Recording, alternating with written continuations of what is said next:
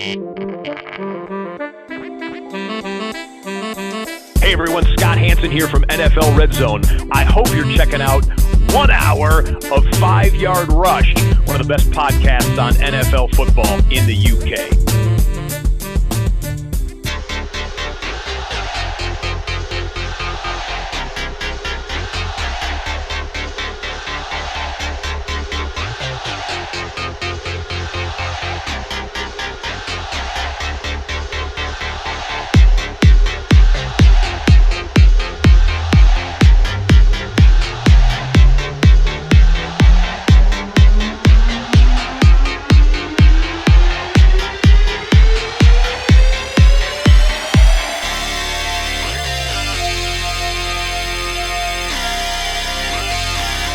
Super Bowl Sunday, baby. Whatever time of the day you are listening to this, it is definitely Sunday or after. If you listen to it after, we don't know the results. So, yay, the team that won.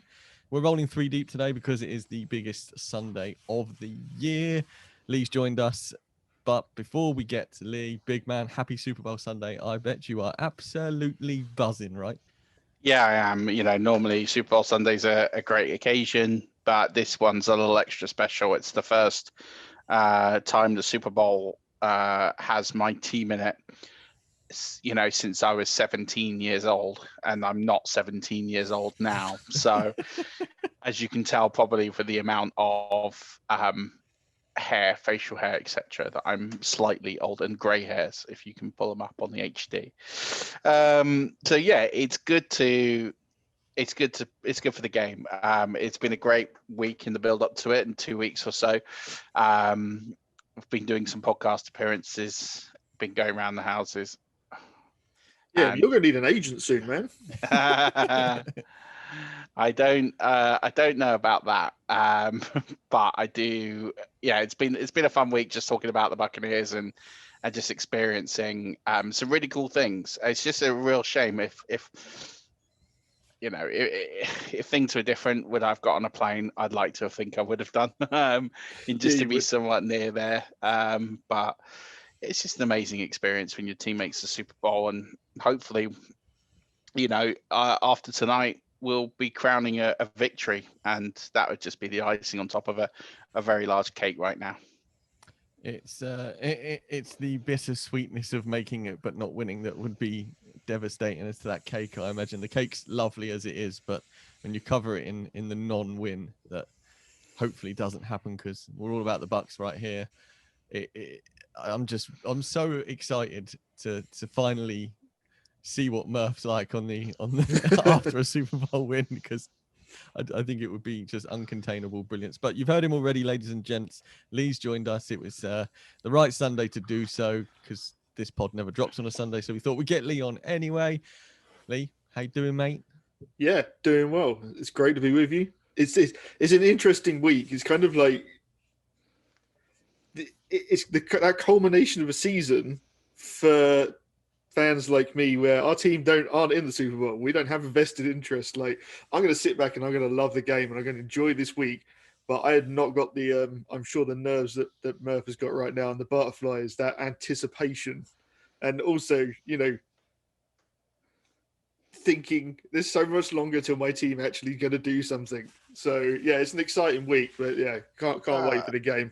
I think as a Dolphins fan, you should be reasonably optimistic for this season that, you know, with 1 or 2 moves, it wouldn't shock me if you find the Dolphins in Super Bowl 56, 57, 58. Yeah. You know, they're building towards that. It was a huge step taken this year. And listen, there's a lot of fans who have never seen their team make a Super Bowl. There's a lot of fans who have seen their team make a lot, especially Patriots fans. I think each time is different. I mean, I've been really reminiscent this week because, you know, like I said, I went to the Super Bowl when I was 17. I was very fortunate, very lucky to go in a set of circumstances which you can never really be replicated. And I didn't appreciate it then because I'd been a fan for, that was my 3rd season. And, you know, we had an incredible, probably the best defense this league has ever seen. We had incredible talent, incredible coach. And you sit there and you think when you get there that this is the start of something. that it's going to be every couple of years. This is going to happen to you, and on that day, kind of took it a bit for granted because the team would be in the playoffs every year, and I never would have expected to wait 18 years for us to get back there. And I think it's extra special to have gone through that entire journey, to have seen the pinnacle, and then to have seen the absolute floor and the dregs and the dross and the 3-13 and the 5 interceptions from Winston at Wembley and so many bad moments in between, that this time feels really special. And I in my head, I've almost got it sort of set that we might not make it for another 18 years. It sounds stupid, as but a fan, you just live it, like all those ups and downs. I remember making the terrible mistake of lining up attending 4 Dolphins games in a row, and it seemed like such a brilliant plan, with the last game being at Wembley. That was the year Joe Philbin got sacked, and we got absolutely shellacked in every game. But yeah, I mean, I can appreciate how, for some people this will seem like it's a regular occurrence, but for fans like yourself, this is a combination of years of fandom. Yeah, I mean, and like all of us, I've been speaking to a lot of Bucs fans this week, and many of them weren't Bucs fans in 2002, 2003 when they won the Super Bowl, because it's a long time ago. You're talking 18 years. I mean, it's not an insignificant amount of time.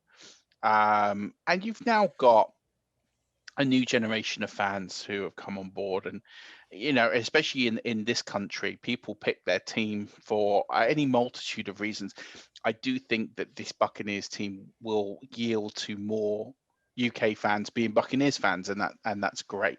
But I'm especially today, I'm lucky enough to have been to the Super Bowl. I'm lucky enough to watch my team win a Super Bowl, so I am far more privileged than most fans, and I think that's why this time around I appreciate it a lot more, because it's not just the wait and how long it's been, but the fact that I've seen the top of the mountain, and we're sort of back there again.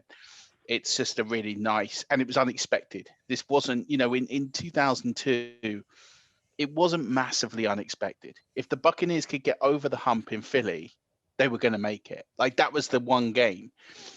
This time around, I mean, like, how many times have I spoken on this podcast? Good things don't happen to Buccaneers fans. I didn't think we were signing Tom Brady. I thought there's just no chance that's going to happen. I said before the season, 9-7 is about as good as it will get. All right, we were 11-5. I didn't think we'd win the division. We didn't win the division. I certainly didn't expect this. So, yeah, it's awesome. But I also know that there's going to be many fans in Super Bowl 56 and 57 and 58, all the way to 60, 70, 80, whatever, however long we're all here for. We'll get to feel the same way that I'm feeling right now. And I can't wait for that for other fans to experience, because it is a pretty special thing. And my advice to anyone will be just enjoy it. If the Buccaneers lose tonight, they lose tonight. I'll be disappointed. There's no point in saying I won't be disappointed, because that would be stupid. But I will, once the disappointment's worn off, I'll be incredibly proud and privileged to have gone through it. Unless we've been shellacked 85-0, then I'll probably, throw everything in the bin and then go be a Chiefs fan or something. But I don't think that's going to happen. I mean, 85-0 would be some score against that Bucs D. Here's a question for you, Murf, and carry on drinking your tea. I'll draw this one out. Well, you've seen both teams throughout the entire season, and like you say, you've watched every play of every game. If you had to pick one of the two teams to play tomorrow, which would you pick? What, between the Buccaneers and the Buccaneers you saw live and the Buccaneers that will play tonight? That's tough. I appreciate the game is so much different now as it was back then. Yeah, it's you know what? It's not even that. It's because this is why it's tough. First of all, both are known for very good defenses. But that Buccaneers defense was elite. It was incredible.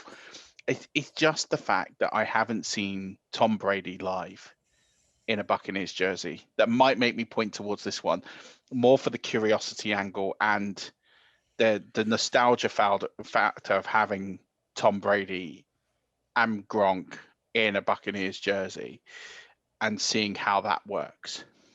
I think that's the part. It's hard for me because I've not seen this team. I've seen a lot of these players on this team, saw them last year, but I've not seen them all, and especially Tom Brady. That's kind of the draw for me. Is I've never seen Tom Brady in a Buccaneers shirt. That's why I probably will go that way. But if I'd seen that 2002 team was special. I mean, you're talking about multiple Hall of Famers and Hall of Fame finalists.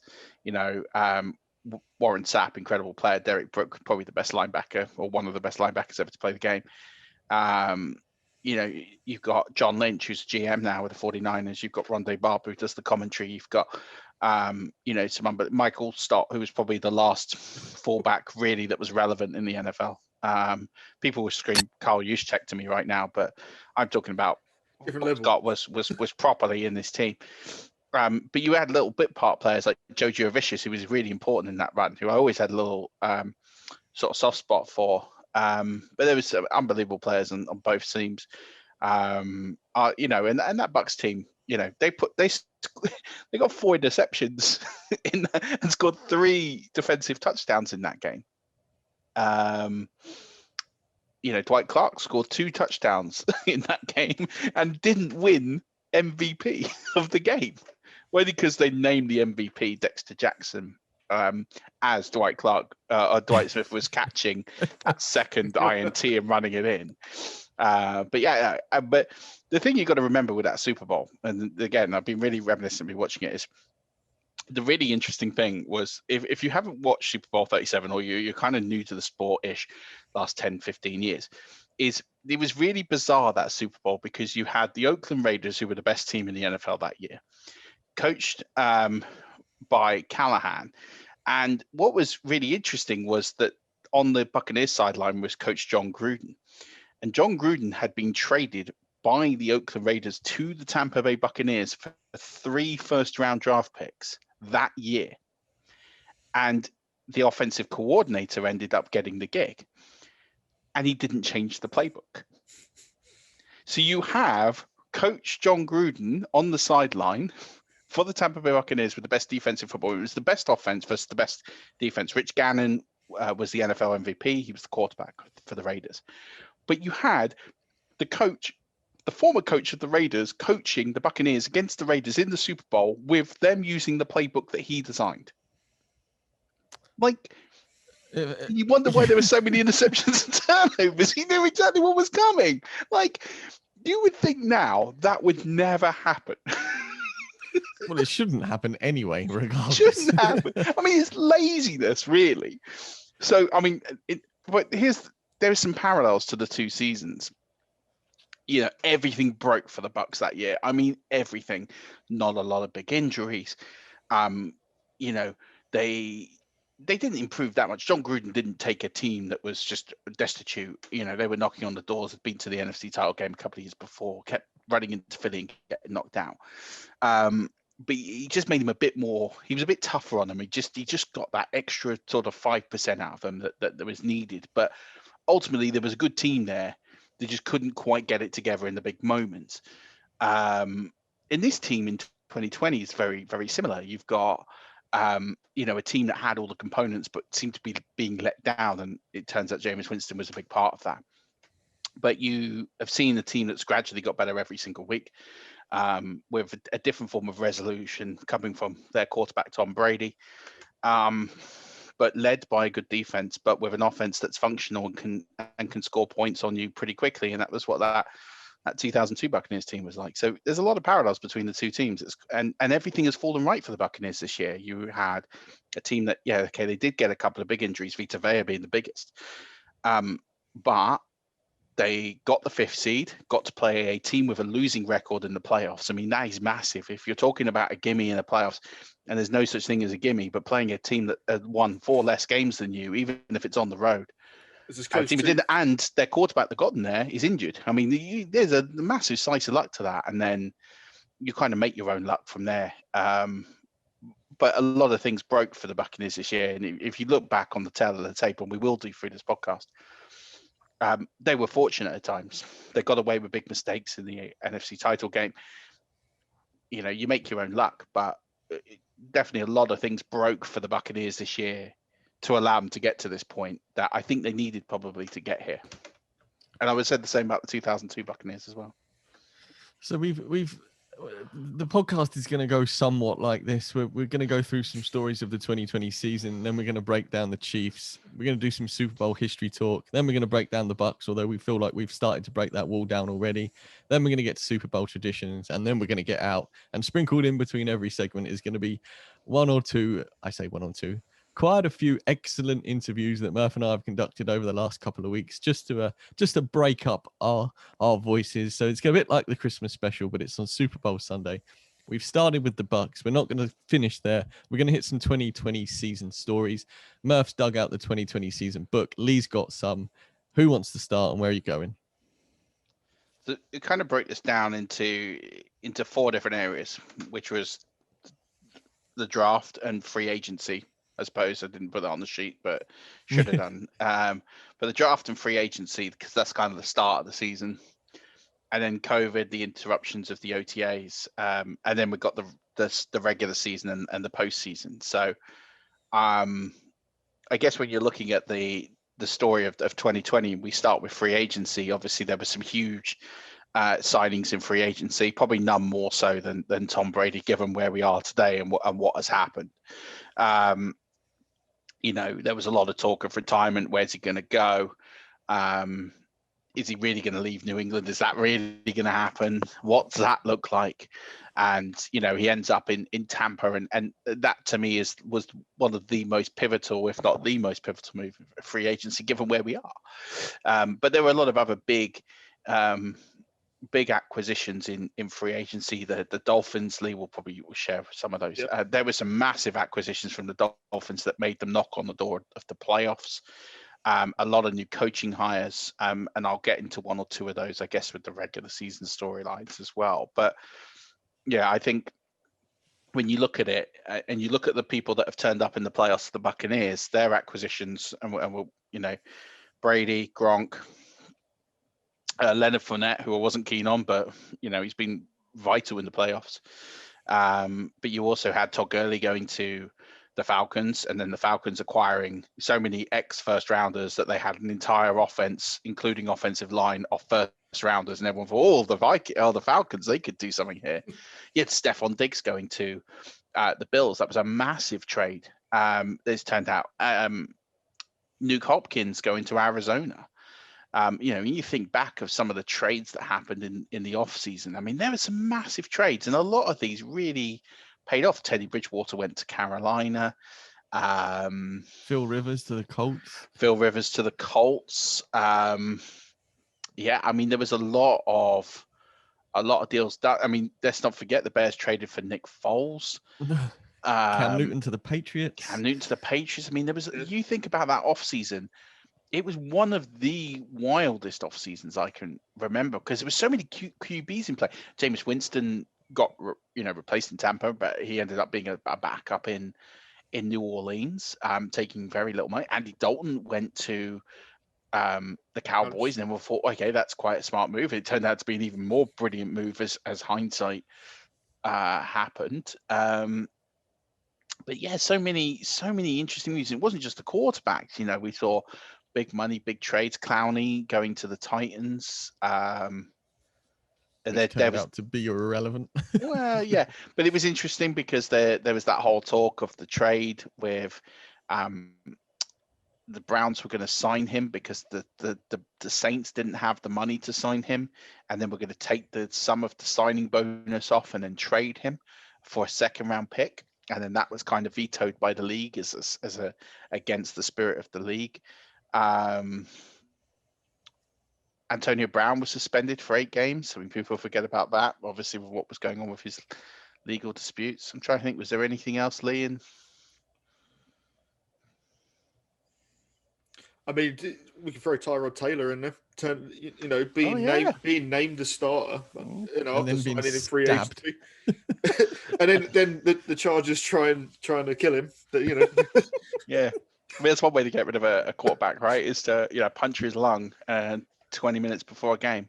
Look, guys, we don't want to hurt his feelings, and no one wants to tell him he's benched, but I've got a plan.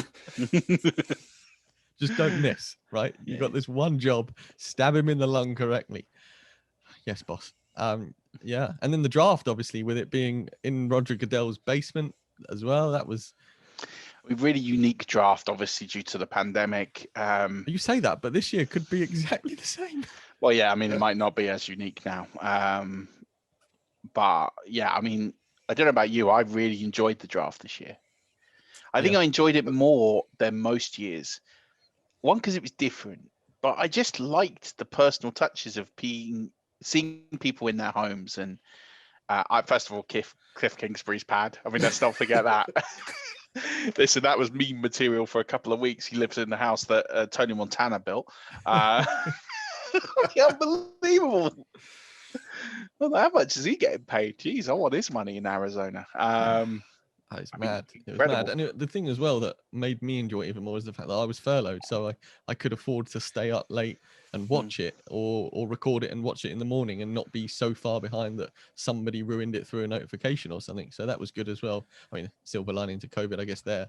But yeah, it was awesome being able to do more draft prep, watch more college games going into it because of furlough and stuff. You know, I felt like I knew a lot more players deeper in the draft, you know, beyond the first 3 rounds almost. Yeah. Which I thought was awesome. I mean, personally, the draft was an absolute roller coaster. It was horrible leading up to it. And just as nerve-wracking watching the first 4 picks. Do you know what? It's very strange, right? Because obviously for you were drafting a quarterback, and we all knew Miami wanted to. It was kind of pretty telegraphed where they're going to trade up. I mean, that was the big thing, is we were all sitting there expecting trade ups for the 2, the 3, and they don't happen. And you sit there thinking like, well, okay, the Giants, maybe they trade down and they don't. And you think like, oh, what's going on?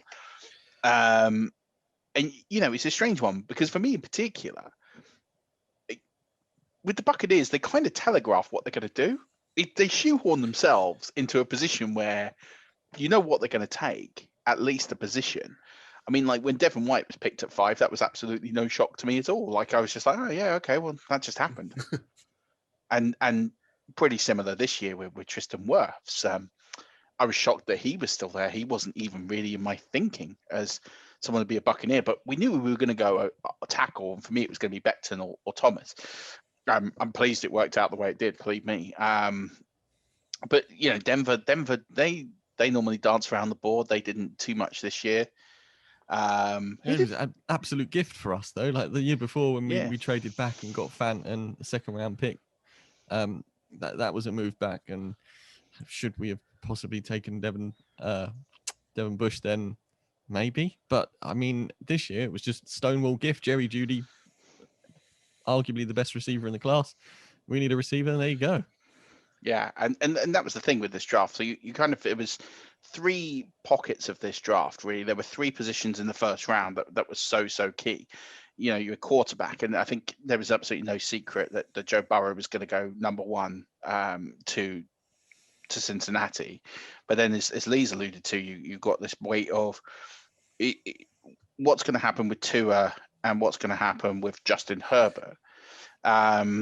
They were going to be the really big factor in this draft in terms of who's taking them, where are they taking them, where the trade's going to happen. And then to your relief, guess Lee, that not much happened. Chase Young went to Washington, which was kind of expected. And then you get Jeff Okudah to the Lions. Yeah, Jeff Okudah goes to the Lions, and you sit there and think, yeah, okay, fine. And then, you know, the Jenga piece here was kind of the Giants. What were they going to do? And then they go Andrew Thomas, which I think shocked a lot of people, especially the player that they took of all the tackles. To take Thomas was a bit of a shock.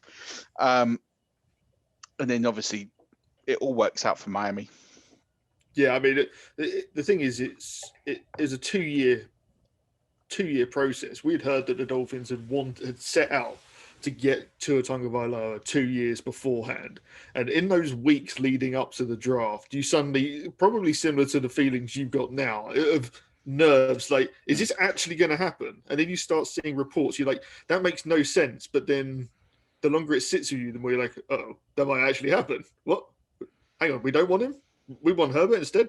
Hang on, what's happening? And and then you see the picks go down, and I think in the fan mock draft, me and Kadeem actually traded up to get Tua because we were like, this is the guy we want. We're going to go get him no matter what.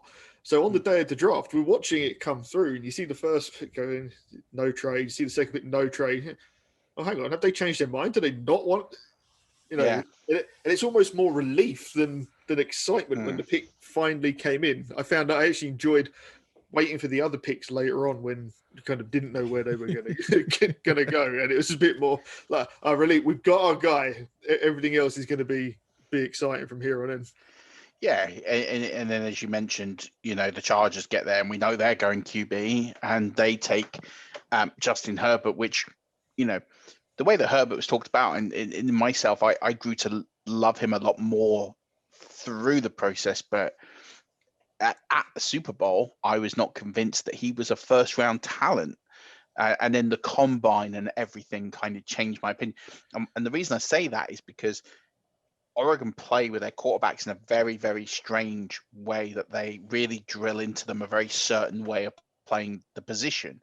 And it shows a lack of flexibility and a lack of mobility. And I was just like, I've not seen enough that Herbert is going to be athletic enough. And then once he started performing at the combine and we start looking at him throwing on the move, I was like, no, actually, all of those doubts started to push away. Yeah, I was really the same. I watched every one of Herbert's games that final year. I watched all of Tua's games, all of Burrow's games, mainly because I knew we were going quarterback. So watch as much film as possible. And I didn't like watching the game film. It wasn't an enjoyable experience because there's like, I'm not sure if I want this guy to be a Dolphin. And once he got to the combine, it just looked so different. I mean, it's not a surprise that he's doing as well as he is. Still more than happy that the Dolphins took Tua. This isn't a one versus the other, but I mean, it's a great pick. It's great to see him playing because he's going to be an exciting quarterback for a few years to come. Yeah, I mean, out of all the quarterbacks taken in round one, he certainly is the one who's had the most opportunity to showcase his ability and prove a lot of people either wrong or validate a lot of faith that's been put in him. So it's good to see. We do also have to touch upon there was a fourth quarterback taken in round one, and the Packers traded up. So they didn't just take him, traded up to get Jordan Love. And this pick, I mean, you sent me, Lee, the Pat McAfee show with the live reaction to this pick, and it was absolutely brilliant. And 12 months on, I still don't get it. Like, this is not a pick that makes any sense. And, the Packers have come out this week, and Matt LaFleur and Brian Gutekunst have all come out and said, Aaron Rodgers is our guy. Even now, on the back of an NFC title loss. Aaron Rodgers, so what are you doing picking Jordan Love?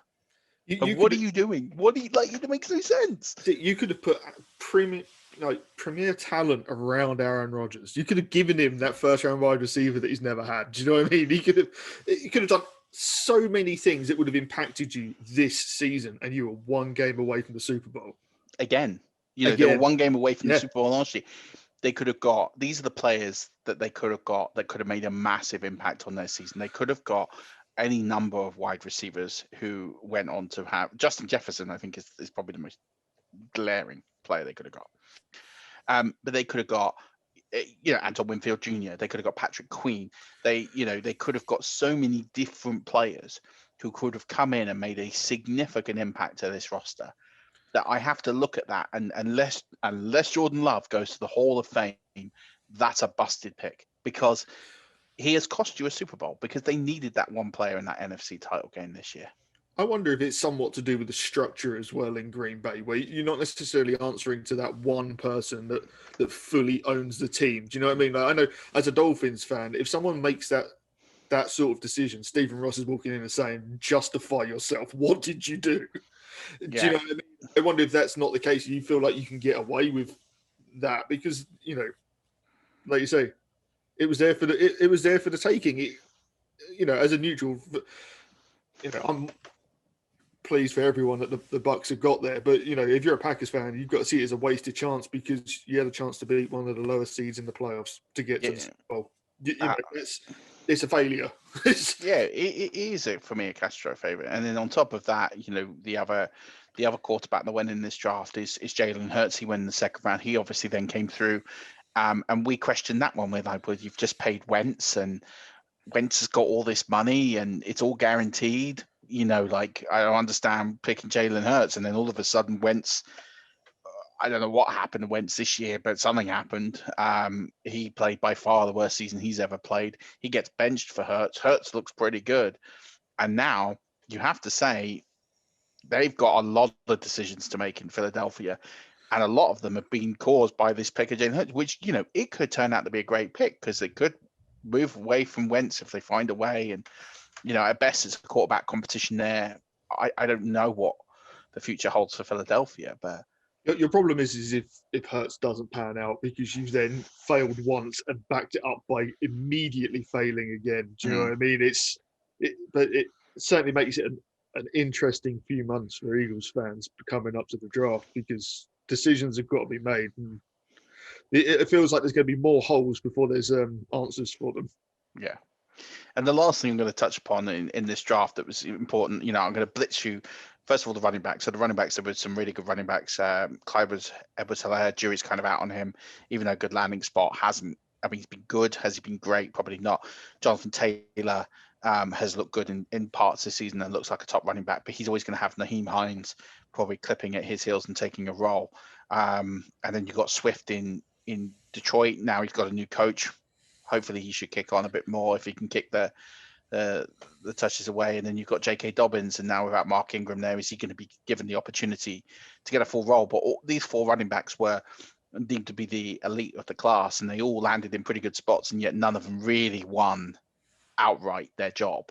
CEH probably the most of them all, but not entirely in some injury. But I want to talk about the wide receivers. Sorry, unless you want to jump in. No, sorry. I was just going to say, even with Clyde Edwards-Helaire, some of that is players sitting out. It felt like it helped. Do you know what I mean? And Damian Williams comes back this year. It feels like that's more of a competition than it turned out to be. Yeah, I don't think he's got quite everything there. But let's talk about the wide receivers, because this wide receiver class was stacked. I mean, we had some amazing talent in here. Henry Ruggs was the first wide receiver selected. We can all, I think, safely say that he has been underwhelming and really not. I don't think he's justified his selection, whether that's him, whether that's the scheme. Hard to kind of say, but you mentioned Stocks, Jerry Judy, who you felt was up there with Lamb as sort of the best wide receiver in this class, and he has shown flashes. Maybe the quarterback play, I don't know what hopefully we see him kick on.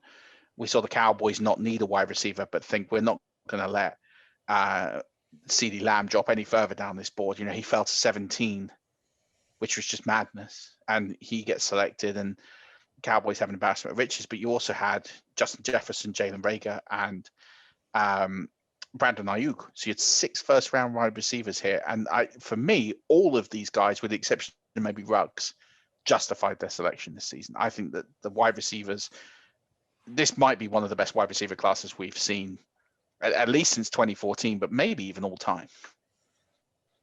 Yeah, I think it's gonna be close this year as well with the class coming in. Some of the talent in this year's class is unbelievable, and it would not surprise me again to see 6 wide receivers go in the first round this year.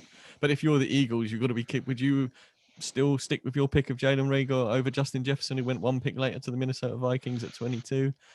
I mean, that's a hard one because of the situation, the quarterback play, the injuries. Jury's out on Jalen Reagor. We'll see what he does this year. If he kicks on this year, then you've got to be happy with that pick. But I don't think Jalen Reagor is the reason why Jalen Reagor hasn't worked out. No, that's fair. I think he's had a lot of injuries. It's just been very unfortunate. But Justin Jefferson, for me so far, has been the one. But he's also had the opportunity. He had no competition on that depth chart. He had pretty decent quarterback play, and I'm not saying Kirk Cousins is a top 10 quarterback or anything, but he's pretty, he's a pretty good quarterback. He's not terrible. He's not playing with, bottom 5 talent here. He's got a good quarterback situation. He was in a good situation because he had no one behind him in the depth chart that was even really going to challenge him. and was given that opportunity to really exceed. And so was Brandon Ayuk. You know, he was another one who had a very, very quiet but very productive season throughout, because, again, didn't have benefit from great quarterback play, but he made the most of his opportunity. So I was really impressed with his wide receiver class. I'm looking forward to that. But then we had the rest of the season. So we had, COVID-19, the disruption to the OTAs, no preseason. I mean, COVID was really the storyline of the season if we go into regular season storyline. So let me ask you a question. Did you, sitting here first week of the season, did you believe that the NFL was going to play all 256 games this season on time?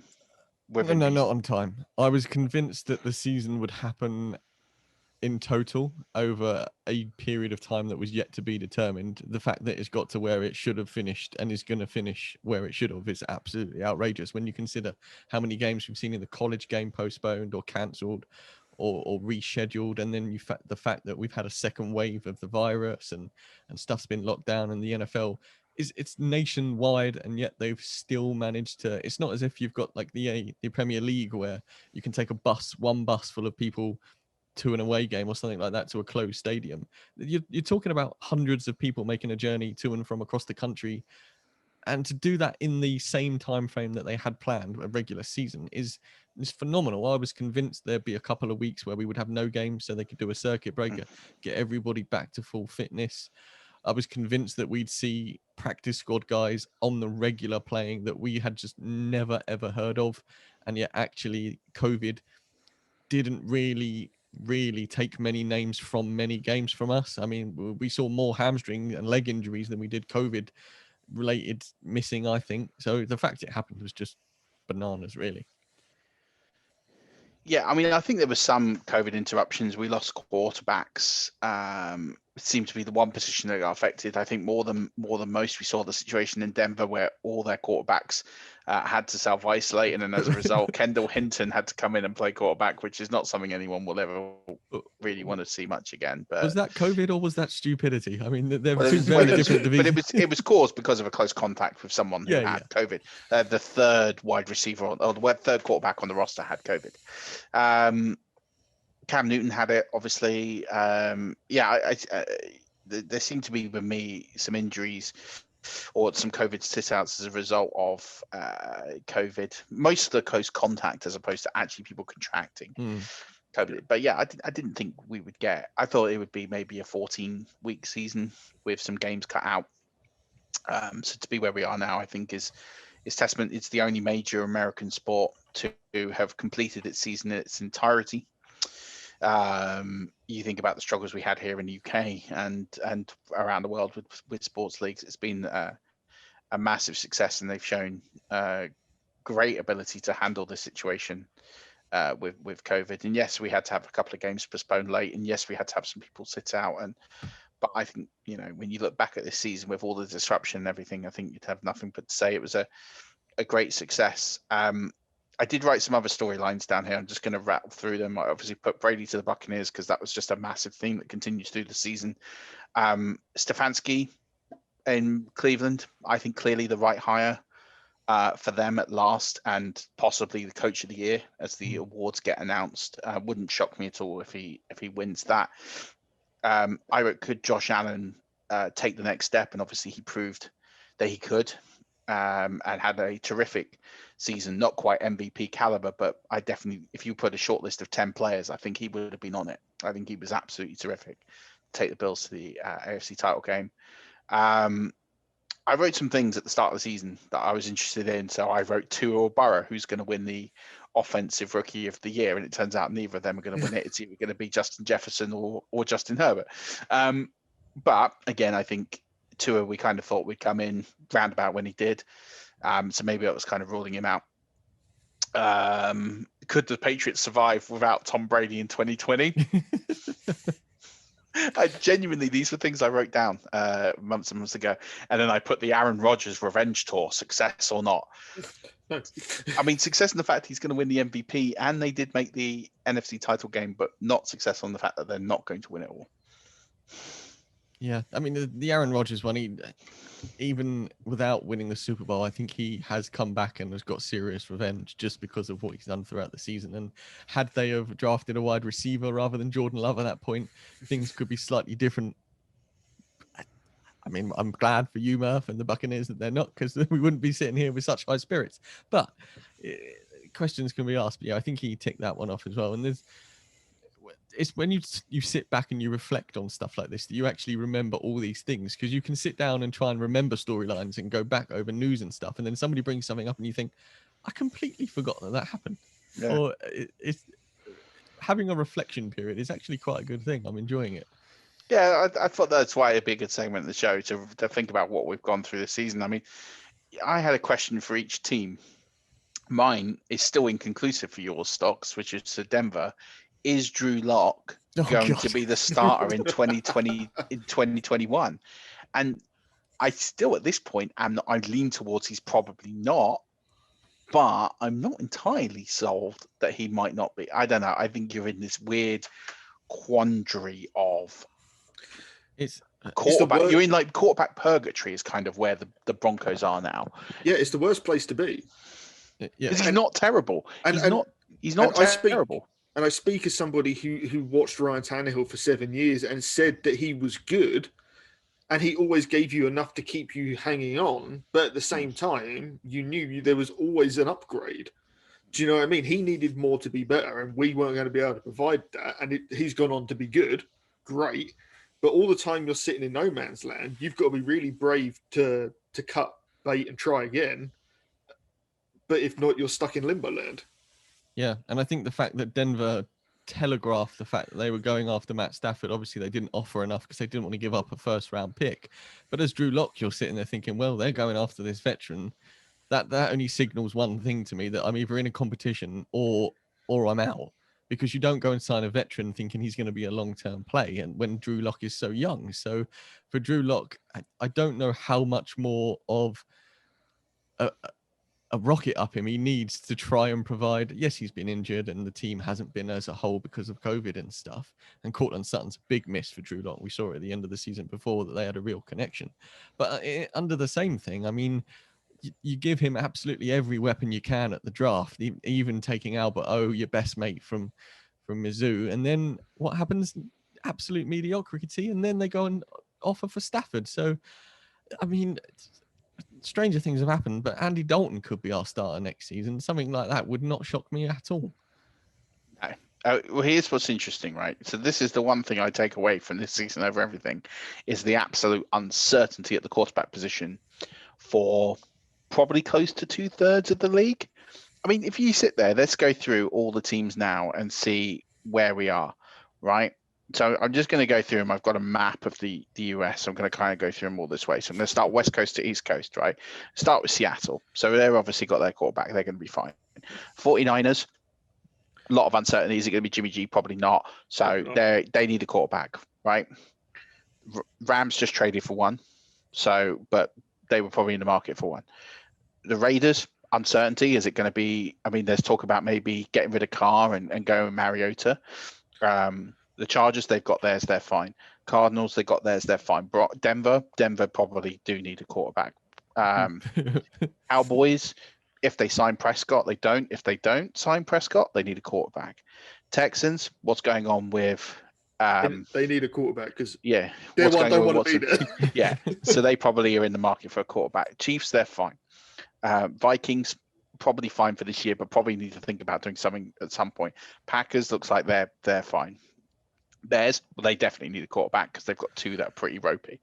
The Colts, well, theirs just retired, so they need a quarterback. The Titans, they've got Tannehill. He should be fine. The Saints, well, their quarterback is about to retire, so they need a quarterback.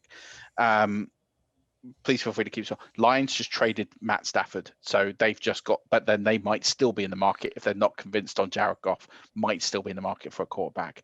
Bills are fine. Browns are, at this point, probably fine. Steelers, they can't afford to pay Big Ben next year. So either he needs to take a reduction or they need a quarterback. Bengals, okay, they got their guy. Patriots, they need a quarterback. Jets probably need a quarterback. Giants, might need a quarterback. Eagles, they got 2 quarterbacks, don't know what they're doing, but they effectively don't have a stable quarterback situation. So it's one of those cases where if you've got 2, you've got none. Yeah, exactly.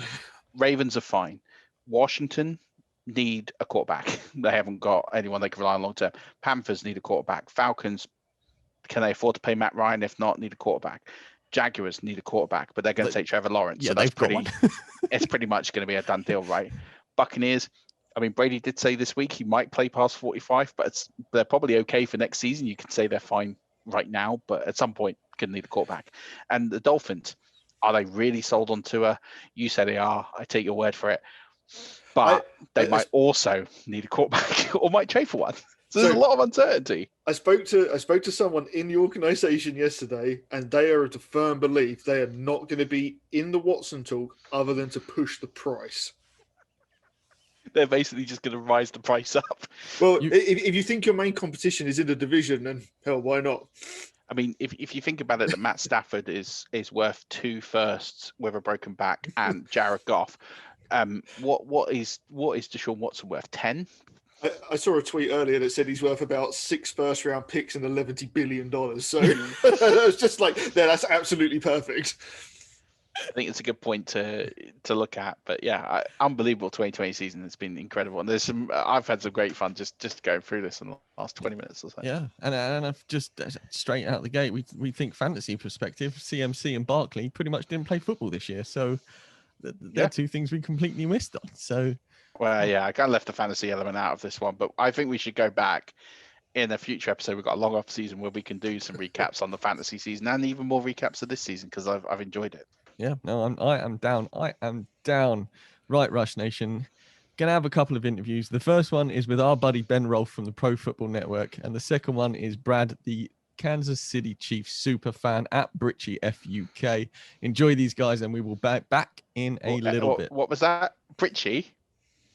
Yeah, Britchie. Or Brit Chief. Whatever. I read it as Brit Chief.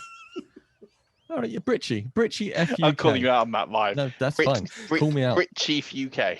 Yeah, there you go. Brit Chief UK. He's going to be in your ear rolls next. We will be back soon.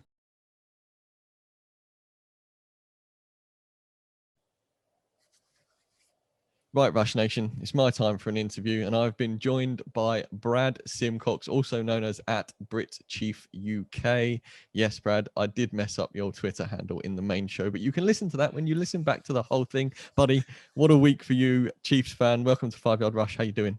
I appreciate you having me on. It's it's been a crazy week so far. I mean, leading up to this, it just seems as though even fans are doing so many like podcasts and meet and greets and that stuff like that on Zoom and things. It's just crazy how this week has taken off, really. But yeah, really looking forward to the game. Cannot wait. I presume you got Monday off, right?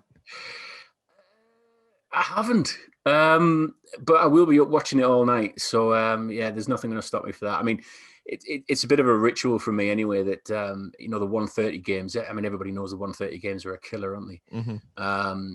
But obviously with this being at like 11:30, it seems a lot more manageable. Plus, I had this ritual where for the 1:30 games, I used to set the alarm clock, go to bed 8 o'clock, set the alarm clock for 1, wake up, watch the game, and go back to sleep again. And it's got me through so far anyway, put it that way.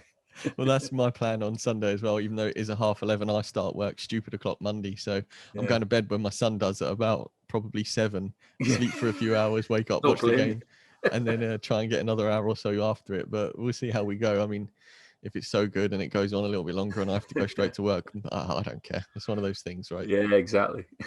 So, Brad, Chiefs fan, last year we tried to find some Chiefs fans and there was absolutely none of them. Seriously? Trying to find a Chiefs fan to talk to last year was really difficult. And even this year, we've struggled to get hold of experts, fans and stuff. Yeah. For a team that is so explosive, so exciting to watch, and obviously newer fans going to be getting into it are going to be, the Patriots fans who joined when the Patriots were good. You tend to do that when you join a sport as a fan, don't you? You pick the team that's currently good. So you'd think this year, after the Chiefs win last year, there'd be people to talk to. And yet we struggled to find anyone. So how is it that you became a Chiefs fan? How long have you been a Chiefs fan? Have you ever been to Arrowhead?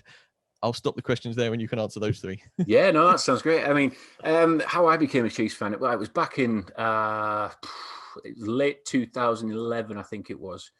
My first season was the 2012 season, which was 2-14, which was diabolical. But how it all came about really was it was a weird one because I used to watch the Super Bowls in the 2000s. I used to stay up and wonder what the heck it was all about because it was. I used to watch the first quarter and I think there's nothing happening. Wait till halftime, watch the halftime show, and probably go to bed. And it wasn't until around about I think it was the 2010. Was it Super Bowl 44? Saints versus Colts, and I actually sat up and watched the whole thing. And I promised myself at that point, I said, whoever wins this game, it was a really horrible glory hunting thing. But whoever wins this game, I will support them forevermore. Obviously, the Saints won, and I never really watched the game after that. I never kind of like gelled with them or anything. But I was always quite intrigued with the game and the spectacle of the Super Bowl. And it was late one night, like I said, late 2011, and I was just sat on the couch and I was flicking through the channels, and this program about Marcus Allen came up about his time at the Raiders, and it was right at the very end. I think it was like 5 minutes right at the end when it said that he had a turbulent time with the owner Al Davis at the Raiders, that he wanted to go to the Chiefs to have a bit of a revenge on the Raiders. And I love that. I thought that's brilliant. But I'd never known who the Chiefs were because obviously over here it was quite limited to what we actually saw in football wise. And you heard about the Raiders, you heard about the Niners, the Cowboys, the Patriots, all that kind of thing. But you never really heard about, a flyover state team slap bang in the middle of America. And it just intrigued me. It was one of those teams that as soon as I started looking into the history of them and finding out, like, the owner at the time, Lamar Hunt, created, the AFC, the AFL league and all that. And, he kind of came up with the Super Bowl name, and it was all about the merger and all that kind of thing. I was hooked. It was such a big thing. And, from that point, I just watched every game. And then obviously they came over in 2015 against the Lions in the London games and loved it. Absolutely had a whale of a time. And I thought, if this is what every game's like over in America, I want to go over there. So I had a chat with some of the Chiefs fans and they said, yeah, come over to Arrowhead sometime. You'll have a blast. It's better than over here. I was like, really? This was great over here, So I went over in 2017 with the UK Chiefs group, which is called Arrowheads Abroad. And there was about 25, 30 of us went over, and the Chiefs literally rolled out the red carpet for us. They had us on the field holding the American flag, which was its huge, like, kind of stars and stripes in the shape of America. And they actually asked, all these British folk to hold the flag. I think it was a bit of a, let's see if they'll hold it. Let's see if these Brits will hold this flag, And we did it, and it was to listen to the home of the Chiefs, when the Chiefs fans shout, I'm the home of the Chiefs. It was electric, absolutely amazing. But the tailgate really stuck in my mind. It was nothing like what we do over here for the London games. The tailgate was just so friendly and so interactive. We just love the Chiefs even more after that. It's just that's my kind of fandom in a nutshell, really. It's quite recent, but obviously I've gone through quite a few of the downs rather than the ups, but it's kind of like balancing out a little bit now. It's definitely shifting towards the good right now with last year and this year, and it's definitely on my bucket list of places to go. You see all the records for the noise at Arrowhead and stuff like that, and just the style of the stadium is unbelievable, and the fact that the bowl situation and it's really loud. It is loud. I mean, my first London game was the Rams Giants, and that stadium was loud at the end when who was playing? It was either Foles or Goff threw a pick at the end in the end zone, and just because they couldn't hear each other at the line of scrimmage because the fans were so loud, just trying not to get them to score. So to go to Arrowhead, man, I mean, that would be really something else. The Chiefs, we know how they got to the playoffs. It was fairly routine, pretty straightforward, from basically following on from the Super Bowl last year. Do you think anything's changed in the postseason after the regular season for the Chiefs in order for them to get, because obviously we saw with the Browns, they were lucky to get away with that one. Chad Henne with some heroics in the fourth quarter, but otherwise, has much changed from the regular season to the postseason? Playing wise, I mean, I think the season was different than what it was last year. It was weird because obviously the 2019 season, the Chiefs were still, racking up points left, right, and centre at willy-nilly. They could do it at any point. But it seemed as though people were getting on the Chiefs' backs this season because they weren't blowing out teams enough. I think they only say blow out one team, which I think was the Buccaneers anyway, during the season. And it was, that was what felt different. It felt like the Chiefs were racing off to a lead, or at least getting to a comfortable lead, and then just really taking the foot off the gas. And I noticed this in one of the games. It was halfway through the third quarter, and I was thinking, what are they doing? They're hitting the run game straight away. Surely you'd be doing that in like the fourth quarter, obviously the clock and things. But it seemed to start like halfway through the third quarter, and it felt like at any point, if one of these teams get hot right at the end, they could literally, just the momentum would swing completely. Yeah. But then obviously getting into the playoffs, the Chiefs came out of the gates really quick against the Browns, and we started racking up a good lead. I think it was 21-3, I think, at one point against the Browns. And then obviously we know what happened after that when Mahomes got the concussion protocol that he got. And that kind of brought the Browns into the game a little bit more. So we were a bit denied of a bit of a blowout there. And then obviously we went to the Bills. And the Bills game it settled a lot of nerves because the Bills are brilliant this year. Yeah, they were. They were fantastic. And you ask any Chiefs fan, they'll say to you that you look at the Bills, they're almost like a mirror image of what the Chiefs are. Yep. In the way that they're set up. Very good high-powered offense, excellent quarterback, some excellent wide receivers, a good offensive unit. And you could see there was a bit of a mirror with them. And it was, it felt like it was going to be a close game. But again, you got Andy Reid and Mahomes. And somehow they got through that game like it was nothing. It was nothing to them. So there has been a bit of a difference, but the other way around this year. Yeah, I think definitely the Bills game was, like you said, put a few all Chiefs fans at ease, really, with how easily they deconstructed a brilliant Bills team. Like you said, we saw the Bills put points up on everybody. And do the Chiefs feel like one of these teams where you think, we can score against them, but when they get it all together on defense, they're pretty tenacious on defense. And then, as we know, with their weapons, they can put points on anyone at will. I mean, we saw it against the Buccaneers, like you mentioned. They got out to a huge lead against the Buccaneers. And then Tampa Bay came back, and it was never really in doubt. But there's always that thing where if the team, like you say, comes back enough, this is going to be a dogfight. And then I would love to say, can the Chiefs hold it in the dogfight? But then in the Super Bowl last year, they were 24-0 down, and Kelsey and Mahomes didn't look like they had a care in the world and decided to play football, and they came right back and won it. So seems strange, doesn't it? Different times. I mean, for you, the keys to winning this game from a general perspective, what do you think the Chiefs have to do to win Super Bowl 55? Protect Mahomes.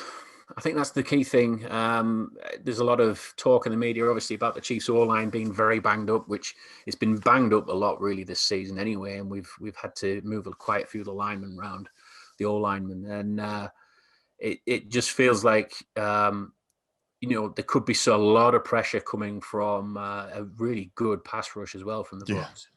Which we've got to be careful that those two that they've got on the edge, they don't get to Mahomes, or don't at least try and suffocate him as much as as much as needed, and keep him upright, because like we saw against the Browns, anything can happen if he gets hit and he's got hit wrong, and he could be out of a game, So that is a worry on Chiefs fans at the minute, but.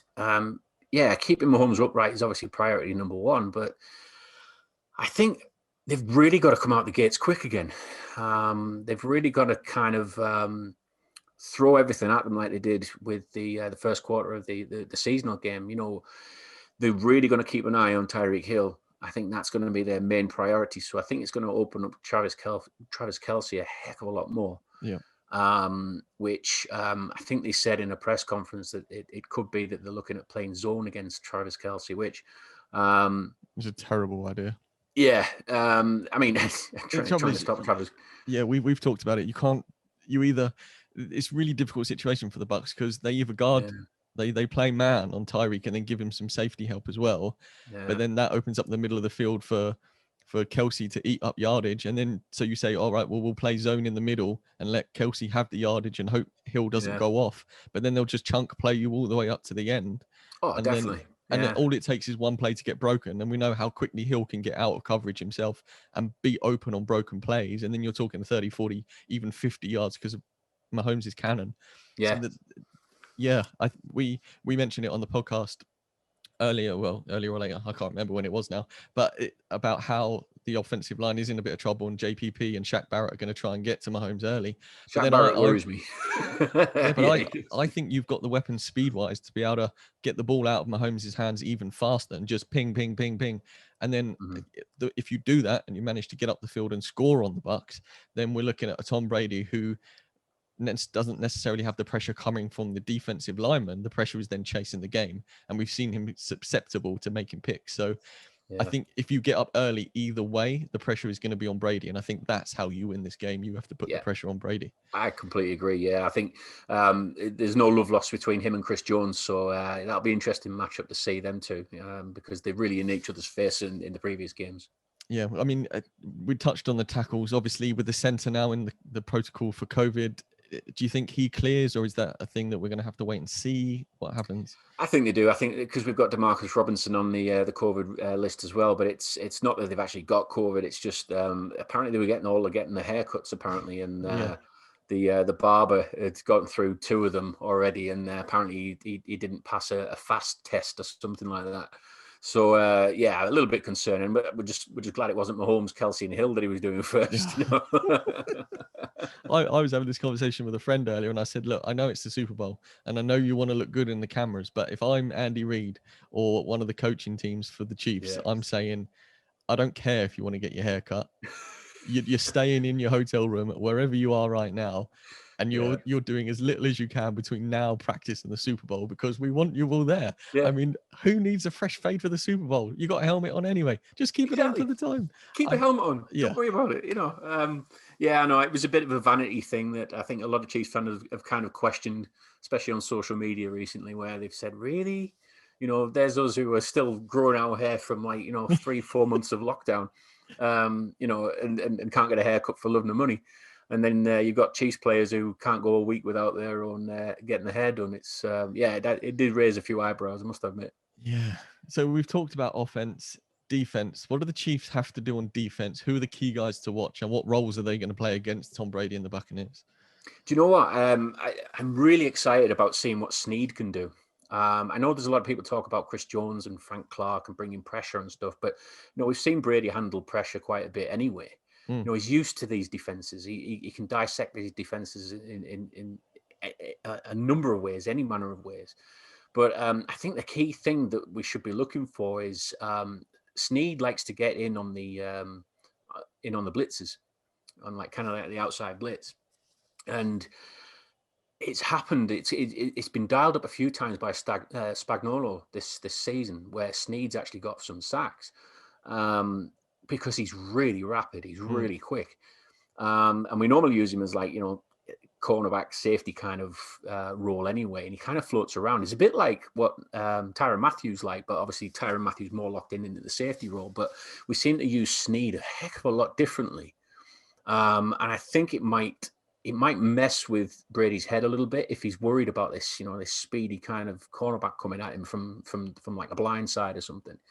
So I think he's going to be key. But from what I've seen from Tyrann Mathieu in the playoffs as well, the way that guy sets the edge, I mean, it sounds daft saying that the safety's setting the edge, but he helps out Frank Clark's side quite a bit on setting the edge, and it shuts that run game down as well, which it's obviously key when you're playing against a run heavy team, especially like what the Browns were when they had Kareem Hunt and obviously Chubb, in that backfield.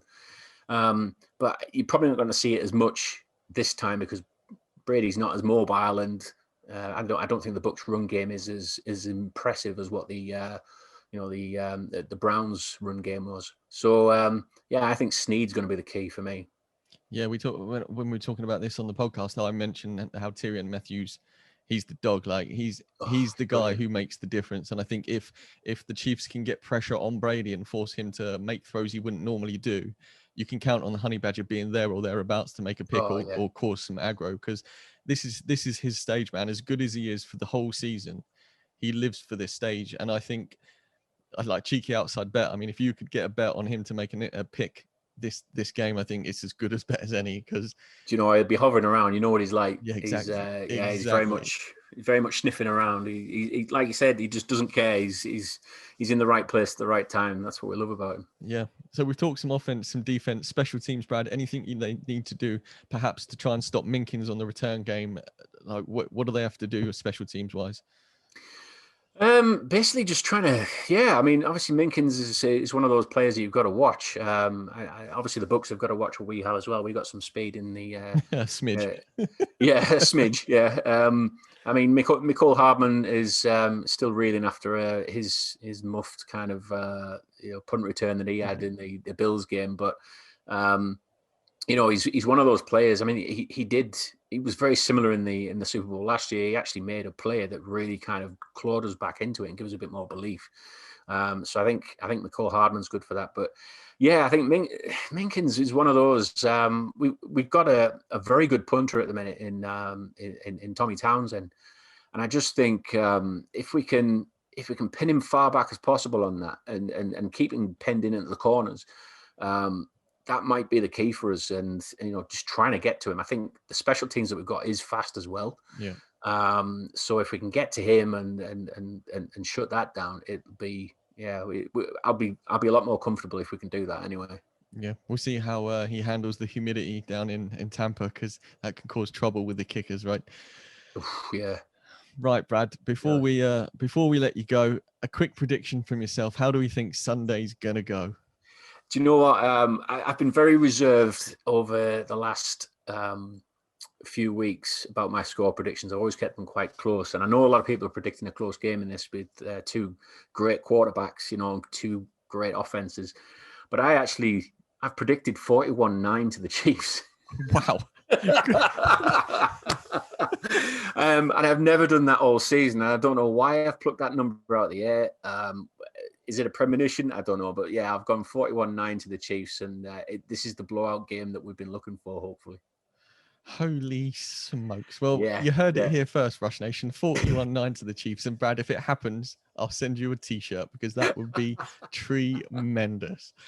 Brad, appreciate your time, mate. This is a real crazy busy week for you. Thanks for coming on so much. If people want to interact with you on the interwebs, where are you available for interaction? Well, my Twitter is at BritChiefUK. I've got a YouTube channel as well. I'm actually doing another YouTube channel with Tom Childs, a mate of mine who also ran Arrowheads Abroad, which is the UK Chiefs fan group.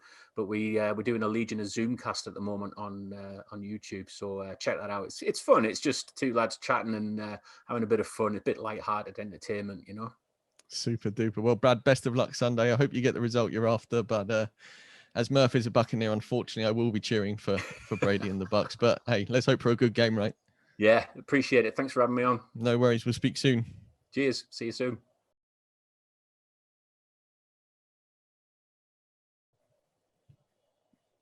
Right, Rush Nation. I've got old friend of the pod back, returning guest, content director of Pro Football Network and co-founder of the UK Fantasy League. It's our boy, Ben Rolfe. Ben, welcome back, man. How you doing? Yeah, I'm really good. Thank you, mate. It's busy time at the moment with the Super Bowl and the off season coming soon, but it's all good. Yeah, it's as soon as the Super Bowl's over, I imagine you're straight into the draft stuff, right? Yeah, not so much me, but more Ollie and the guys I work with tend to go onto that. My focus more is contracts and free agency stuff and starting to think about what we're going to see in March as opposed to April. So even sooner for you. I suppose that's crazy yeah. easy then. Yeah, and then starting to think about the fantasy angles of it all and how that impacts projections and everything. It's a busy time of the year, even though it's not the season. Absolutely. I feel like the off season is busier for us than actually the season is, but we keep going, right? We keep going. So I can't remember when you last came on, but what's happened since we last spoke? Anything exciting?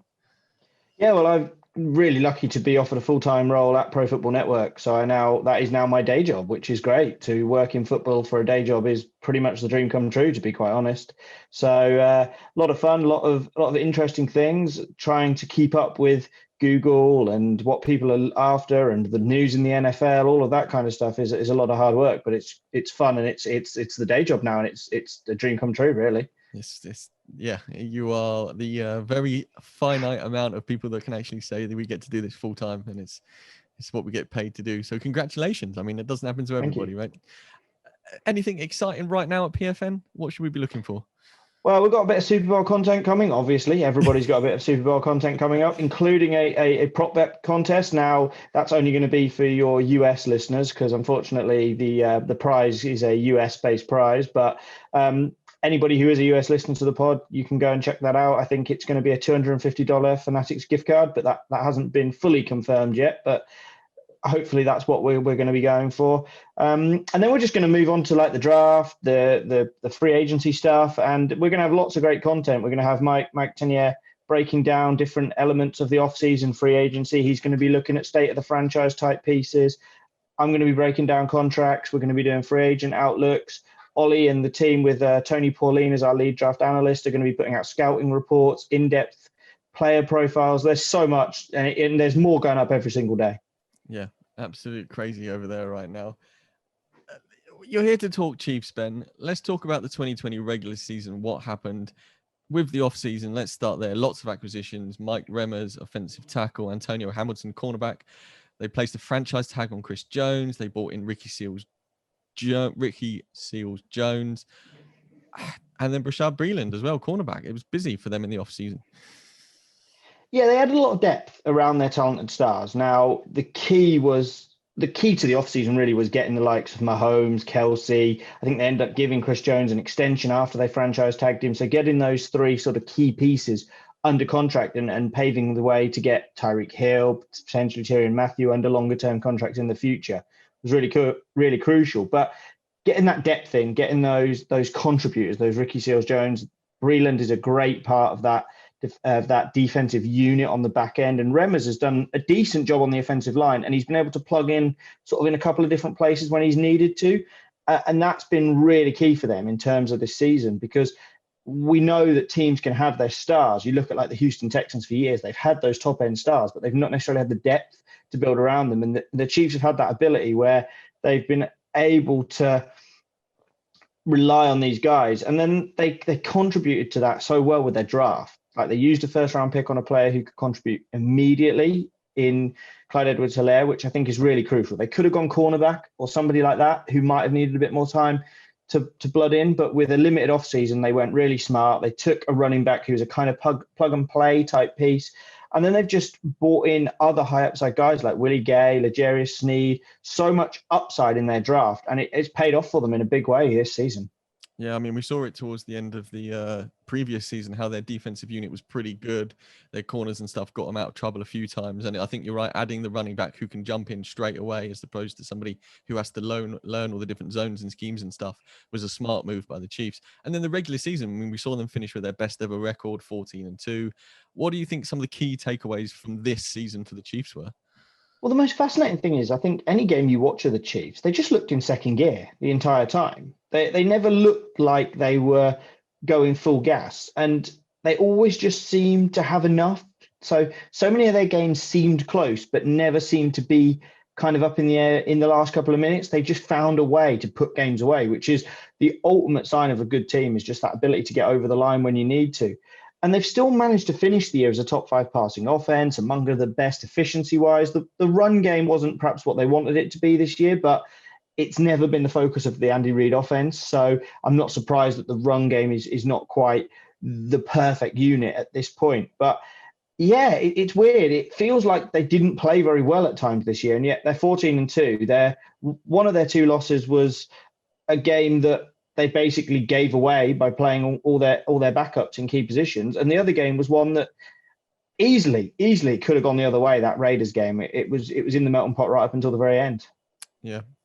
I think I think you're right about the second gear as well. And it was, I throw back the curtain a little bit here, although this will go out before the Chiefs fan interview on the Super Bowl special. I recorded his before you.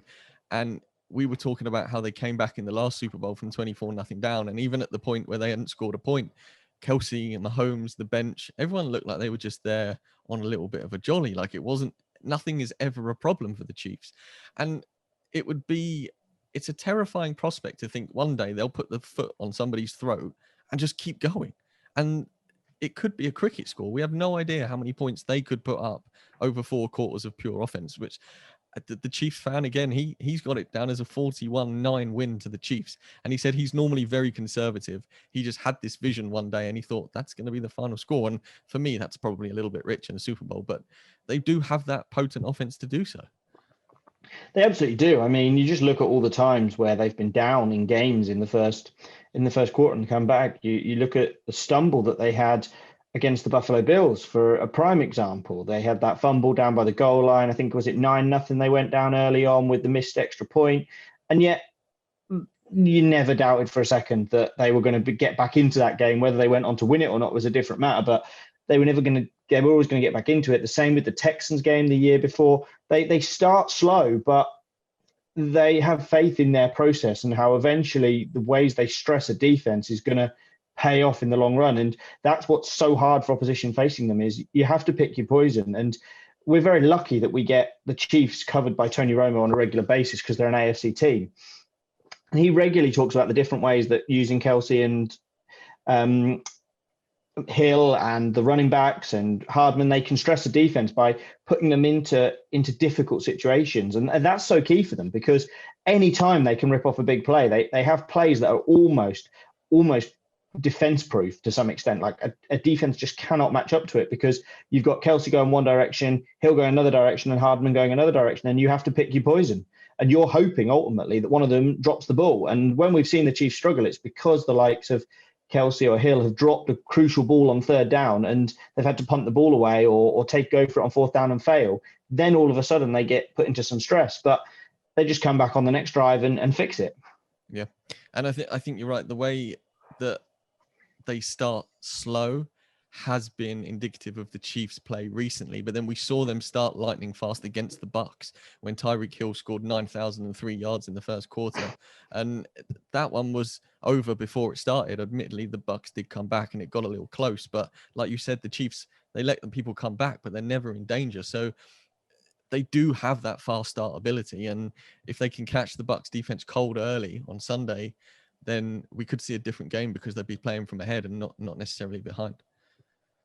Yeah, absolutely. And I think we can all agree that a defensive playing Chiefs is not as much fun to watch. So to some extent, you want it to be kind of close, or at least have the Bucs or the team they're facing at any time up, a bit like last year's Super Bowl. Because if you'd reverse those scores and it was the Chiefs up 24-0, we'd have all gone to bed at halftime to some extent. But if the Buccaneers are up, and I mean, you're never going to bed if Tom Brady's on the field, let's be quite honest, because we've seen what he can do in these situations. But the Chiefs have such a good offense all around. They can just hurt you in so many different ways. It's a lot of fun to watch from a neutral perspective. 100%. I mean, it's going to be after the Falcons game where Brady brought the Patriots back from the absolute depths of despair. There's no way you can go to bed if Brady's behind in the Super Bowl. It's just, you would be ridiculously silly if you did.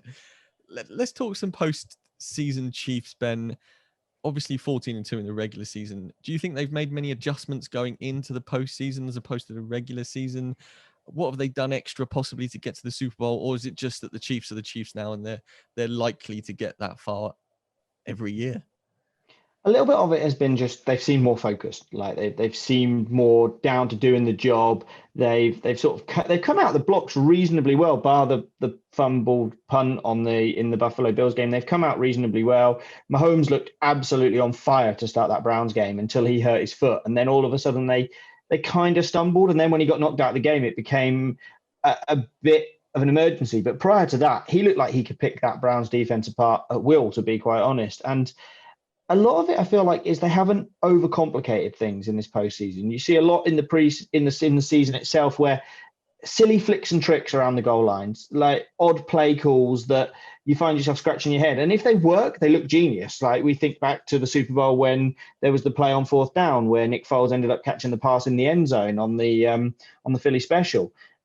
Those plays look great when they work, but when they don't work, you end up looking very stupid. And I think the Chiefs, to some extent, throw all of these plays out there in the red zone during the regular season, knowing they're going to come off 45, 50% of the time, but also knowing that other teams now have to go back and look at the Chiefs' red zone offense and say, wow, the Chiefs can do this, they can do that. They can play conventionally and throw the ball to Travis Kelce, or they can bring him inside on a little inside screen type pass, one of those little shovel passes, and still beat us. So by putting all that stuff on tape, you just create questions in the defense's mind. And if the defense is thinking, God, they could run any one of 45 plays down here on the red zone, it's impossible to defend. That's exactly right. And it goes back to your previous comment about stretching defenses. If there's only 10 plays you've seen them run consistently in the red zone, then you think, well, we know what this could possibly be. But the more they run, the more there is to worry about. And they've got the weapons to be able to do that with the playbook. It's not as if they've got a playbook that's fantastically creative, yet they're throwing at nobodies. They've got the weapons to be able to do any of those plays. And when Murf was on TalkSport 2 earlier in the week, the Chiefs fan before him from a radio station was saying, we've seen Andy Reid in these situations dive back 20, 30 years to college playbooks where plays have come out, and he's used those to good effect in big situations. And it wouldn't surprise him if we saw it again on Sunday, where a play that we haven't seen for tens of years comes out and Andy Reid just drops something silly because nobody's expecting it. And we saw it with the whole backfield turnaround, stuff like that. It's like you said, as a neutral, it's fascinating to watch. Obviously, the superstars for the Chiefs are the superstars for the Chiefs. Do you think there's anybody in this postseason that's perhaps gone unrecognized as a major contributor to what they've done so far in the postseason or regular season? Yeah, well, I think you can't discredit. We obviously talk about Travis Kelce and Tyreek Hill, and to some extent, because they're both so good, they both get underrated a fraction, because we don't talk about Tyreek Hill all the time the way we talk about, say, Stephon Diggs this year, who stood out on his own team.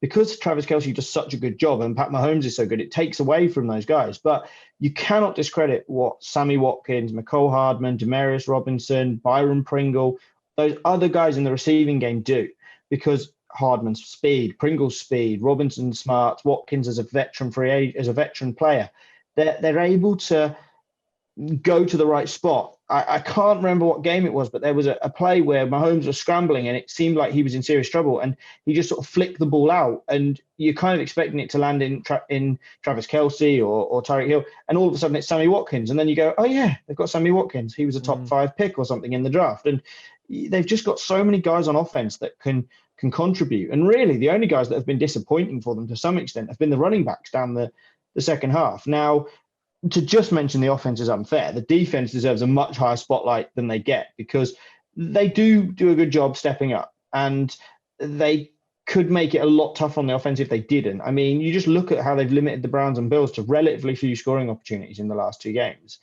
A lot of the opportunities that came post Mahomes' injury or on weird special teams, turnover types plays. And that's where the defense have been so good. They're relatively no names. I thought going into that Bills game, the Bills were going to be able to give them a real run, because I couldn't see who was going to cover Allen, who was going to cover Beasley, because the names don't jump out to you, but they do a good job at using the Patriots phrase, at doing their job. Yeah. Do you think that's perhaps why they do such a good job? Because there isn't any of the stars that we think of teams like Houston with JJ Watt or TJ Watt or Pittsburgh. It's obviously the Honey Badger is a name, but he's so businesslike with what he does on the football field. He sort of gets swallowed up by the rest of the defense. So do you think as an entire unit, they get on with it because there is no star factor to worry about? They just go underrated, underknown by the media and stuff, and they just get on with their job? I think so. I think there's no egos. That really helps when you've got a group of guys that know that on the other side of the ball is the superstars, and they're probably not going to get the credit in any win. So they're just going to do their best and try and show up. And that really helps, because we've seen the likes of L'Jarius Sneed. I think he had an interception in the very first game of the season against the Houston Texans. And then he went away with injury, but he fought back and he's made plays down the stretch and then into the playoffs. They've just got a really talented group across the field, and they've built a defense to match their scheme, which is what everybody should be trying to do. But they haven't said, right, we want Jalen Ramsey, for example. He's going to be the best corner, the number one corner. But if he doesn't necessarily match their scheme, they're not going to go get him. They build around their scheme, both on offense and defense. And that's what makes them so great. Yep.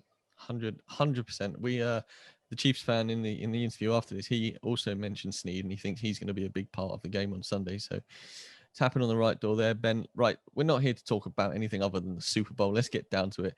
The Bucs have, you can tell Murf has written this, the Bucs have arguably been the best defense in the playoffs so far. How did the Chiefs match up to the speed of the Bucs defense and overcome that, especially with the O-line troubles that we're seeing for the Chiefs right now? Yeah, well, that's where I have major concerns with the O-line. They've been slowly losing key players throughout the year, and now they're going to be without Eric Fisher, who is not a standout left tackle, but he does a solid job. He's been there for as long as you can remember, really. And I think was he a top overall pick in the draft when he came out? So the talent is there, but it's just a fading unit at this point. They're relying on a lot of second string guys. They're putting pressure onto Mahomes to get rid of the ball quickly. And while the Chiefs have the skill position to stretch the Buccaneers defense, if the Bucs can get to Mahomes without using a fifth player, you hear Tony Romo talk about it all the time on the coverage. Simulate pressure, bring 4, but make Mahomes think you're bringing 5. So bring a linebacker, but drop a defensive tackle into that linebacker spot. Now, he's not going to be as good, but he might just confuse Mahomes long enough that he makes a mistake. You've got to do stuff like that. And that's going to be where the Buccaneers defense has to work, because they've got the talented pieces in that front seven to do it. Their secondary is good, but only if the pressure is coming. And that, to some extent, is where this game has a similar feel to last year's. The more I think about it, the more I think going into last year, my big worry was, how are the 49ers going to stop this explosive Chiefs offense? Because they don't have the talent on the back end. We were talking about in the NFC Championship game last year about that second corner spot and how weak it was and how it could be the Achilles heel. Now, they made up for that with a really good pass rush, and the front four caused havoc for 4 quarters, and it took mistakes from the 49ers and that brilliant play on the Wasp play to turn the fortunes. Without it, we'd possibly be talking about the 49ers as the Super Bowl champions and the Chiefs being the team that's failed at the final 2 hurdles the last 2 years. Yeah, I think that's a good point. Recency bias suggests we just look at the fact that they are Super Bowl champions and not what they did when they were there. I mean, like you say, it was close and could have easily been the other way around. Do you think perhaps we see death by 1,000 cuts in a speedway from Andy Reid because of the O-line fragility, shall we say? Or do you think they stick to what they do and try and go with the second stringers and see what happens initially? I'm not necessarily sure they're a death by 1,000 cuts type of team. I'm not sure. I think they are an aggressive team by nature, and that will come out, whether that's Mahomes ad-libbing on a play or something like that. And I don't think Reid has come all the way through to now hamstring his team in the past, especially against a team that is as quick on defense as the Buccaneers, because you can't throw short passes and expect to get lots of yards, because the Chiefs have the Buccaneers have strong, quick guys all the way across that back end of the defense who can come up and make tackles. And quite honestly, if you're limiting Travis Kelce and Tyreek Hill to catching the ball 5 yards from the line of scrimmage and throw it across, you're going to end up causing yourself more problems. They need to play their natural game. We see all the different plays that Romo and Nance point out during it, how they run that vertical that kind of goes like sort of diagonally across the field, and then they settle into the gaps. They're going to have to run all those plays, but Mahomes is just going to have to be smart, take a step back, know where the pass rush is coming. And quite honestly, if the Chiefs can get to him, it's going to make for a fascinating game. Or the Buccaneers can get to him, it's going to make for a fascinating game. But I worry if the Buccaneers have to bring a 5th defender, they're going to get picked to pieces. Yeah, open up the area, especially for Mahomes to take advantage of. You talk about the Bucs getting to him. Let's talk about the Bucs getting to him. What do the Bucs need to do on defense to possibly stop this Chiefs offense? Yeah, so I think the key is Barrett and Pierre-Paul getting pressure, Sue and Vita Vea getting their hands up. They need to stop the run game, first of all, because we saw how deadly the team was when they ran all over the Bills, for example. They can run on teams. They did it against the Texans as well this year. Now, we know the Buccaneers are strong, but if the Buccaneers focus too much on the pass defense and don't shore up that run first, which I'm sure they will, they've done it all season, it seems a silly thing to even contemplate the Buccaneers struggling against the run game, but they need to make sure they take care of that basic first, because if Edwards-Helaire and Le'Veon Bell are able to rip off 5-6 yards at a time, the Chiefs become completely unstoppable because they can just do whatever they want to. Yeah, 100%. I think you're right. And Lee pointed out in our show earlier on about how we've not really seen the Lev Bell that is Lev Bell. We've seen somebody that isn't particularly Lev Bell. And yes, he's not the Lev Bell of old, but he's probably still got the talent to do it once. And for him to get to the Super Bowl with another team that isn't the Steelers after leaving the Steelers in the way he did, it wouldn't surprise me if Lev Bell has a bigger impact in this game than perhaps we're thinking, even though the Bucs run defense is significantly good against the run game. And also the RPO needs to work. If you're not running it, you can't RPO it. So the run game really needs to get going for the Chiefs for the run protection. What about the Chiefs defense then? That everybody knows getting pressure on Tom Brady, that's the key to making him make errors. How do you think they go about that, stopping the Bucs offense? The most fascinating part about this Super Bowl, kind of the under the radar bit, is the defensive coordinator in Steve Spagnuolo. He's the guy that masterminded the 2007 beating defense with his strong pressure up front, getting guys up the middle, stunting guys inside, lining up defensive ends at defensive tackle to get to Brady quicker. He did all those tricks in the book, and it worked. And that's kind of what they need to do themselves, the Chiefs. They need to find ways of getting Frank Clark, Chris Jones in those matchups where they can get in Brady's face, get their hands up, get him off his spot. There was a great graphic that someone shared with me recently that showed the throwing points of the 4 quarterbacks in the championship games, like over the season. And as you would imagine, Mahomes was quite spread. Allen was quite spread in terms of where they've thrown from behind the line of scrimmage across the field. But Rodgers was obviously more central, but Brady was really between the numbers. Like, it was a solid red mass between the numbers, really, with a few dots outside. And it just shows, like, it's remarkable he still plays at 43 years old. But if you can force him outside the pocket, it does make a huge difference because he's not used to doing it. And then that affects the timing because guys like Mike Evans and Chris Godwin are not going to be used to Brady throwing the ball from 5 yards right of the pocket. They're just not going to be used to it. It changes all your angles. It changes your scramble drills. They talk so much about that on the broadcast, about those scramble drills. But if you're not used to doing them, it can be hard to come up with them mid-game. That whole one guy curves off towards the sideline, another guy heads upfield, another guy comes back towards the quarterback. If you're not used to that day in, day out practicing it, you're not going to be able to just adjust to it in the game. And the Buccaneers won't have practiced that very much because their game plan is not to get Brady outside the pocket. It's not to have him scrambling and to have those scramble drills. So that's where the front 4 come in handy. Get those guys out, make the Buccaneers offense panic because the Chiefs corners, as we said, not highly regarded, but solid contributors. And matchups will be crucial. If they get in the wrong combination of defenders against Evans, Brown and Godwin, I think they're in trouble. Same with Gronkowski. You don't necessarily want to be leaving small defenders on Gronk. He's not the force he once was, but he's very strong. So it's going to be very matchup based on the back end for the Chiefs and making sure that they aren't getting out-muscled by Evans and then beaten by speed with Godwin and Brown. But up front is where this game is going to be won and lost. If they get in Brady's face, this game could be a track meet, to be quite honest. We saw what happened in the last game when they got in Brady's face early. But if Brady, the Buccaneers offensive line, have got a plan and managed to keep that pocket clean for Brady, this game is going to go right down to the wire. It's going to be absolutely fascinating. Well, that brings us perfectly, Ben, onto our final point, which is score prediction. You think it's going down to the wire. Our Chiefs fan doesn't think it is anywhere near that close. What are you going with your neutral cap on? So everyone talks about this being a low-scoring game. Now, I don't necessarily see it. I think we might get the typical low-scoring first quarter that we seem to see in Super Bowls, but I think we're going to see it ignite in the second and third quarter. These offenses are too good to be pinned down for 4 quarters. So I think there's going to be around 60 points scored. I'm going for something like 31-28. I'm not convinced which way that's going to be, like a 31-28, 34-31. My heart says to go Brady because you never count Brady out, and he's not going to let Mahomes back into the game like Garoppolo did. But my head tells me that you shouldn't go against the guy that's just been infallible since he came in the league. So I'm going to take Mahomes in a close one, but honestly, whoever has the ball last probably wins this game. Yeah, I was going to push you for an answer there, Ben, if you didn't give one, but you went with Mahomes in a close one.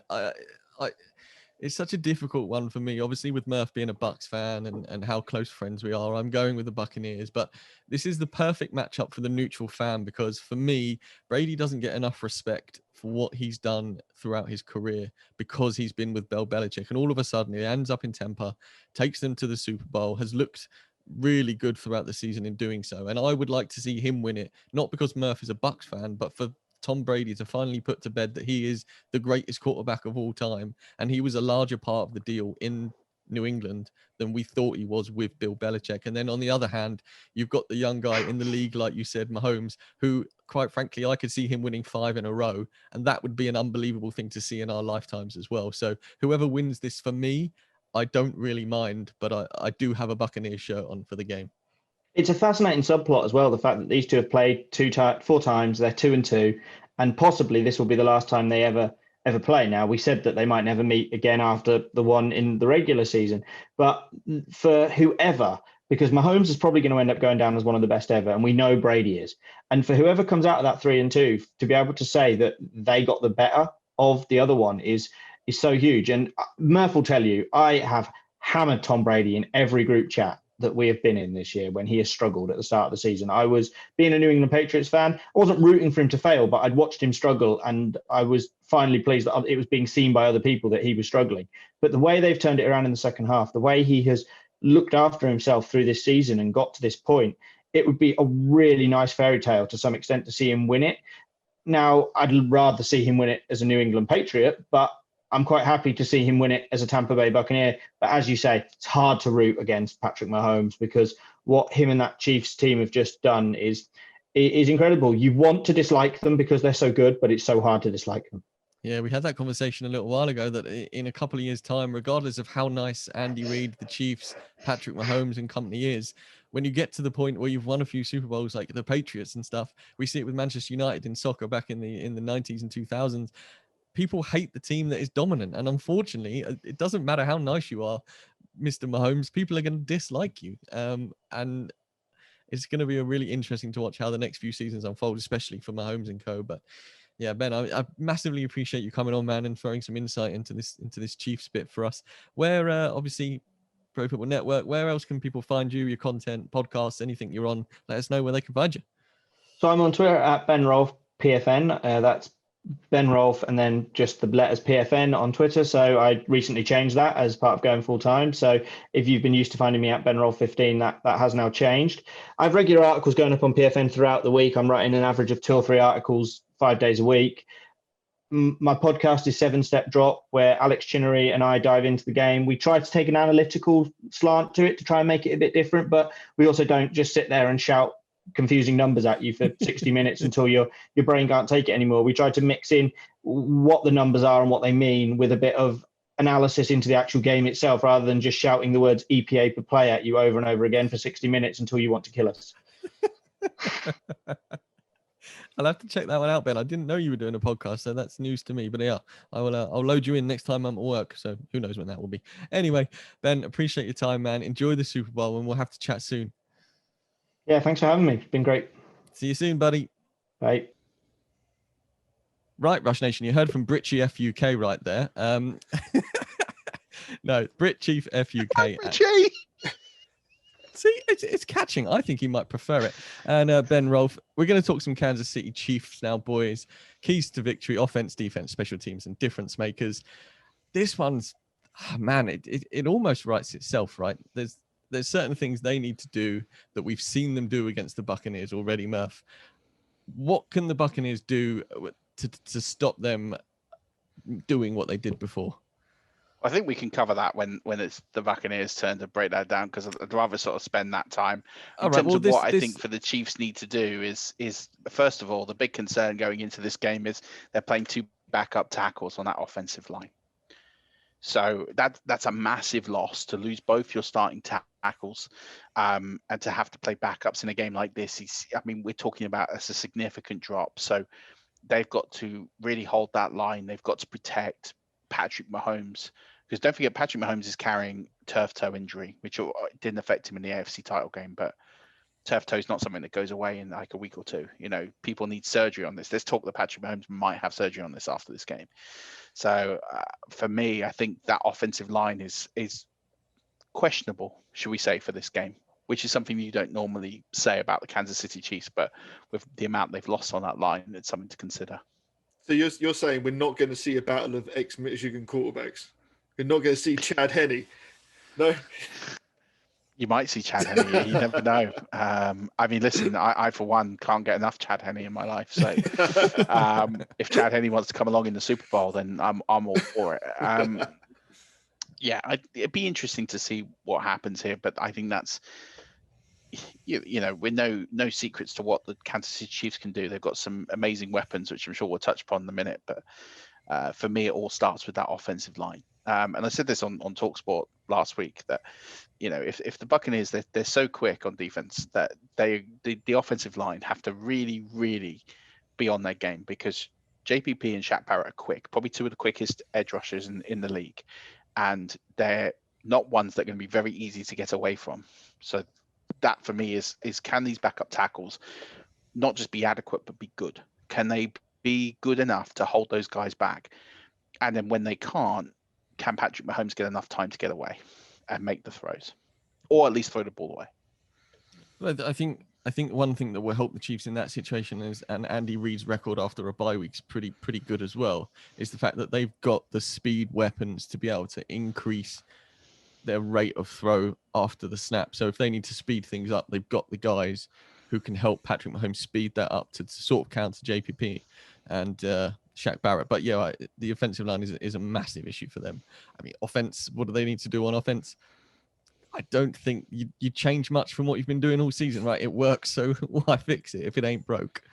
Yeah, they don't need to change much. The only concern, obviously, said is with the is with the turf toe, but they should have Sammy Watkins back for this game. And I know people don't really like or love Sammy Watkins, but he's a good receiver. We're not talking about a guy that should be slouched upon. In games, he can be very, very impressive. So, they've got all the weapons. The one question I want to ask you too is, obviously the Buccaneers here have the best run defense in the NFL, second year in a row. Teams find it very, very difficult to run on them. We've seen it in this postseason. No one's really got yards on the ground. If that offensive line is struggling, and they need to, do you think they need to establish a run game here at some point and commit to the run in order to get some real progress? Or can they just continue to abandon the run game and just put the ball in the air 40, 50 times in this game? I think go on, Lee. No, go on. I think with every NFL team in almost every game, you have to show you have the ability to do it. Because if you don't, I've got absolutely no need to respect it. If I want to double people on the back end, I can do it with ease. I don't have to worry about that run game. And, as a fan of a team that doesn't have anything in the backfield, it's super important, because it affects every single thing you do. Even if you're not doing it well, you just have to show that you're willing to do it, and that you can at least grind out some yards, even if it's only three a run. Do you know what I mean? Just that if it's 3rd and 3, if it's 3rd and 4, we're willing to go to that. We're not going to tell you we're passing the ball. I think you just have to. You don't have to go off. Do you know what I mean? We don't need Lev Bell of 3 years ago. It's not that. We're willing to do it. We're not going to sit back here and just tell you that we're going to pass on every down. Yeah, I think what we'll see is, when I was on the Dynasty pod with Rich, I don't know if you guys heard this, or Rush Nation, if you haven't listened to it, he said that Clyde Edwards-Helaire was given 6 goal line looks in the first week of the season, and then didn't receive a single one throughout the rest of the season after failing to get in on 6 attempts in week 1. And I think that shows you that Andy Reid is obviously spotting a weakness in CEH's game at that point in the season and moving away from it rather than keep smashing into the front door. And B, is capable of drawing up other plays and different run games and schemes that he can use to get away from just the hammer of the straight up run game. And I think what we might see if Sammy Watkins is back, that frees up Hill to possibly have a couple of snaps from the backfield, and maybe Miko Hardman, and we might see some jet sweeps and some movement before the snap. So yes, they will have to run the game, but how much of it they think they need to do, I don't think it's as much as we think they should, because of what they can dial up from their wide receivers. I think they also like to be able to run those plays where you're only throwing the ball to the line of scrimmage, but you've got everyone flowing in a direction, and it's almost like that extension of the run game. You know, passes that are in the backfield and passes that are only to the line of scrimmage, and then you're going to let the guy do the work. I think they try and do that, you know, just to try and keep people moving east and west rather than north and south. And I think that kind of helps when you haven't got that back where you can just say, here you go, here's the ball, go get some first down. Yeah. I think they have to run the ball. I think they're going to have to establish the run. If nothing else, just to keep the line honest and just to, you know, they're going to need to put RPO in. And if you don't run the ball, you can't RPO because, you know, there's no run option. I think, you know, it's key. They're going to have to try and run the ball.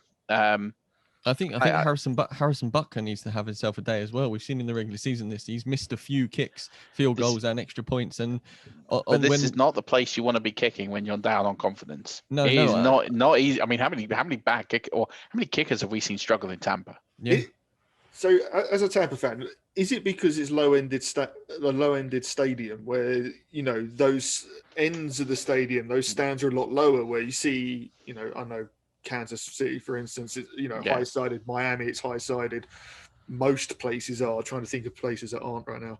Places like New England, where it's tougher to kick, where it's got that open corner of the stadium and stuff like that. I don't know if that plays into it, but it definitely plays into it, because you've got obviously wind gets into it, and then the way it hits it can change trajectory.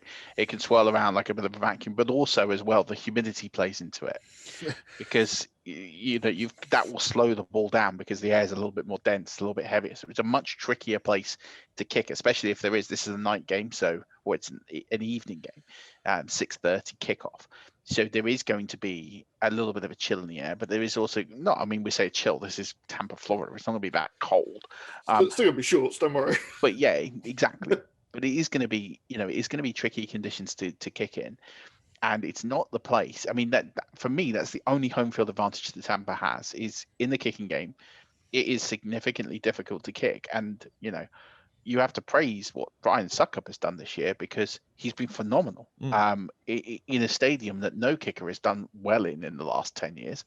So it is tricky. And you know, for Butker, he will find this tough, but the advantage he does have, he kicked here in week 12. You know, it's not like he's not been here for a few years. You know, the team's played here 2 and a bit months ago. So that will play into his favor a little bit. And that was an evening game, you know, slightly later than this one, but you know, it still was an evening game. So that there is some advantages to that. I think the week 12 matchup's really important as well. When we're talking about keys of the game, a key for me is just forget that happened, that it played out the way it did, because I think, you know, it's a Super Bowl and you say, oh, you know, you can't get tricked into that in a Super Bowl, but we're all people inside. Once you start lining up against the same guys, you know, that you had great success against earlier in the year, you can't be tricked. It's not going to be that same game again. You know, I think that's part of the coaching job Andy Reid has to do this week, you know, is to make sure they keep focused, because I think it's very easy to slip back into those sort of traps. Yeah, I mean, the Buccaneers have shown that they can get over that. You know, they played the Saints twice in the regular season, and when it counted, they won. You know, they played Green Bay and were very successful, but they still were able to apply different ways of pressure, but execute a game plan. And I think the Chiefs have, for me, yet to really prove that this season, because the teams they play are teams they don't play often. I think you see it in the playoffs a lot. You see the team that won in the regular season gets beat in the playoffs. And I think the most impressive thing about Tampa was actually then going and beating the team they did beat in Green Bay. You know, I thought that was to me, that was way more impressive than beating the Saints, because I feel like that's a trap that teams seem to fall into on a regular basis in the playoffs. Yeah. Yeah. I couldn't agree. So who do we think are the difference makers in this game? I think I mean, it's so easy to say like the same one or two, but who do you think are the real key difference makers in this game? I think personally we should eradicate Mahomes, Hill, and Kelsey from the conversation. We've talked about them last week on the podcast. We know what they're able to do. We know what they can do against the Buccaneers. We've seen it already this season. I'm not saying that's going to happen again. No, of course. Then I think we have to talk about guys like the Honey Badger, Tyrion Matthew, who if he steps up and has a massive game, he could be the guy who maybe picks Brady off. We saw it against Green Bay. Brady is prone to throwing him, and if Matthew, we've seen him, they don't call him the Honey Badger for no reason. If he has a big game, that could impact hugely on the Buccaneers passing game. And then I think Mecole Hardman or Sammy Watkins, I think the second receiver, because Carlton Davis isn't going to want to be, it is Carlton Davis, right, Murf? Yeah, he's not going to want to be made to look like Tyreek Hill did again to him. So I think the Chiefs, if they either double Hill or Carlton Davis has a better game, which he has got in him, let's be honest, he just had a terrible game that week against the Chiefs, they need to look somewhere else. And we know Kelsey's going to get open up the middle, but what do we think Tampa are going to do defensively wise to try and stop that? Are they going to just try and give him some yardages? Don't know. So then you have to have Watkins or Mecole Hardman available. And I think either of those guys could be a sneaky bet for some big yardage or even a touchdown, because they need to look elsewhere than Hill and Kelsey. And for me, I mean, for some reason, I've just got this feeling inside that we're going to see something better out of Le'Veon Bell that we haven't seen in a while. That patient running, if the O-line is able to hold up in any fashion at all, it feels like there's something there that they haven't tapped into yet, and that Andy Reid might be thinking, this is the game that I'm going to try and pull that out.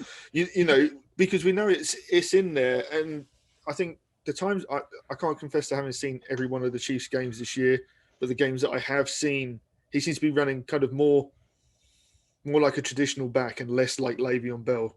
And I just think that it might be something that's worth trying. But I actually think that probably the most important person for me on the Chiefs is actually Andy Reid himself, because I think he just brings a confidence and a coaching style that you can't. We've seen how we talked earlier about. Stefanski in Cleveland, how long has it taken to find a coach? When you find a truly great one, when you have those coaches, they're worth so much. Like you said, when John Gruden was traded for 3 firsts, that's what they bring to these teams, and I think it's massively important the way they coach. And actually, without trying to get too far into the Bucs, there was a couple of times earlier in the year the Bucs coach and staff made me a little queasy when I was thinking like, ooh, I don't know if you're playing to your team's strengths right now. Yeah, I'm with you. But I'm going to expand it. So not just Andy Reid, but I think for me, Eric Bieniemy and Steve Spagnuolo are really key to this game. Now, what I like about this game more than anything, and more about being a Buccaneers fan than everything, is you have some of the best coaches in football in this game on both sides. You've got 2 very veteran coaches in Bruce Arians and Andy Reid. You've got 2 excellent, extremely well-coached defensive coordinators in Todd Bowles and Steve Spagnuolo. People forget about Steve Spagnuolo. He was the one that masterminded and ended the Patriots' unbeaten season by mixing up the defensive fronts and by giving the Patriots looks that they'd never seen all season. And I think Steve Spagnuolo can coach the hell out of any game. He can be truly brilliant. And so for me, they are going to have to coach and do something that they haven't done before. And when we talk about the Buccaneers, I'm going to say exactly the same thing about Todd Bowles. And I'm going to say the same thing about Bruce Arians. They're going to have to do things very, very differently from what they have done in the season. And it's going to come down to not just the players on the field, but it's going to come down to these coaches, those 6 men. Yeah, I've not mentioned Byron Leftwich, but let's give him a token nod. But it's going to come down to those 6 men for me, and whoever has the best game plan wins. Because these players are all, when you go through, both these teams are stacked. They're both loaded. There might be some individual errors. But when you look at what both these teams have done and managed to beat ahead of them, the Chiefs destroyed the Bills. The Bills have been fantastic all season, and the Buccaneers completely destroyed the Packers. I know that the interceptions made it close, but Tampa never when they took the lead in that game, they never seceded it. So I think that the coaching staffs are the ones that are going to win or lose this game. I actually think that no one accidentally gets to a Super Bowl, but I don't think it's any coincidence that McDermott and Matt LaFleur were beaten by Bruce Arians and Andy Reid last week. I think it can't be underestimated how much that plays into it. Don't get me wrong, McDermott and Matt LaFleur will be better off for the experience, and I think especially with McDermott, that team just still looks like it's trending in the right direction. But it just feels like experience beat a little bit of youth. I couldn't agree more. And I said this before on the podcast, or I don't know if I've said it on this podcast. I've said it a few times this week, and you might hear it in an interview with Jeff Reinbold in just a moment. But for me, Matt LaFleur, biggest decision of the game, and he panicked because he should have taken the time out. And that's the difference. Is I don't think you're going to see coaching mistakes, or you're not going to see a lot of coaching mistakes. I think it's going to be the better coaching staff wins this football game. Well, Murf alluded to it there, Rush Nation. It's about time we had some more interviews. So we've got 2 more absolute blinders for you. First off is Coach Jeff Reinbold, returning guest. And then debutant at 5 Yard Rush, we've got Hannah Wilkes from the NFL Overtime. Enjoy this one, guys, and we will be back soon.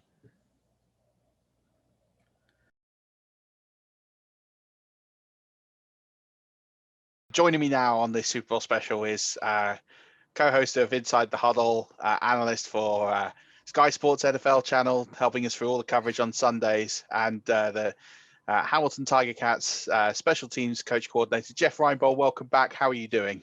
I'm doing great. What is that background you're working with, man? That is big time. Is that? I hope that's right outside your house. I would love it to be my house.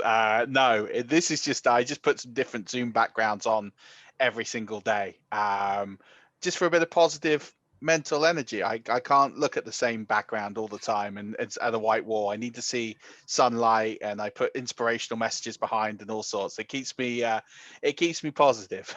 That's cool, man. That's really a good idea. You got to share that, because this lockdown stuff is tough on everybody, and I think more mentally than physically. Yeah, I mean, absolutely. I mean, for you, this is obviously very strange because you spend half your time in Hawaii. I know you're big on outdoors and lots of space. And then you come over here and you do the Sky Sports coverage. And I mean, how different is it for you? I mean, not just because of the fact you transition and spend time here every year, but lockdown, you're away from family as it is. And now you're having to work in such really tough conditions. Well, obviously there are a lot of people in the world got a lot worse than I do. So I'm grateful for having the opportunity to work. Number one, I know there's a lot of people who've lost their jobs during this time, and my heart goes out to those people. But for, like you say, for me, I'm an outdoor guy, and London has always been my favorite big city in the whole world. And that's one of the reasons why I keep coming back, because it's the opportunity to spend 2.5 months here, see people that I'm friends with, and meet new people when I come back. And this is the best for all the big cities I've ever been in, and it's a bunch of them in the world. This is the best on foot city I think there is of the big cities. You get anywhere in mass transit, you go to downtown London, central London, you walk anywhere you need to walk. It's, I think it's just really a beautiful place. And so it's a little bit tougher when you're here and you can't get out of your hotel room except to go to work at Sky. So, but we find a way. Yeah, absolutely. It is a shame for you, but the good thing is you're still here and you're still joining us on Sundays and you're entertaining us. I thought your coverage of the championship week was just phenomenal. Love it whenever you go to the screen and you teach everyone a little something new. And I've really appreciated your takes on Aaron Stinney when you were going through that with the Bucs game, because Aaron Stinney's a guy no one's ever heard of. Yeah. He's playing his second ever career NFL game. And, just to learn about what this guy's doing in those circumstances is incredible. And you're identifying plays and areas of weakness, and then you're starting to see it. So it's like the coaches are watching you on the screen and then they're executing it. You're like an extra coach on the field, which is awesome. And that's why I wanted to bring you on here for Super Bowl. Our Super Bowl breakdown is, we've got a fascinating game. I am biased because I've been a Bucs fan for 20 years. I'm not going to hide that now. But in terms of this matchup, do you think in recent years this potentially could be a real classic? And so what are your sort of outside perspectives of what this game could cough up for people? I think, just again, as you start to look at it, and I'm only beginning to look at it, right? But I think there's some things that jump way out at me about this game that are going to really make it unique and really make it special. And, as an analyst, the low-hanging fruit is Patrick Mahomes against Tom Brady. And you're going to hear that for the next 10 days. But to me, the reason that the Buccaneers are in this game is their defense. And, two quarterbacks in the history of the game who have been really good at protecting the football are Drew Brees and Aaron Rodgers.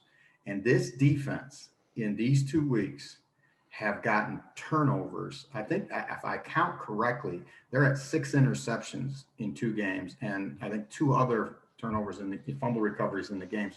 So that's incredible. We're not talking about mid-range or lower end quarterbacks here. We're talking about 2 of the best at protecting the football that have ever played. And so nobody, because of the focus on quarterbacks, which it should be because it's a quarterback centric league, but the focus on the quarterbacks has taken the shine off, in my opinion, what Todd Bowles has been able to do with that defense, which is nothing short of fantastic. And they're going to have a week to heal up some guys that are hurt. Now, I have not seen an injury report yet, but if they get their safeties back, they're going to be nasty. I thought you really could feel the impact of Vita Vea inside. And, it's so watching the games in the studio it's kind of bittersweet in some ways, because there were some things that didn't show up on the stat sheet that Todd was doing to the Packers. And I thought, man, oh man, let's look at that. I mean, he had in passing situations at least 3 or 4 times that I can remember. He had Ndamukong Suh lined up as a linebacker and rushing from depth, which, again, think about it. Why would you do that? Well, number one, if they screw the protection up, you're going to get a 350-pound guy on a running back. And secondly, even if they don't, he's got a running start at the guard on his bull rush. And he's tough enough when he can take 1 step and bull rush you. Think about when he's got 5 steps at you. So little detail things that, because of the nature of the coverage, you really would like to share with the fans.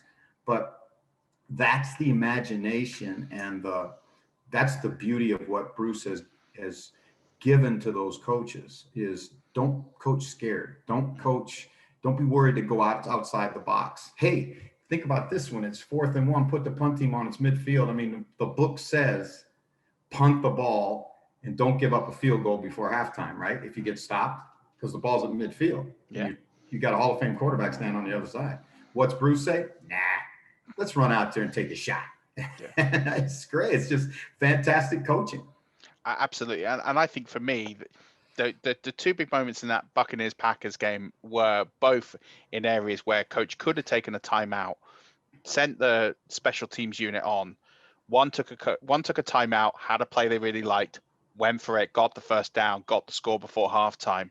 And the other one was at 4th and 8, send the field goal unit on.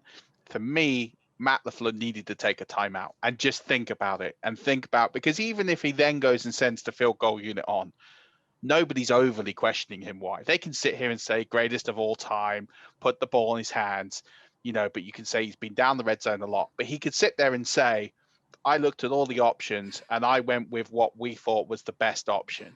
And whether you want to cut the guy out or not for that, at least you can say he took 2 or 3 minutes, talked with everybody and came to a collective decision. I just felt that field goal was a very panicked decision. And Bruce, you could tell he wanted to go for it on 4th down, but he sent the punt team unit out. And again, he didn't panic. He just went, do you know what? We'll take a timeout. We'll think about this. No, we've got a play we really like. We're all on the same page. Let's go. Let's just go for it. Okay. Well, I want to amplify on that. And I want to go down that road because that's a really, really, really good take and a really insightful take. You married? Yes. Okay. You want to know what it's like calling plays in the NFL. I want you to do this. Next time you go out to dinner with your wife, okay, hold the menu, right? You hold the menu Don't give it to her. Hold the menu. Click a stopwatch. Then hand her the menu and say, okay, you got 40 seconds to order appetizer, dessert, pick the wine, and your main course. Go. And we'll watch what happens, right? Well, that's what happens to coaches sometimes, because LaFleur has you see what their play sheet looks like, right? Yeah. There's probably 250 to 300 plays on there. There's 40 seconds between plays.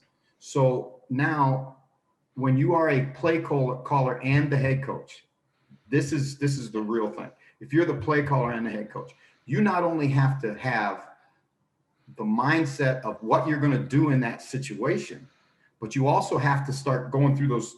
I mean, it's not 250 on fourth down in the red zone, but there's probably 15 plays in there, and you got to pick one, and you have 40 seconds to do it, right?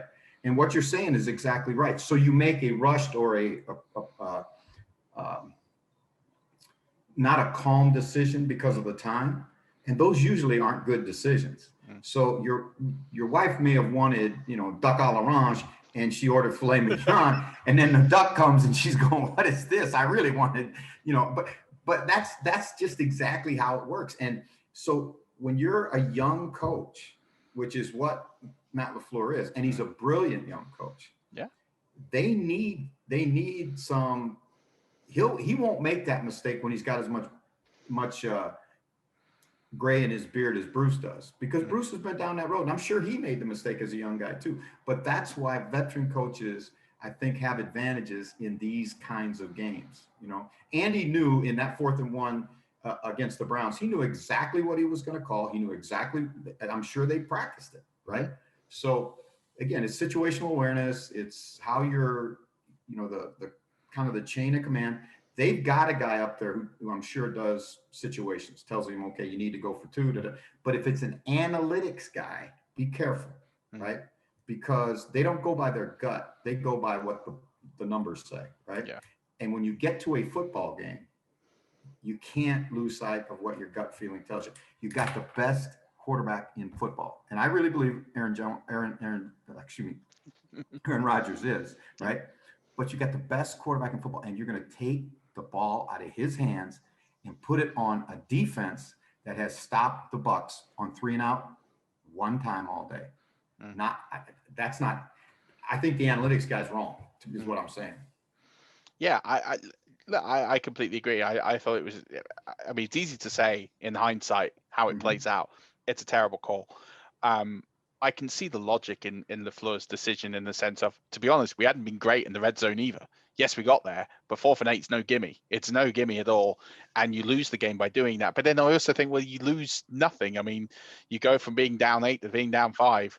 You're giving the ball away anyway. At least you've got the Bucs pinned back. You get a safety. You never know. You can always try different. It just, it's the wrong play, but here's the other one on that drive, because this is really good stuff to talk about, right? And this is the kind of stuff you don't have time during the broadcast, because you got a minute, and then they got to get this person on and that person on and all this other.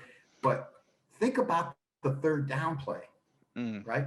I really, really wonder if during that drive, LaFleur should have told, in my opinion, Aaron on 3rd down, where you got to know already, unless there's a sack, we're going for it on 4th, because Aaron treated that 3rd down play like it was he would get one more shot, right?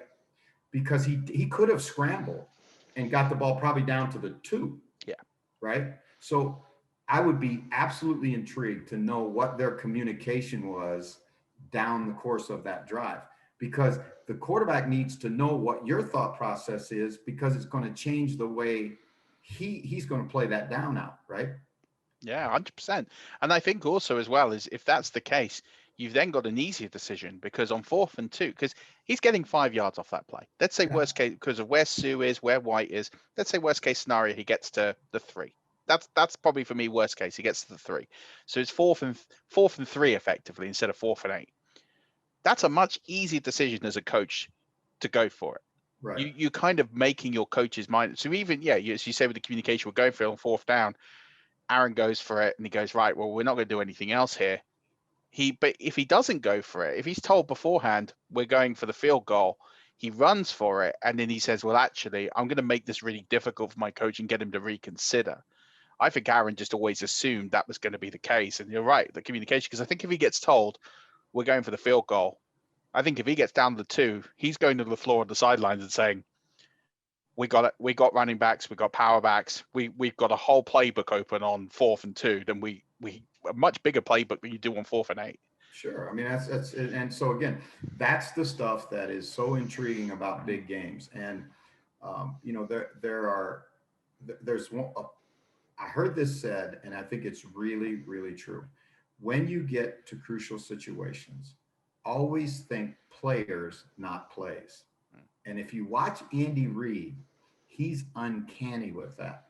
If it's a big down, you're going to see the ball in Kelsey's hands, or you're going to see the ball in Tyreek Hill's hands, almost exclusively. And so, you know, I don't know. That's, again, something that you get with age as a coach. And that's another matchup this weekend that I think, or this next week, that's going to be absolutely fascinating, because you got 2 OGs. You got 2 guys that have paid the price and been there a long time, right?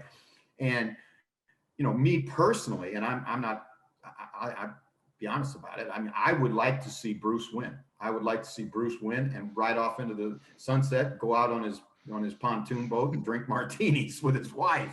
But because he's paid his price, he's paid his dues. Remember, this guy didn't get a job until he was 60, right? Yeah. And that's incredible. As good as he's been in the National Football League, as many great teams and coaches and all that stuff, but because he's not one of them, right? Yeah. He's a different guy. He's going to tell you exactly how he feels. You know, he's not going to play the game. That's not him. And he's such a breath of fresh air in the National Football League that I really would like to see him win this game. I love Andy Reid, but it's just, to me, this is probably going to be Bruce's last shot. He has come out. So we're recording this a week in advance. This has only come out in the last half an hour, and I know you jumped on. He has said that if he wins, he is not retiring. He wants to go for 2. Good. I like it even better. So he wants to come back and defend it. Thank you for telling me that, because I'll be honest with you, I was a little sad about that. You know, thinking that this will be the last time I'll see him coach. And I've been around him. First time I met Bruce was when he was at Temple in 1985, I think it was.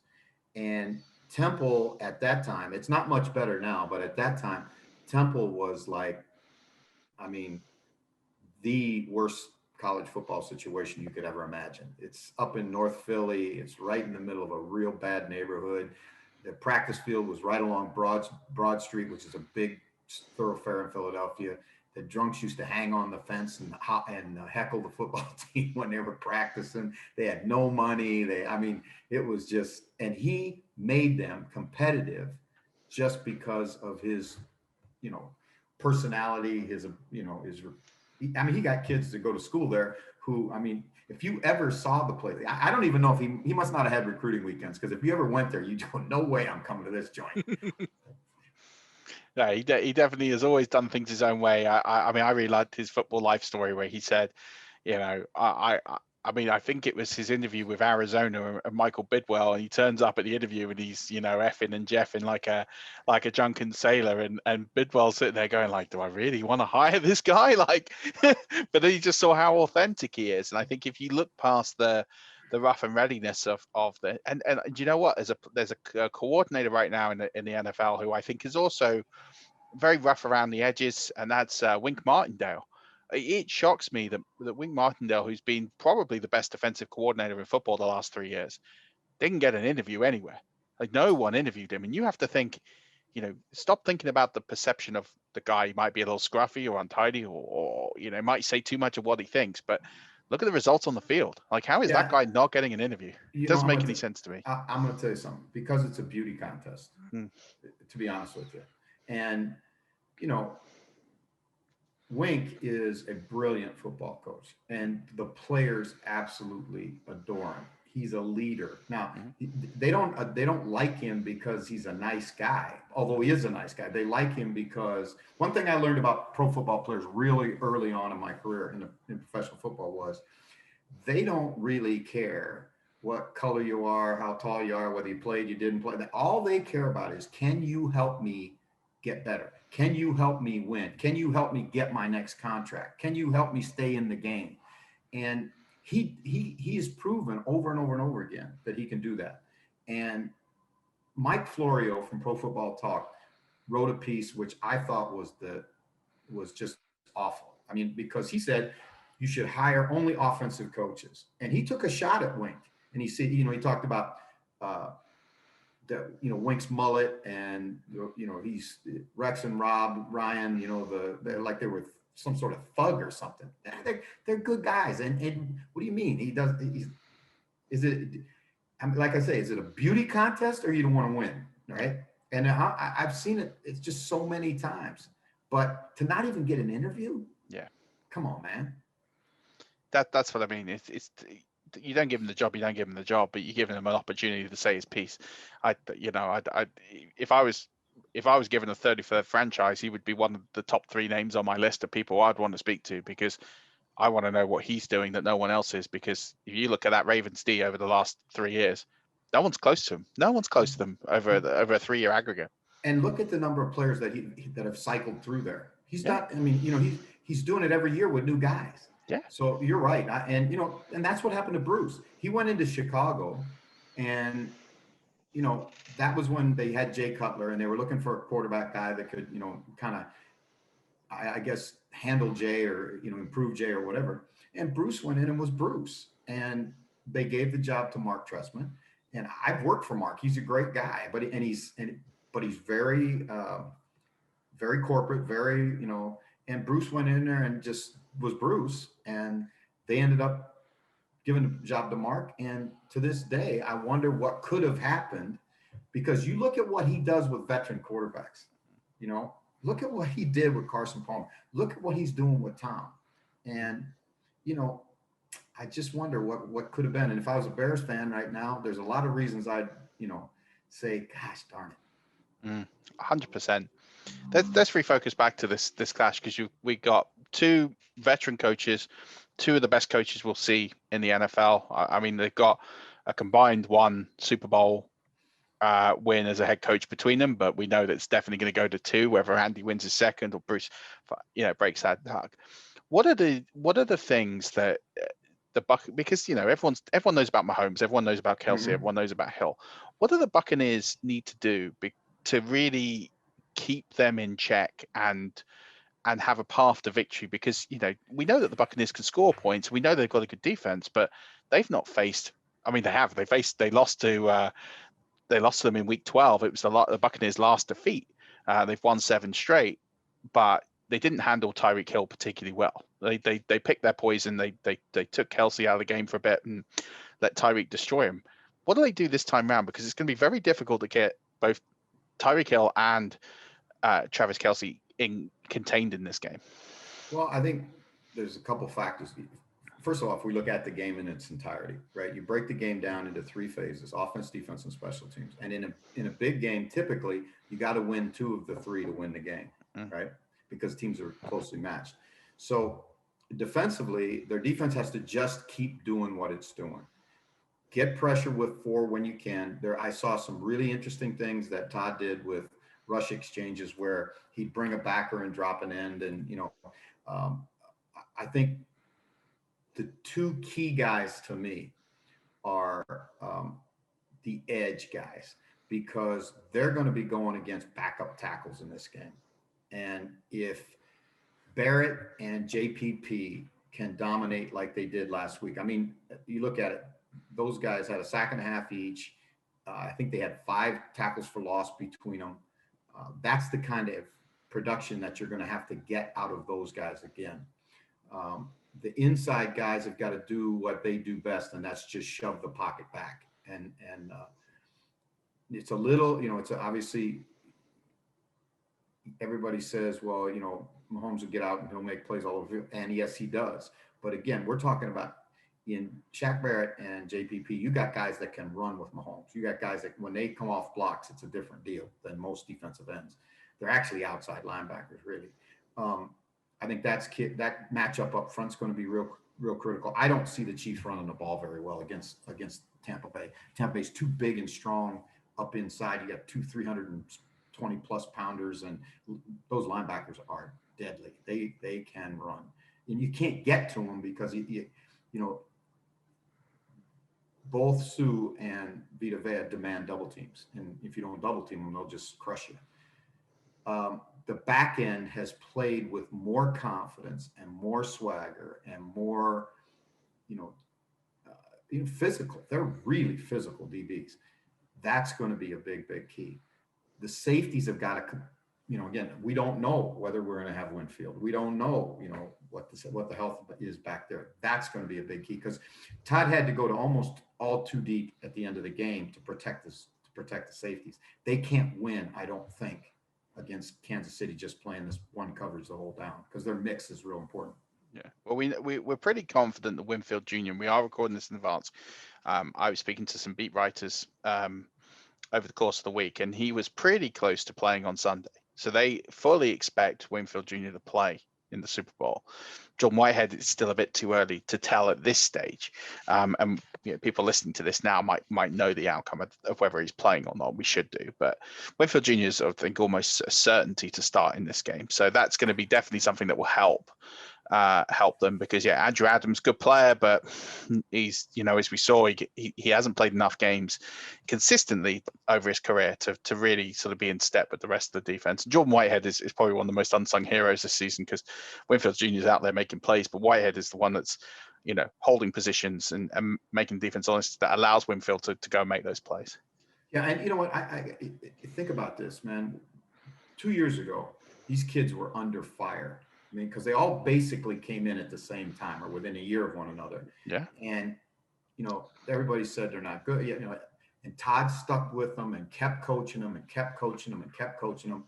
And, they really have, and then they got Winfield. And Winfield was like that little shot that they needed.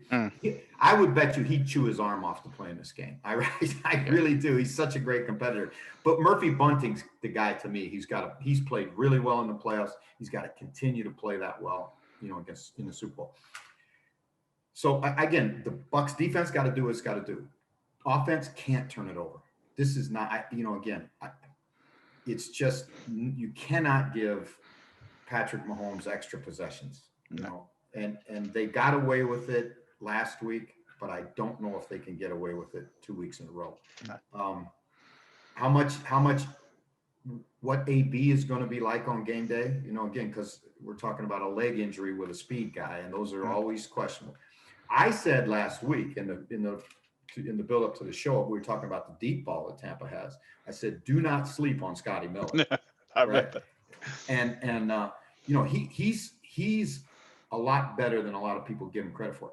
One of the things I thought was really, really interesting was, and this was a brilliant move, and again, in the stat sheet, it'll never show up, but Mickens went back to being a returner again, right? And he had that 43-yard kickoff return, and that was a huge play in the game.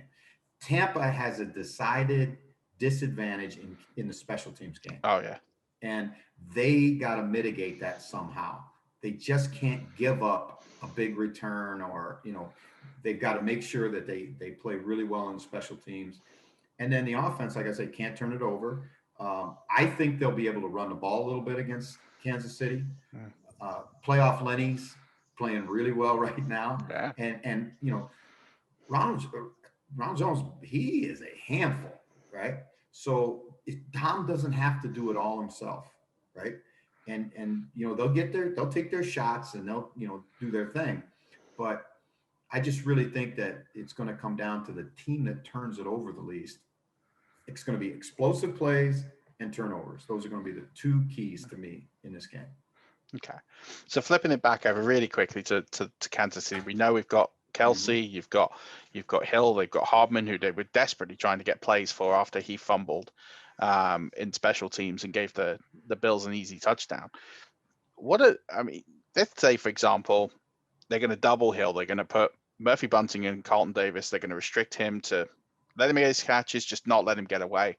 They're going to try and bring some extra pressure on Kelsey so that he can't break away. What is Mahomes going to have to do? Because you say the run's going to be difficult. What is their third read in this offense? What is the thing that they can do to say, okay, if you're going to lock up Hill and you're going to lock up Kelsey, which is hard enough to do and might not happen, that there is their X factor player, that they're sort of like their last ace that they can play to win this game. I think, and I hear he's going to play, is that Sammy Watkins will be a key. Because if he's healthy, that's a real big challenge for Tampa, because you're talking about a guy that in some other situations he'd be a wide receiver 1. He's a WR3 in Kansas City, but that's just because it's Kansas City. And that's the problem that they give you, is they've got so many weapons, right? And Todd's going to have to make a decision. Do I take a linebacker off the field on third downs and put another DB on? Well, you take Levante David or you take Devin White off the field, you're taking a great football player off the field. I would be fascinated to see this. And I want to, this first time we've talked about it to anybody, right? I would take one of my tackles off, put another DB on, and then you got Shaq Barrett, you got JPP, and let's say you take off Vita, right? Leave Sue on in the middle, and now you've got Devin White, and an extra DB, and build your blitz package or your pressure package off of that. So you bring 4 by bringing 1 linebacker. You bring 5 by bringing both linebackers. And now you're getting your best people on the field. Because when those linebackers blitz, they're a factor in the pressure game. Yeah, I mean, Devin White, almost 10 sacks this season. A ton of tackles. Levante David, he's not shy either of getting involved. So that'd be a fascinating package to see. I think that for me is the biggest key for the Buccaneers. Is I felt that going into the bye week, everything was a bit samey. We know they're sort of 50-50 pass rush on first down. We know that number goes to about 80% pass on second down, 95% third down. They're passing the ball because it's so predictable. It seems to be something in that bye week happened where they started to get play action going more. One of the lowest teams in play action. They started to get involved more. They started to do more end arounds. They started to get a bit more creative and open that playbook up, whether that was because Bruce wanted to keep it contained and get these guys playing. I don't know what it was, but I think, if they can get creative with their play calling on offense and defensive and bring packages and plays that we haven't seen this year or not a lot, this could be one heck of a football game. I don't think there's any question about it. And I really, really believe, I mean, it's almost like I'm trying to think like Todd Bowles, and you got 2 backup tackles playing, right? And so by going to that I don't know what you call it, 30 package, if you want, just for a name, you really start to put pressure on them, because now they've got to ID the fronts. It's all stuff that's not on film. It's things that you haven't done, and it's not hard. And you're getting your best players on the field. Going to be a fascinating game. I'm going to be on the edge of my seat watching you, watching Neil, watching everybody. You're going to have some special guests on it. I think Kirk Cousins is on. Kirk's coming on for the pregame show. So amazing. So we're going to have some great coverage. So looking forward to it. I'm not going to let you go though without a prediction, and I appreciate it's early. We're doing this a week in advance. Do you have a prediction where you think the trophy's going to end up? Is it going on a plane or is it staying where it is? Well, I tell you, I think there's so much that's got to transpire in this next 9 days, right? If you ask me right now, as just purely unemotional football guy, right, evaluate the 2 teams, you would have to say Kansas City, because they're the most complete of the 2 teams. But that doesn't mean they're going to win a football game. I think there's a lot of water that's got to go under the bridge yet. The health of some guys, who's playing, who's not playing. But I do know this, it's going to be a hell of a game. Yeah. I mean, a hell of a game.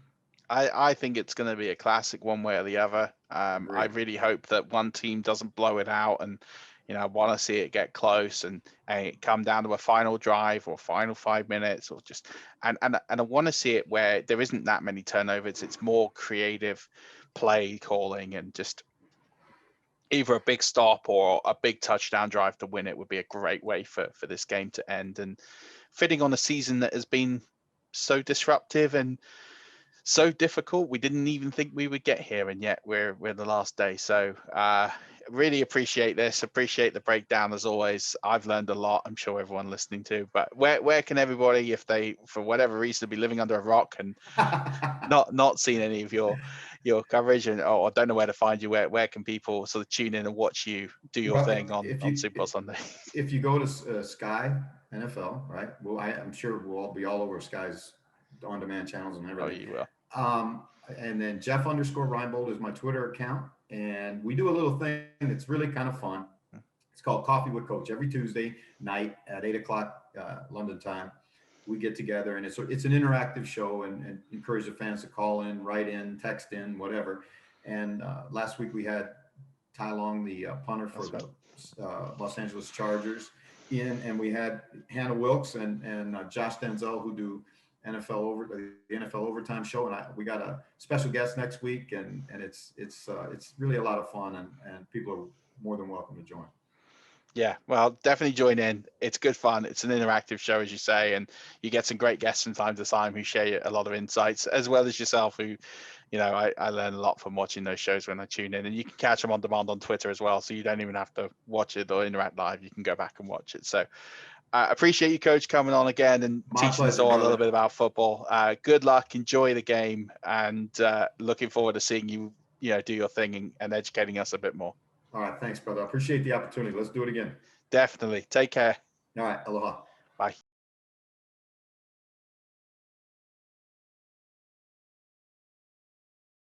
So joining me now on this Super Bowl special is presenter for Sky Sports. You might see her, or you might have seen her over the years on the Sky NFL channel, or previously before that. And she's the host of the NFL Overtime show. Hannah Wilkes, welcome to 5 Yard Rush. How are you doing? I'm very well, thank you. Thank you for having me. Wow, thanks for joining us. It's a real honor to have you. We just had Jeff Reinbold on before this, and I know that Did he take some time, and did he work the technology okay? Because he did. Does have the previous. He's got so much better. We had him on a couple of years ago, and we really struggled, and I think we ended up having to do it over Skype because he couldn't work Zoom. Right. And then the second to last time we had him, he got his times wrong, and he was out in a cafe in London, and he joined, I think, like an hour early. And we had someone else on, and it was a bit, he sort of gate crashed an interview. That was quite funny. But yeah, no, he is so much better now with the technology. He's got there in the end. He's joined us in the. I mean, he's had to this year. I guess you have to, but no, he's so brilliant that we forgive him his little techno moments. Yeah, absolutely. And he's just a lot of fun. You're very lucky. You get to work with him every week. So I mean, what's that like for you? Oh, it's so brilliant. Like, I've known Jeff for a long time, before I was even sort of reporting or doing anything for Sky Sports NFL. I'd see him around the office, and I was at Runner for years as well. And he's just, I mean, all the guys actually on Sky Sports NFL they're so passionate about their sport. They just want to tell people and teach people about it, and they've got time for everyone. And Jeff's no different. He's great fun to work with. I mean, quite often now we're having to do overtime remotely as well. We sort of all log on a thing not dissimilar to Zoom.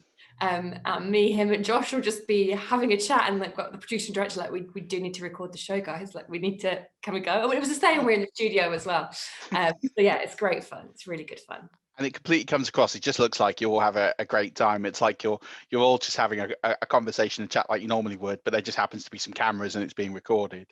Right, that's what we try and hope to do. And often, there's been a couple of shows in particular where I've forgotten that it's actually a TV show, and I'm like, oh goodness, am I talking clearly enough? Like, am I doing the right things? Because we are just having so much fun. We're very lucky.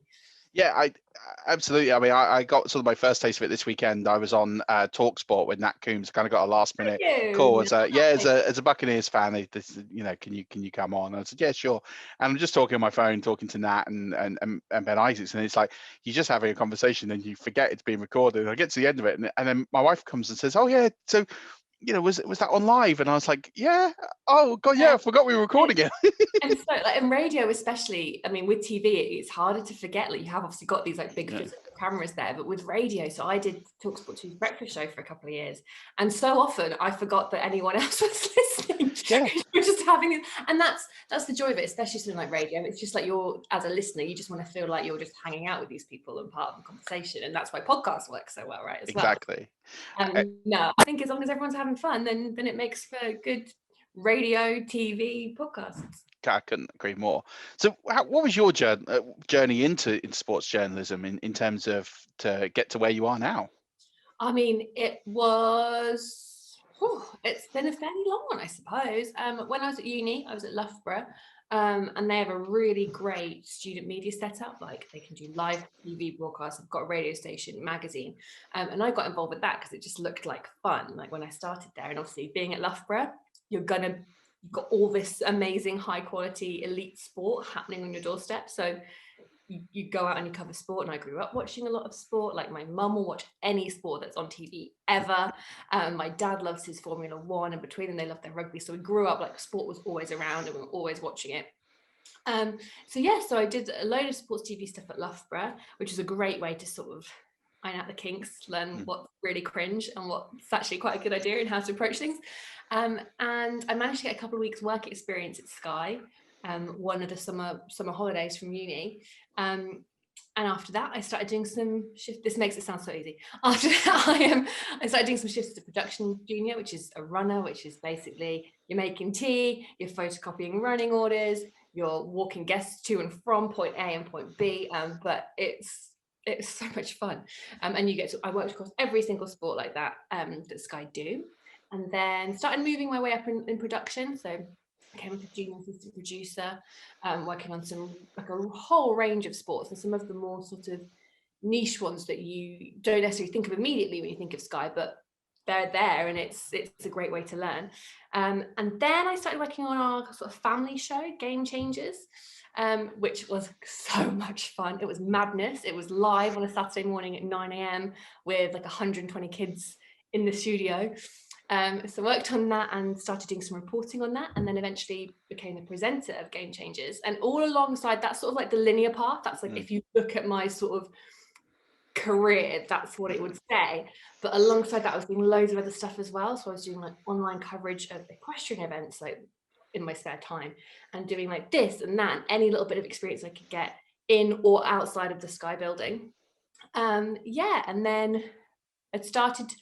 Well, actually, one of the first reports I ever did, one of the first gigs I ever got sent on as a reporter was actually an NFL interview. And I don't think what I did went to air. They used the interview, but they didn't use my bits, but got some like good feedback.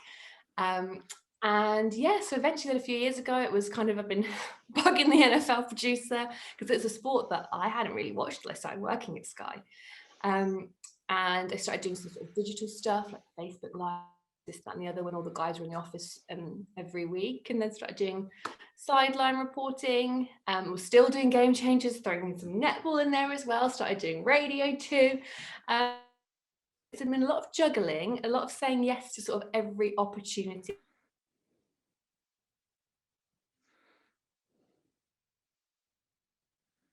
But it's great fun. That's the thing working in sport. I feel very lucky because it doesn't tend to feel like work. You know what I mean? I always say it beats a real job because yes, it's hard work and you do have to sacrifice a lot because sport happens when everyone else is socializing at the weekends, bank holidays. But the joy of it is you're working in sport. So it's a lot of fun. And we were just talking about this beforehand, but and also it just looks like you have so much fun when you do it, and talking to everyone in the studio. It's just absolutely brilliant to see, because that's engaging for the audience. There's nothing worse when you get a presenter in whatever field and they just look very disinterested, or it's just a job. And listen, full respect to anybody who does any form of journalism or just any job in particular. A job is a job, you got to pay the bills. But I think, in order to be successful and to get to where you are and what you've achieved and where you might continue, a lot of it is because of your personality and the way it shines through, and it does come through for the viewers. And I love the overtime show. You just got such a great connection with Jeff and with Josh, and it's a really fun show. And so I'll be honest, I watch on catch up. I don't watch it. I don't watch live TV. Well, yeah.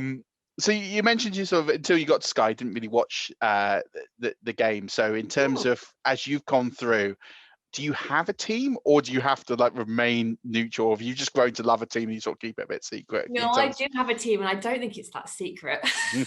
I'm a Rams fan. Okay. And it's a strange one because it's that when you come to a sport sort of as an adult, grown up, and you don't. Because I didn't grow up in a house that watched NFL at all, and like I say, it was very much I discovered it at Sky, and it's like, right, who am I gonna support here?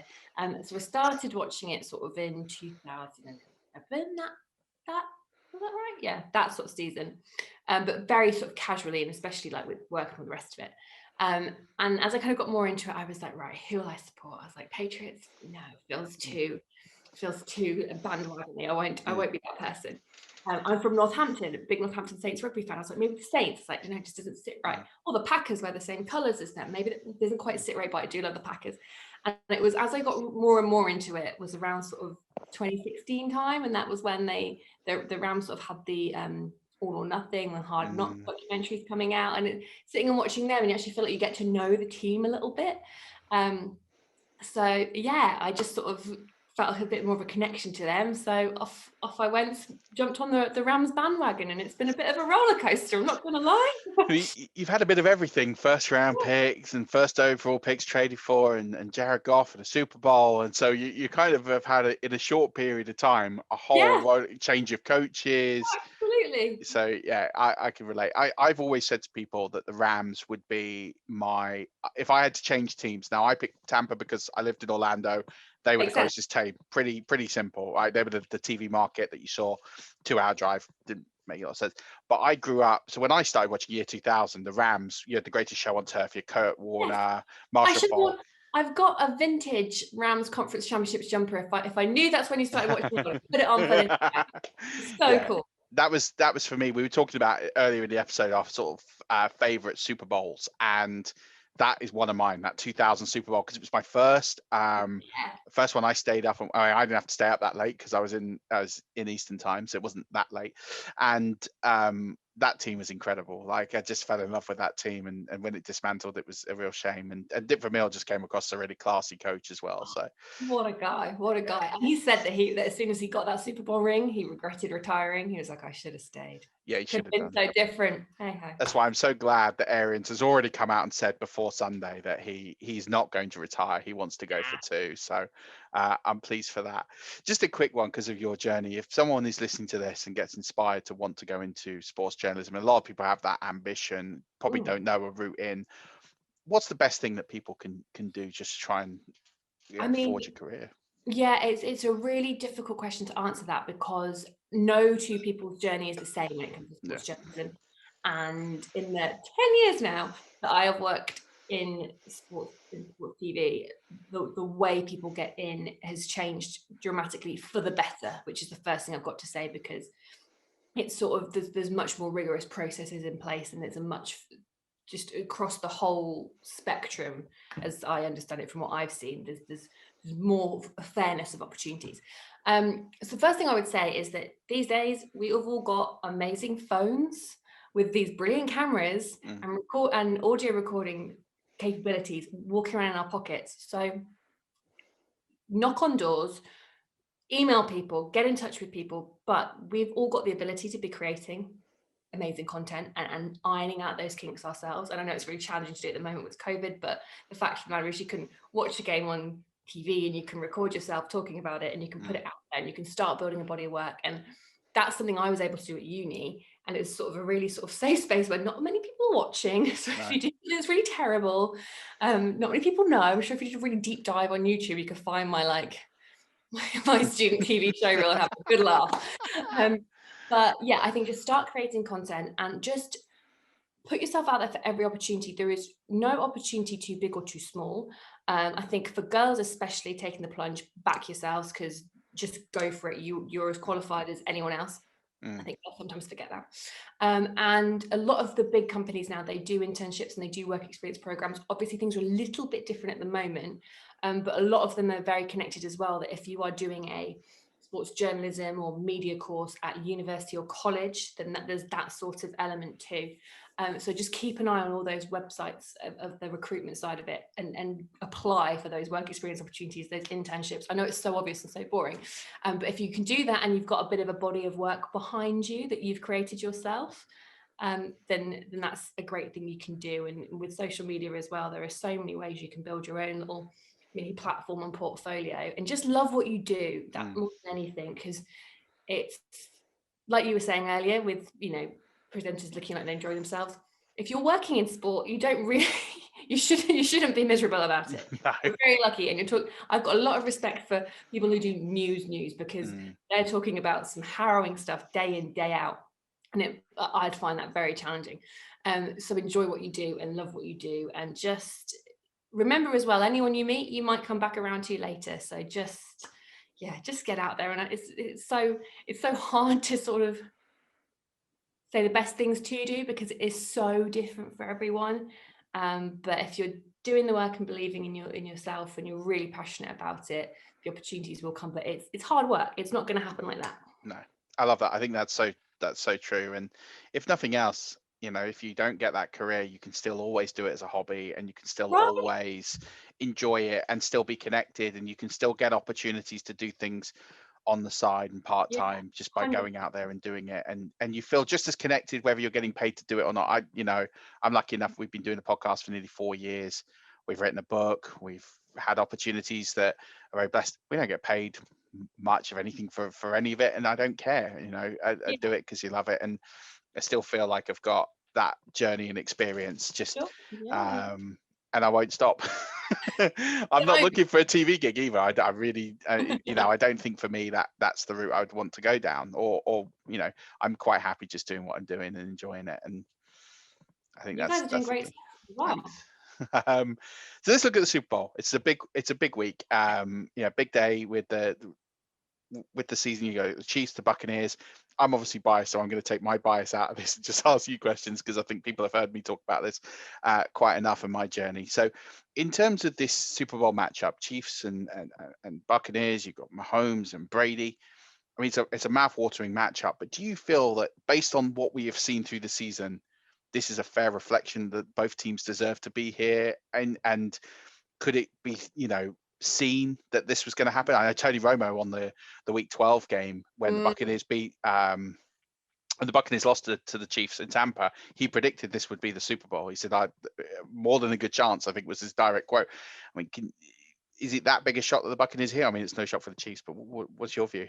Well, no, you're so right. There's no surprise that the Chiefs are heading out to Tampa. I think today, actually, it's Thursday, isn't it? No surprise there that the Chiefs are there, because we know they're going to be here or hereabouts for some time. With what they've built there, and Patrick Mahomes and the whole team. It's just a phenomenal football team, and I know I've almost been a little bit guilty this season of not giving them their dues, because when you're watching back all the highlights of everything, I'm like, oh yeah, Chiefs are going to win. So I'll watch that I'll almost skim it. I think no, because they're doing some magic in every game. The Bucs, it's an interesting one, that question, because there's part of me that's like, of course Tom Brady was going to get them to the Super Bowl. Of course he was. It's just so Tom Brady. And they had such an up and down season. They were 7-5 at their 7-5 at the bye week, yeah. And then they used that bye week to perfection, really, didn't they? And they've run 7 in a row from there on in. And it's like the defense was strong from early on. Just took the offense a while to sort of click, which makes sense when you've got brand new quarterback coming in. You're bringing in Rob Gronkowski, you're bringing in Antonio Brown, so that's going to take time to gel. So in a way, no, it's not surprising at all. It's impressive. It's remarkable. It shows what a difference maker Tom Brady can be to a team. But yeah, I guess it's interesting because when we came to the playoffs, we had to do a Super Bowl bracket for overtime for Sky Sports, and it was like the Monday after the week 17. I was like, I resent having to do this so early. I really do. But I was sat there and I was like, I have just got a Brady feeling. And so I put the Bucs Chiefs as the Super Bowl, which I will just take because my original start of the season Super Bowl prediction was so off. So yeah, I think it's a great matchup. It's a matchup that I'm really excited by. It's sort of, you know, for the last few years, I think this is the, just on paper going into it, the one that's got me like, okay, this is going to be a really interesting game.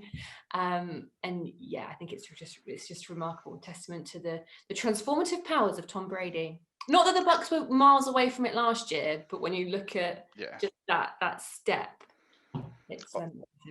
I think I've spoken about this a lot. For me, with Tom Brady, he brings, it's not even just a quarterback play. Yes, he was top 5 in almost every category, but actually it was that maturity, it was that leadership, and that's something that the Buccaneers haven't had, I think, for years. I look at the Buccaneers team, it was very immature.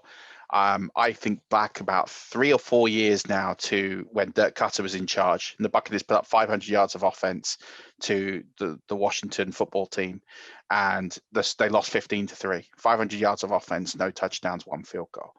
And I remember after the game, the aftermath of this, and this is when I was done with Dirk Cutter, was this exact game, and I'll never forget this. JPP comes out and he calls out the team for leadership. Yeah. And he's talking about how there's guys in the locker room playing table tennis and they're just like laughing it off as if it doesn't matter. And he's sitting around, he's looking around, and he's like, where are the winners in this team? Where are the people that actually this hurts, that this is painful? Not just the fact they've lost the game, but they've lost it in such a record-breaking manner to put that many yards up and not score a touchdown. Never happened before. Doubt it will ever happen again. And you're thinking like, well, you're right. You know, where is the leadership? Where are the people here that are going to stand up and counted? And I think Tom Brady's legacy in Tampa, regardless of whether he wins this game or not, will be, can he harness that leadership? Can he turn around and say, right, I've given 5, 6, 7, 8 guys that ability to say, this is unacceptable. I think of the example with Levante David at the NFC title game. He turned around, Levante David's crying. He's been the team 8 years, had no success, been one of the best players in the NFL over that time. And he's crying. He's like, I'm going to the Super Bowl. And Tom's like, what are you crying for? I'm not done yet. Yeah. This isn't the trophy. This is nice. And that's what you need to get. Trophy. This isn't the t-shirt and cap. That's the and that's what I think you get a real sense of. So I was on the media availability for the Bucs this week, and actually was on with Jason Pierre-Paul, who you mentioned there, and he was saying, he said to the guys, this is it. Like, it's taken me 9 years to get back to a Super Bowl. Like, you leave it all on the field, and there's that very much that sense there that links with what you were saying, that actually they've got that mentality and they've got that realization that this is the best opportunity they've had for almost 20 years. So yeah, it's really interesting, and I think that's what Tom Brady will have left, you know, when he does step away from the game, if he ever does retire. You look at the players on that Buccaneers team who were good and were there and thereabouts, but there's like a little more belief, a little more spark. Look at Mike Evans, you know, and then you look at the defense. They've got Shaq Barrett and Dominican Sue, that they've got guys that have been there, have got that experience. So I think it bodes well. It's exciting. It is. So what for you, looking at both teams now individually, what does each team need to do to walk away with the trophy come Sunday night? Well, the Buccaneers need to shut down Patrick Mahomes, and that whole Kansas City offense, which is easier said than done. But I do think this defense, I cannot get over how they played against Green Bay, because watching the divisional round game between the Packers and the Rams, I was sat here going, this Packers team is flawless. This is a Super Bowl team. They're incredible. A week later, very different story. And that's that. You know, I still feel the Packers lost that game more than the Bucs won it, but the victory for the Bucs came from the defense. You know, Tom Brady threw some great passes, but you know, also threw 3 interceptions on the bounce. But the defense kept getting him that ball. So if your defense is doing that, you're always going to be in there. So I think I think where it's going to be interesting, and Jeff Reinbold may have already said this because he said this a couple of times already, and it's so true, is that you've got Shaq Barrett, JPP, and you've got the Chiefs who've got their backup tackles on that offensive line.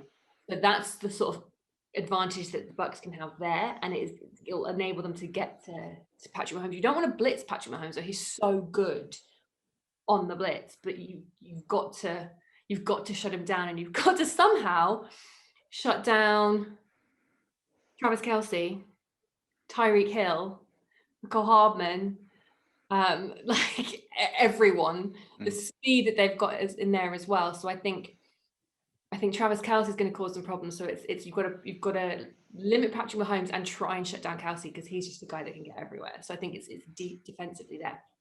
For the Chiefs, it's just a case of outscoring, because they can do something on every single play. Patrick Mahomes can make magic happen no matter where he is in the field and whatever the situation. So if every possession they're getting points, they're making it harder and harder and harder. So I mean, this is quite obvious, right? Yeah. So, No, but it's good. And I think it will literally come down to defense, because the Chiefs' defense as well really impressed me against the Bills. It wasn't, and I think with Spagnoli having beaten Brady in a Super Bowl before, that gives them an advantage. The way they shut down Stephon Diggs in the AFC Championship game just shows what they are capable of. So I mean, it's just so tasty. I can't wait. The thing is, it's going to be one of those games. Defense will win it, but it's still going to be offensively entertaining, and there are still going to be a lot of points on the board, which I don't think is always the case when it's a game that it literally comes down to whose defense gets the edge. No, 100%. I think that it's a fascinating encounter. I think it's going to be one for the ages. So last question from me. Who do you think is going to be the one hosting the Lombardi Trophy on Sunday? Why? Well, I guess I can't still say it's too early to be saying this, because it's Thursday now. Look, I do genuinely think football will be the winner. Yeah, I agree with that. I think. Okay, here's where I am. I think this game could literally, it'll almost come down to who has the ball for the last possession. Like I reckon it's going to be that close. I wouldn't be surprised if we have overtime. I really wouldn't. Like I think it's going to be really, really close. For me, though, I would like to see, I don't know if it's Garrett Leak, I'm not saying it's going to happen, and I'm not saying this because I'm talking to you, but I would like to see the Bucs do it, because we are never going to see someone do what Tom Brady did again. We're not going to see someone go for the 7th Super Bowl with a different team at the age of 43, having only been at the team for, less than a year, with no preseason, no training, all the rest of it. We're not going to see it. There's part of me that would like to sort of see the fairy tale come to its conclusion. But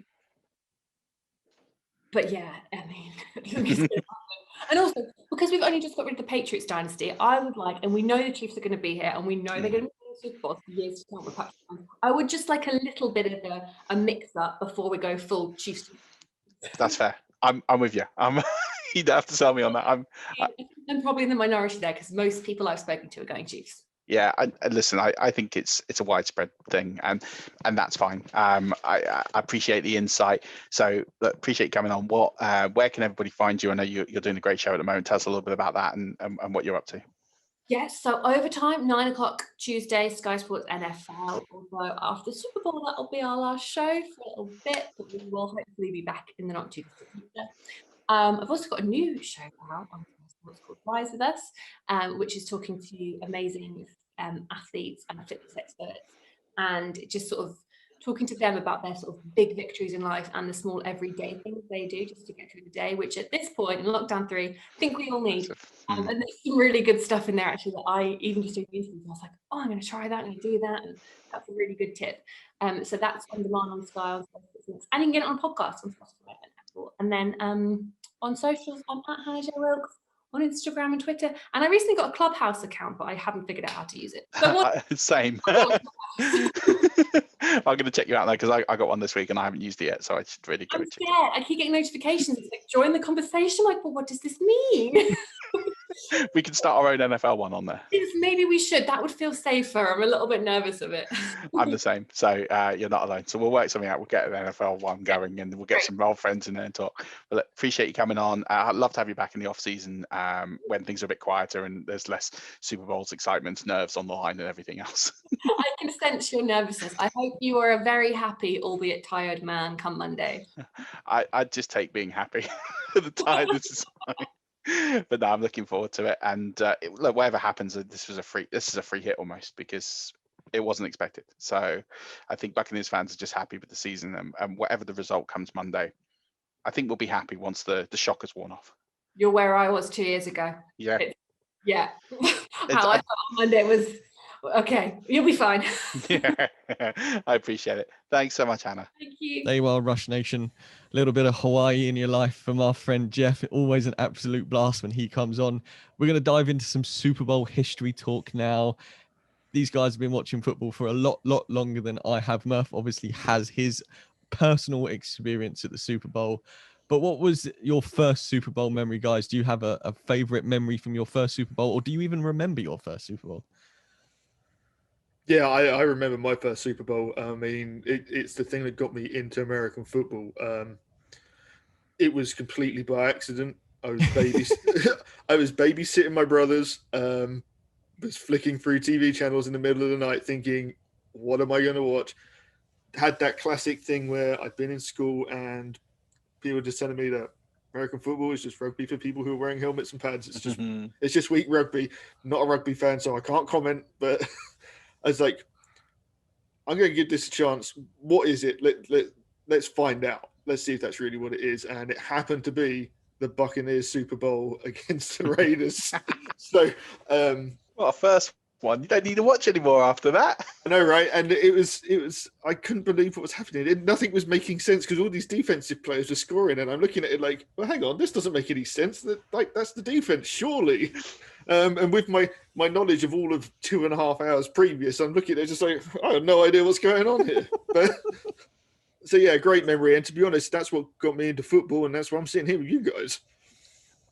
I mean that game's hilarious. If you ever get a chance, go and watch it back all the way through because it kind of starts really slow. and in the second half, especially the fourth quarter, it's just nuts. It's like a touchdown every 40 seconds. It seems like. I mean, even when the game's over, Derek Brooks runs in a touchdown, and you think, well, this is over. They're leading by 20. This is fine. And there's a minute something on the clock, and you think, oh no, there's still time for more. I do actually have that season on DVD somewhere. I'll have to dig it out. I remember seeing this huge guy kind of head down, barreling forwards, thinking, what the hell is this? And he's got those shoulder pads that got almost like the triangle thing in the back right at the top, and watching Michael start just thinking, unbelievable player. God, what the hell is this man? But yeah, it was, I mean, great memories for me. I'll be honest, I didn't know what was going on, but enjoyed it enough that it sparked my love of football. So I mean, I'd watch Super Bowls before the year 2000, just highlights and things, but I didn't understand it. From when I was watching the game seriously was the year 2000. And I was very lucky to watch the greatest show on turf, the St. Louis Rams, now the LA Rams, versus the Titans in the 2000 Super Bowl. And I mean, I loved that team. I'd committed to the Buccaneers because they were, they were local and nearby, and I could go and watch them. But that St. Louis Rams team for me will always be one of my personal favorites because they were the first great team I watched. I mean, you Kurt Warner at quarterback, you had Marshall Faulk at running back, you had Torrey Holt wide receiver. I mean, that triple head is still one of the best triple heads in sports. I mean, it was electric. They just destroyed everything. And I tell you what, I was so happy when they won it because it was so deserved. They were so good all season, truly brilliant. Absolutely loved watching the greatest show on turf. So I'm very privileged with the first Super Bowl I watched. We still watch one of the greatest teams assembled win the Super Bowl, and I've got no shame in saying that because they were truly terrific. What a great Super Bowl it was too. Wasn't as high scoring as it could or should have been, but it was a great Super Bowl to watch. So that was my first. What about you, Stokes? I've probably seen one before this, but I don't remember it. So I'm going to say that this is actually the first one. This encompasses every single one of the points that is on the list in front of us for me. And that is the Patriots Falcons Super Bowl of a few years back, because it was the first Super Bowl I stayed up, I think, that I can remember. So let's just call this my first Super Bowl. I stayed up to watch it. I was in the mountains in France skiing. So I was an hour ahead of where we are now. So it finished at sort of 4:30 in the 5 o'clock in the morning. I watched the first half with a chalet mate who bet me €10. He said, "Who do you want on this?" And I backed the Falcons and he backed the Patriots. He went to bed at half time because the Patriots were so far ahead. I then managed to stay awake for the rest. So far behind, yeah. He was like, "No, this one's over. I'm going to bed." Didn't even watch the halftime show. It was just like, I've got skiing tomorrow. Then I managed to stay awake for the whole thing. Witnessed unbelievable football of what it just will never ever be replicated again in a Super Bowl. Went to bed, had a couple of hours sleep, woke up. The guy came down in the morning, put my €10 in front of me and was like, "There you go, that's for last night." I was like, no. The Patriots won. He was like, "No, absolutely no way the Patriots." I said, "Look," I got my phone and I showed him and I said, "Look, the Patriots won." I said, "Here's my €10. I hate to be doing this." And it's just that whole thing I was alone on a sofa, one of the most uncomfortable. If you've ever been catered chalet skiing, you know that their living area is pretty much a wooden box with a blanket thrown over it. So I was laying on a sofa at 3:30 in the morning on my own in the French Alps, drinking terrible French beer. That was my first Super Bowl memory. And I know it was only a few years ago, but that's the one that just explodes into my mind when anyone ever asks about Super Bowl, because that does everything. That was my first Super Bowl. It's my favorite Super Bowl. It's all my Super Bowl memories. And it's probably the one Super Bowl that had I wished I am alive, but had I wished I could go to one of the ones I've seen, that would be the one to go to see Brady and the Patriots come back. So yeah, it's easily in my top 5. It's probably my number 1, and it's all of the things we just talked about. Well, I ruined the list for everyone there, but yeah, no, it's fine. It's in my top 5 as well. Unbelievable game. Like, I can't believe it happened, and yeah, truly great. I mean, for me, the one Super Bowl I wish I'd been alive for and been able to attend would be Super Bowl 3 between the Jets and the Colts, because you had this whole rivalry with the AFC and the NFC and the merger, and Joe Namath had the audacity to call out in the media and say, "Yeah, we're going to win that. I guarantee it. Guaranteed victory," before he went in. And then it was a great game. And, you know, you had Unitas and, you know, it had everything, that game. I mean, that's one I've gone back and watched. And I strongly urge any NFL fan to go and watch highlights of that game if you can go and find them, because it's a truly epic battle between two of the best quarterbacks. But it was just the lead up to it. You know, you got to remember that the AFC were like the bit of history here. They were kind of like they were brought together in the merger, and you know, they were like non-league, lower league. They would seem to be less good. Didn't have all the talent. The NFC was the established. That was the old NFL. Had all the old guard, all the players, everything. You know, everyone made a point of the fact that the NFC would dominate for years, and then, you know, Namath comes along and breaks that cycle. And I think that game shaped a lot about what the Super Bowl and what the NFL represents today, because that was the breaking of the barrier of a major league and minor league to their equals. So yeah, that for me is the game I'd love to go back and see, because it's not just a great game, but it has so much historical pieces to it. What about you, Lee? Which one would you like to go back and see if you could? I mean, there's only one that I could pick, and I've got to go back and see the Dolphins complete the undefeated season. It's just, you know, as a diehard Dolphins fan, just the chance to see that in person would be unbelievable. I mean, obviously I've seen the game since, but you know, it's just a special moment. Not necessarily the greatest game of all time, but you know, it's a special moment in history. It's a special moment in my team's history. It's just, yeah, I just wouldn't be able to pass that up. Yeah. So consensus top 5 Super Bowls. Obviously the Patriots won. Patriots Falcons in there. Yeah. But what Lee, probably the Dolphins going undefeated should probably be in there for the sake of it being in there.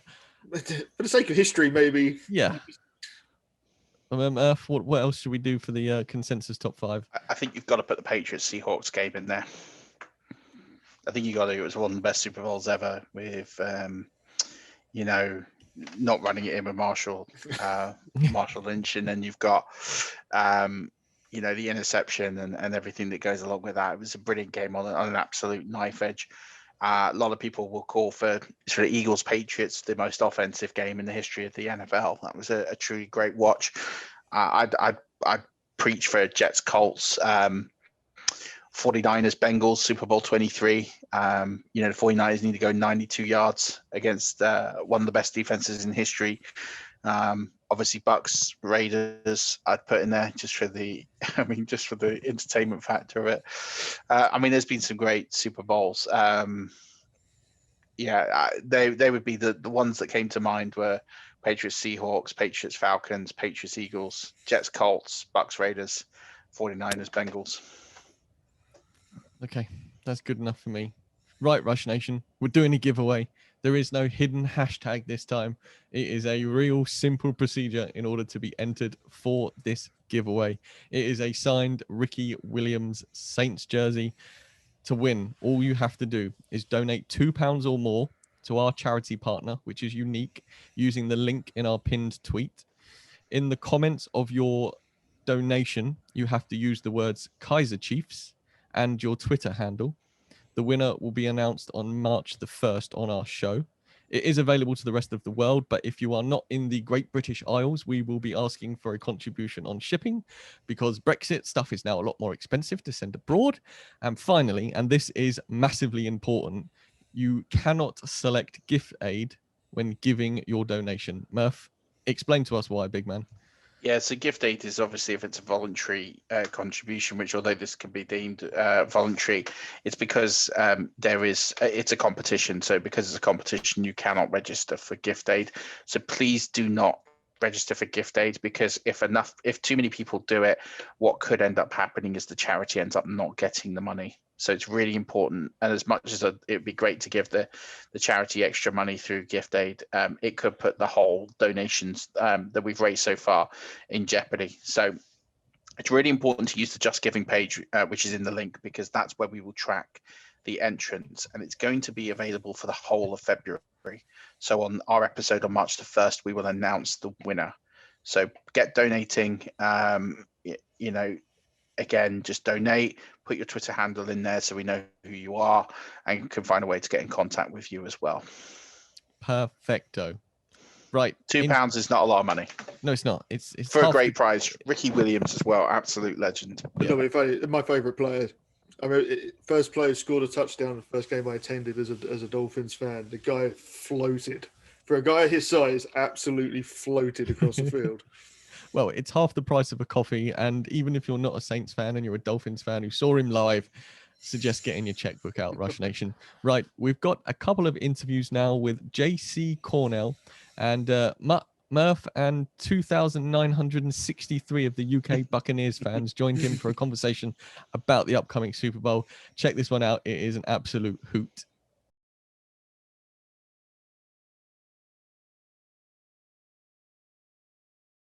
So joining us here to talk a little bit more about the Buccaneers is a good person, really, really good bloke. We had him on a couple of years ago. It's been too long. I'm gutted we've waited this long to get him back on. But we've got the founder and CEO of Draft Network, Bucs Insider, host of the Fully Loaded podcast. And if you missed our episode a couple of years ago, go back and check it out because he tells the story that he's probably the only guy in history to take his wife to the NFL draft on his first date. JC Cornell, welcome back. Good to have you. How you doing? Doing great. Thank you for having me back. It's been that first time we did this. It was a lot of fun. So I'm glad I'm back on. Yeah, I to be honest, the pandemic kind of slowed us down with people that we were looking to get back on. You were on my list, especially with TB12 and everything and what's changed with the Buccaneers landscape. And then normally we'd be recording in the studio and doing a few a week. But we found it hard. We both have young kids, so we scaled back a little bit. And yeah, I was glad when there's like, right, postseason, I'll get JC on, and I was like, oh, and then all of a sudden it's like we've got here. I was like, I'm definitely getting JC back. So yeah, Nice. I'm glad you're back. But so what's been going on? It's been a while since we've spoken. What's new with you, and what you've been up to? So the Draft Network's just growing and getting bigger and bigger, and that's exciting. But obviously, I started this podcast with Paige Demakos and our producer Chris Schubert. That's been a lot of fun. Yeah, I had never had a podcast, just done a lot of guest appearances. So it's nice to have my own show, and we're growing that. And I think the off season will be huge with us, as you said, Bucs Insider. So hopefully, bringing a lot of scoops to Bucs fans and getting people excited. Yeah, somehow I don't think it's going to be quite as good an off season as the one we've just had. I'm just going to throw that one out there. I don't think we're going to sign, another TB12 and and Gronk and all that. It seemed like every week there seemed to be something new going on. So, yeah, podcast is great. It's amazing to see, you guys click, and I love Paige. She's done an amazing job. So just it's going to be awesome. I've got it on my subscribes, and yeah, looking forward to hearing what you break, my man, because it's always great and it's always insightful, and you always learn so much as a Bucs fan. So, obviously, pandemic in Florida. What's that like? Because obviously, at the moment, we're Super Bowl's coming into town. Normally, it would be flooded with people. You've now got everywhere you can saying, please don't come to Tampa for the game, because we don't want that many people in the city, obviously. So, I mean, I've got friends in Florida. I know a little bit about what it's like. It's been somewhat relaxed at times, but how has it affected things in Florida, the run up to the game, everything that's going on right now? Well, to be honest, I looked at hotels in Tampa and they're all booked. So I don't know how much it's affecting. Obviously, people have to take this so seriously because it's been a terrible pandemic. But like as you said, your friend said it's pretty relaxed. I would say it's pretty relaxed. The restaurants are full. Everyone's kind of living their normal lives except with the mask on. A lot freer compared to other states in the country. So I do think there will be a big turnout in Tampa. We'll see what happens if the Buccaneers win this game. As far as a parade goes, I know the Lightning did a boat parade instead of a regular parade. So hopefully we'll have some kind of parade and we beat the Chiefs. Yeah, I mean, it's crazy to think, right, that Tampa has all of a sudden become title town, because, previously the Buccaneers had what in the last, or not the Buccaneers, but Tampa teams, sports teams have been in 4 finals in the entire history of available times. Was that like 30, 40, 50 attempts between Right. all the teams, maybe more than that? And then all the sports franchise combined have made 3 in 5 months. Yeah, I mean Tom Brady comes to town and suddenly all the teams are going to the championships. It's Yeah, unbelievable what that guy can do. He's a magician. I know he's got the Rays to the World Series, and I know they didn't win it.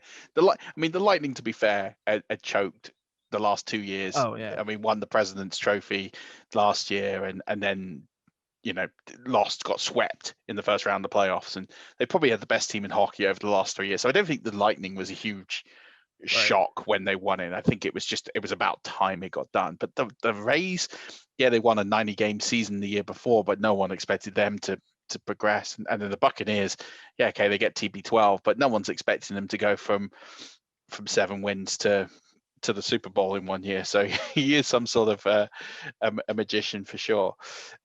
Just getting in a little bit then to you, really. I mean, obviously you've been a fan as long as you've been a fan, really. And what's this like for you? Because it's not just a Super Bowl in Tampa, but it's your team in a home Super Bowl in Tampa. I mean, what does this mean for you in particular as just a fan? I mean, it's huge. As you said, like I've been a fan my entire life. I've moved a lot, but this was my home base, and I went to the first game at Raymond James, and followed this team forever. When we won the Super Bowl in 2002, I was living in Connecticut, probably the only Bucs fan in Connecticut. My friend threw a party for me at his house. It was crazy, but it's so crazy from going from being in 7th grade to now being 31 with 2 kids. My 2 kids watching me being a Bucs fan, watching my kids dress up in Bucs gear and really taking this one in as an adult and realizing, the last 18 years have been miserable. It's been tough to be a Bucs fan. You're watching guys like Mike Glennon on TV and still hoping and you still, I never lose hope. Every year I'm like, we'll be back. And it's finally here, and it took Tom Brady to come down to Tampa and really turn things around. And I think what was said by Bruce Arians in the ceremony for the NFC Championship game, he said it took one man to walk in here and change the entire franchise. And I think that's pretty just powerful to hear a quote like that from Bruce, who's been around a lot of huge, big time quarterbacks, Andrew Luck's, the Ben Roethlisbergers, the Carson Palmers, and for him to say that as a prideful guy, just to say that it took one guy to walk in this locker room and or change the entire franchise, it's just crazy. That's the Tom Brady effect. Yeah, it really is, and it's just incredible to see, to witness. I mean, for most people, they would have seen what's happened in the history, and it's not just skill, it's attitude, it's everything that goes along with it. So to see what's happening now is just incredible, because what we witnessed last year was just completely different, and it's amazing how much has changed. It's not just elevated him, but everybody as well. Yeah, he's the defense has stepped up, and you've seen guys that were confident in the preseason like Sean Murphy Bunting. All these guys had the mentality that it was going to be Super Bowl or bust, and it's great to see those younger guys develop, and our secondary be they the NFL Network before the season were like, this is the 32nd ranked secondary in the league, and they all took that to heart. Carlton Davis has turned out to be a stud. Sean Murphy Bunting, 3 picks in 3 playoff games. I mean, it's fun to watch. Yeah, it really is. So let's cast our minds back. Let's go back 5 months, 4 months or so, and let's look at the regular season. Expectations increased with the acquisitions that came in. I mean, really, just casting our minds back, how did the Bucs find a way? Because whilst the expectations increased, the hype was still pretty much under control. No one was expecting this team to win the division, which it didn't, and win the playoffs. So, talk about the acquisitions that have come in, and it's not just TB12, it's Gronk, it's Fournette, it's Haig, it's McCoy, it's everyone, and the draft picks as well, and sort of what the Bucs have managed to do here from the 7-9 season last year to now. I mean, you have to give so much credit to Jason Light and also the coaches like Bruce Arians, because they have 2 guys in this locker room, Leonard Fournette and Antonio Brown, that are like alpha males. Give me the ball, and somehow this locker room and coaching staff has made it work to where these guys are team players, because Fournette's had to split with Rojo, AB's splitting with Mike Evans, Godwin, all these different star wide receivers, and it's all worked out. And signing Gronk was huge, but he's taking the role of a blocking tight end seriously when he needs to. He when we faced just throughout the year, he's just been a great blocking tight end, and then he can catch the ball when he needs to. But it's been amazing to watch. It's so fun as a Bucs fan. Yeah, absolutely. And look, they go on to have their best record since 2005. What were really the key takeaways of this team finishing 11-5 and making the playoffs? I think the biggest thing was that offense finding its identity, because I think it had struggled all year to figure out what they wanted to do, what personnel, and they really are clicking now with what they're doing with the 3 wide, and it's been working. It's been magic. Yeah, no, it really has. I think it's been amazing to watch and see the progression. And for me, I think the hinge point was the bye week, because they came into the bye week. It was a late bye week. They were playing towards the end. That Rams game, there was a lot of mistakes. The Chiefs game, there was a lot of mistakes. It seemed like the bye came at the right time. But in terms of getting over the line and becoming better, what do you think happened in the bye week? Because they came out and they were like a completely different team. I think, they got healthy one, and I think they really worked in that Tom Brady playbook into the Arians and really meshed it together where Tom was finally comfortable with it. And I think that's all it was. I think it was just getting that playbook identity right, and it was, all gas from there, no breaks. Yeah. And so then we look at the postseason. So we've got the postseason. We've got, the Bucs going in the postseason with 4 straight wins, looking a lot stronger, looking a lot healthier. And then they get into play Washington, which is probably the best. If you're going to be a road team, it's the best matchup you can get, a losing record. But something seems to change. Again, we mentioned the bye week, but then in the playoffs again, there seem to be a lot of different adjustments to the playbook and to the play.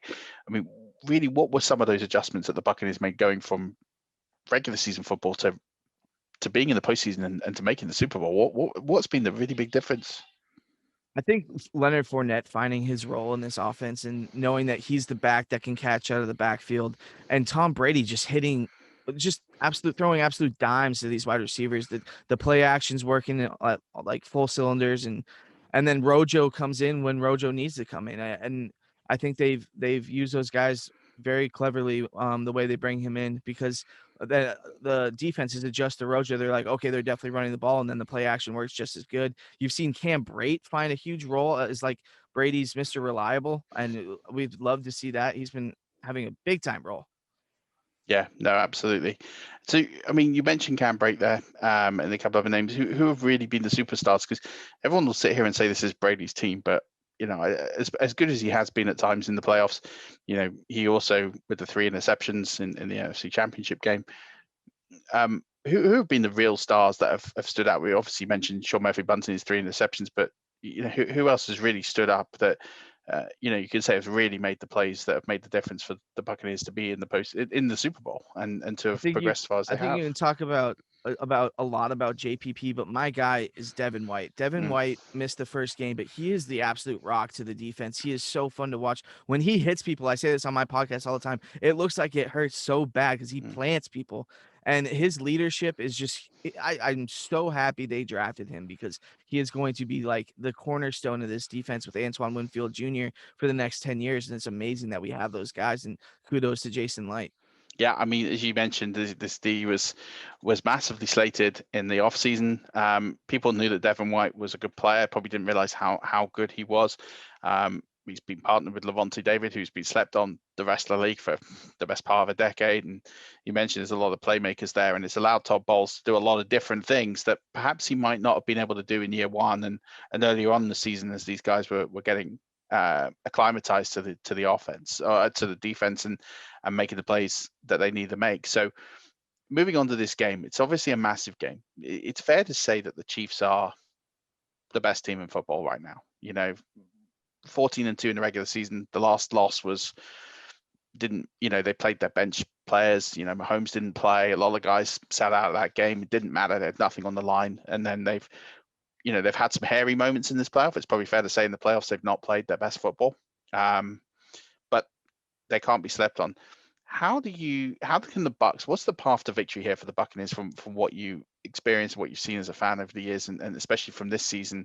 What do the Bucs need to do to win this game? Because it's going to be very, very difficult to stop the Chiefs. Yeah, I think offensively, the mindset's got to be that we know it's going to be a shootout. I think Tom Brady has to play his best game of the entire playoffs and really connect with the wide receivers in this game, because to stop the Chiefs, it's going to be tough. The last time we played the Chiefs, we only had 2 sacks. I think with the addition of Vita Vea, these guys got to get after him like they did last game, get at least like 5 sacks on him, keep the pressure on him. He's got that bad ankle. He had the concussion. He's banged up, and we have to continue to bang him up in this game. And JPP and Shaq Barrett are definitely going to have to get after the quarterback big time. Yeah, absolutely. Do you think there's going to be some plays in these packages that Todd Bowles is going to dial up for the Super Bowl that we might not have seen this season? Because I feel like, especially in the early parts of the season, the playbook was very short. We got a lot of repetitive plays, a lot of very similar play calling. It didn't really feel natural those first 12 games. We had flashes, we had moments where, look at the Green Bay game, you look at the game against the Chargers, the team seemed to play a bit more free, but there were other times like the LA Rams game, the Bears game, where the play calling was, frankly, I think quite abject. It just lacked we kind of knew what was coming. They were telegraphing the run, they were telegraphing the pass. I'm pretty sure it was much earlier in the season. But do you think there's going to be some things in this playbook that are going to be things that the Chiefs haven't seen on tape prior to coming into the game? I'm sure of it. He's gonna have 2 weeks to game plan for this, and there's probably gonna be some exotic blitz packages, getting Devin White after the quarterback. But they just got to make sure they contain guys like the Tyreek Hills of the world. That guy, what do you have, 200 plus receiving yards in the first half against us last time? So I mean, this defense is really gonna have to buckle down and get after it to win this football game, because like you said, the Chiefs are probably most likely the best team in the NFL. They're dangerous. Yeah, and they really are. And the key to that is stopping the 3-headed monster that is Tyreek Hill, Travis Kelce, and Patrick Mahomes. What can the Buccaneers and Todd Bowles do to ensure that we keep the Chiefs to under 30 points? like I said, we got to contain Tyreek Hill, and we have to get after the quarterback. Those guys, JPP, Ndamukong Suh, Vita Vea, Shaq Barrett, they all need to be getting after Patrick Mahomes all game long, and just not giving up the big play deep. It'll be good to have Antoine Winfield back. And talk about Antoine Winfield, guy could be defensive rookie of the year easily. What a pick by Jason Light, and he's going to have a huge role in this game trying to contain that offense. We're gonna need a cup, like a turnover or two to win this game from that defense. Yeah, I think the turnover battle is so key here. It's going to be interesting to see how they try and handle Tyreek Hill. I can see some packages where they put some extra DBs in. You might see Jamal Dean, Sean Murphy-Bunting, and Carlton Davis on the field all at the same time to put the extra pressure on Hill. But it's more about what they're going to try and do in the middle, because as we saw with the Bills kind of picked their poison. They said, right, we're not going to give up the big play. We're going to cover it deep, make sure Tyreek can't get big yards. And then they just gave up everything over the middle. Kelsey had 13, 14, 15 catches and was able to basically just dictate the play. Do you think as well, so the one thing I've been thinking about when analyzing this game is you can't score quickly on the Chiefs, because it seems to be that if you give them the time of possession on the ball, if you allow them to dominate the time of possession, that they will win this game. Do you think that we've got to do some things maybe slightly differently from the NFC title game and slow the game down and try and go on those long punishing drives? Or do you think it's just about, we've just got to think about getting the 40 points as quickly and as easily as possible? I mean, I agree. It would be nice to see Rojo out there getting 5 or 6 a carry. But he gets after it so much faster than Fournette does when he gets the ball. He just hits the hole faster. But I don't know. In my mind, I just think that this team needs to score as many points as possible. The Chiefs are just so good. It's going to be tough, and like I said, we're going to need some turnovers. Yeah, absolutely. So let's look at the one big mismatch in this game, and that's for me the special teams. You know, so Kansas City excellent on special teams, not just Mecole Hardman, but everybody they've got there. The Buccaneers, it's fair to say, have been pretty average or below average on special teams. Although Minkins did have a couple of good runs in the NFC title game, it's been pretty lacking this year. So in terms of this, what do the Buccaneers have to do on special teams, and what can they do with who we've got as personnel to try and win this battle on special teams? Because this could be the difference between who wins and who doesn't.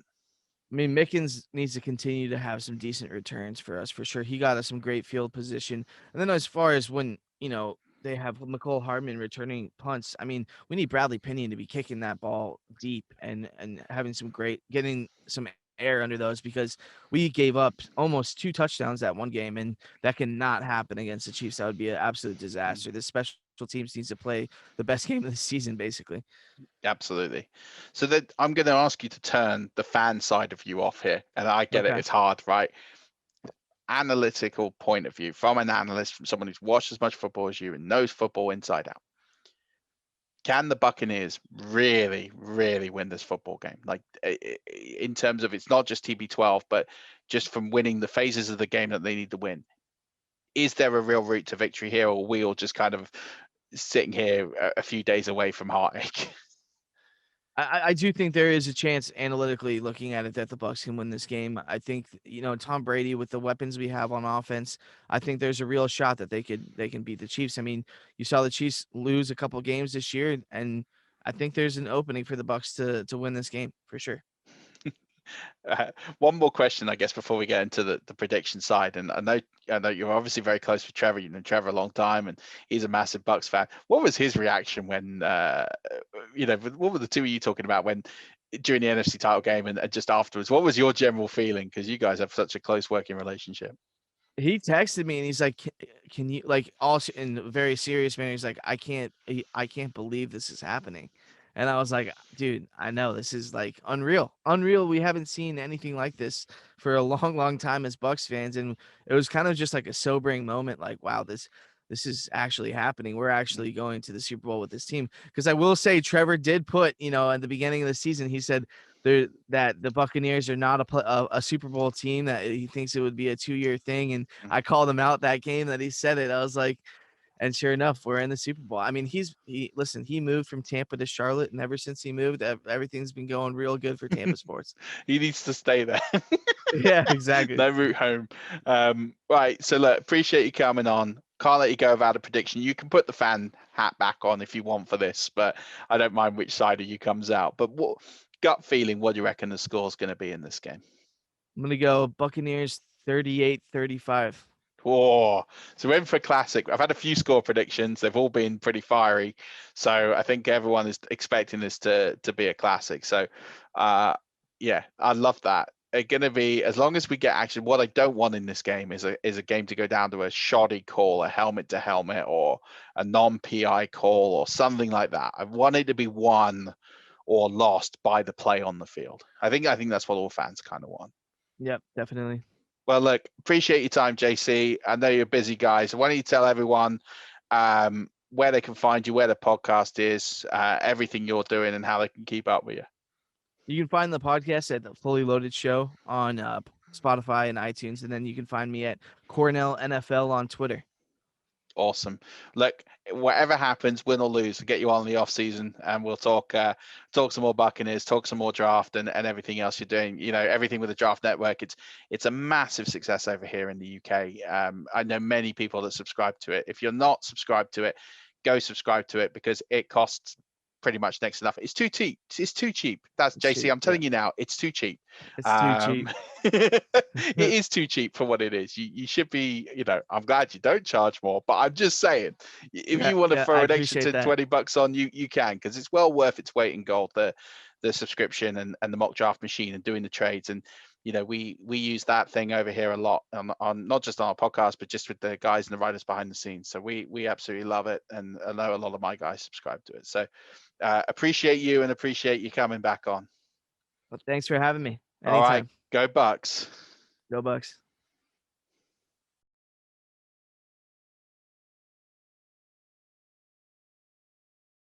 Well, everyone, this is a really exciting segment for me in this show.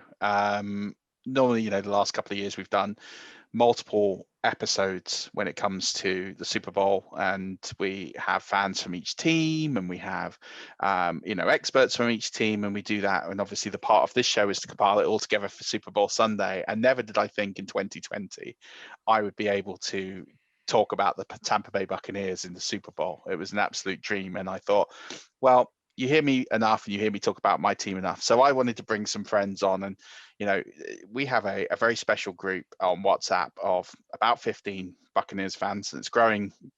It seems like every day at the moment we seem to get more and more people. And I wanted to bring in a handful of these, and these guys we were all part of a Facebook Bucs UK group that just seems to be growing. Well, it was growing for a while, and then we moved it to WhatsApp. And so I've kind of just cherry picked a few guys who I've known along the way pretty much since the beginning of that group. And I've met a couple in person, and a couple of you I'm looking forward to meeting when we get resuming to the games. But with me on this call, I have 5 very special fans who I consider very good friends. So I have Matt, who is the co-host of the UK Bucs podcast. I have Suk from the 4th and Inches podcast, and I have Sam, Derek, and Johnny all with me. So guys, thanks very much for joining. Why don't we start with Matt? Just give me sort of a really brief 90-second intro as to sort of how you became a Bucs fan, and then Suk, and then Sam, and then Derek, and then Johnny. Yeah, thanks for having us on, Murf. Myself and my brother, we used to go on holiday to Orlando, like a lot of people, and then we were there around the time the Buccaneers won the first Super Bowl, and then essentially ever since then we've basically followed the Buccaneers. So we started right at the top, and then we've followed them all the way down into that valley, and now right back up on the other side. And it's been quite the journey, but it's all worth it right now. Absolutely. Suk? So I've been following the Bucs since 2007. I was one of those fans who got into the NFL through the international series. So I found out, obviously, the first international series game was between the Giants and the Dolphins. So randomly, I mean, I don't have an exciting story. I picked them out of a hat. And literally, the first thing I did was buy a Derek Brooks jersey. And ironically, that was the season that the Bucs last made the playoffs. And ever since then, I thought I was a bit of a jinx, but thankfully we've managed to go beyond that this year, haven't we?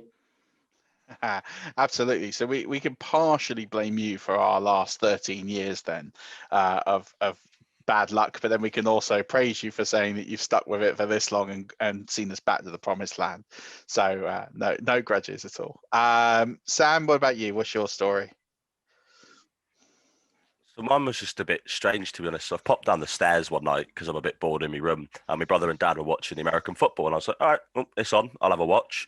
So they're both big Eagles fans, and I was like, no, I'm not choosing this. I'm not being one of these like so-called Liverpool fans, if you will. They're like, my dad supports them, wasn't for me. So they were like, okay, we've got a method to do this.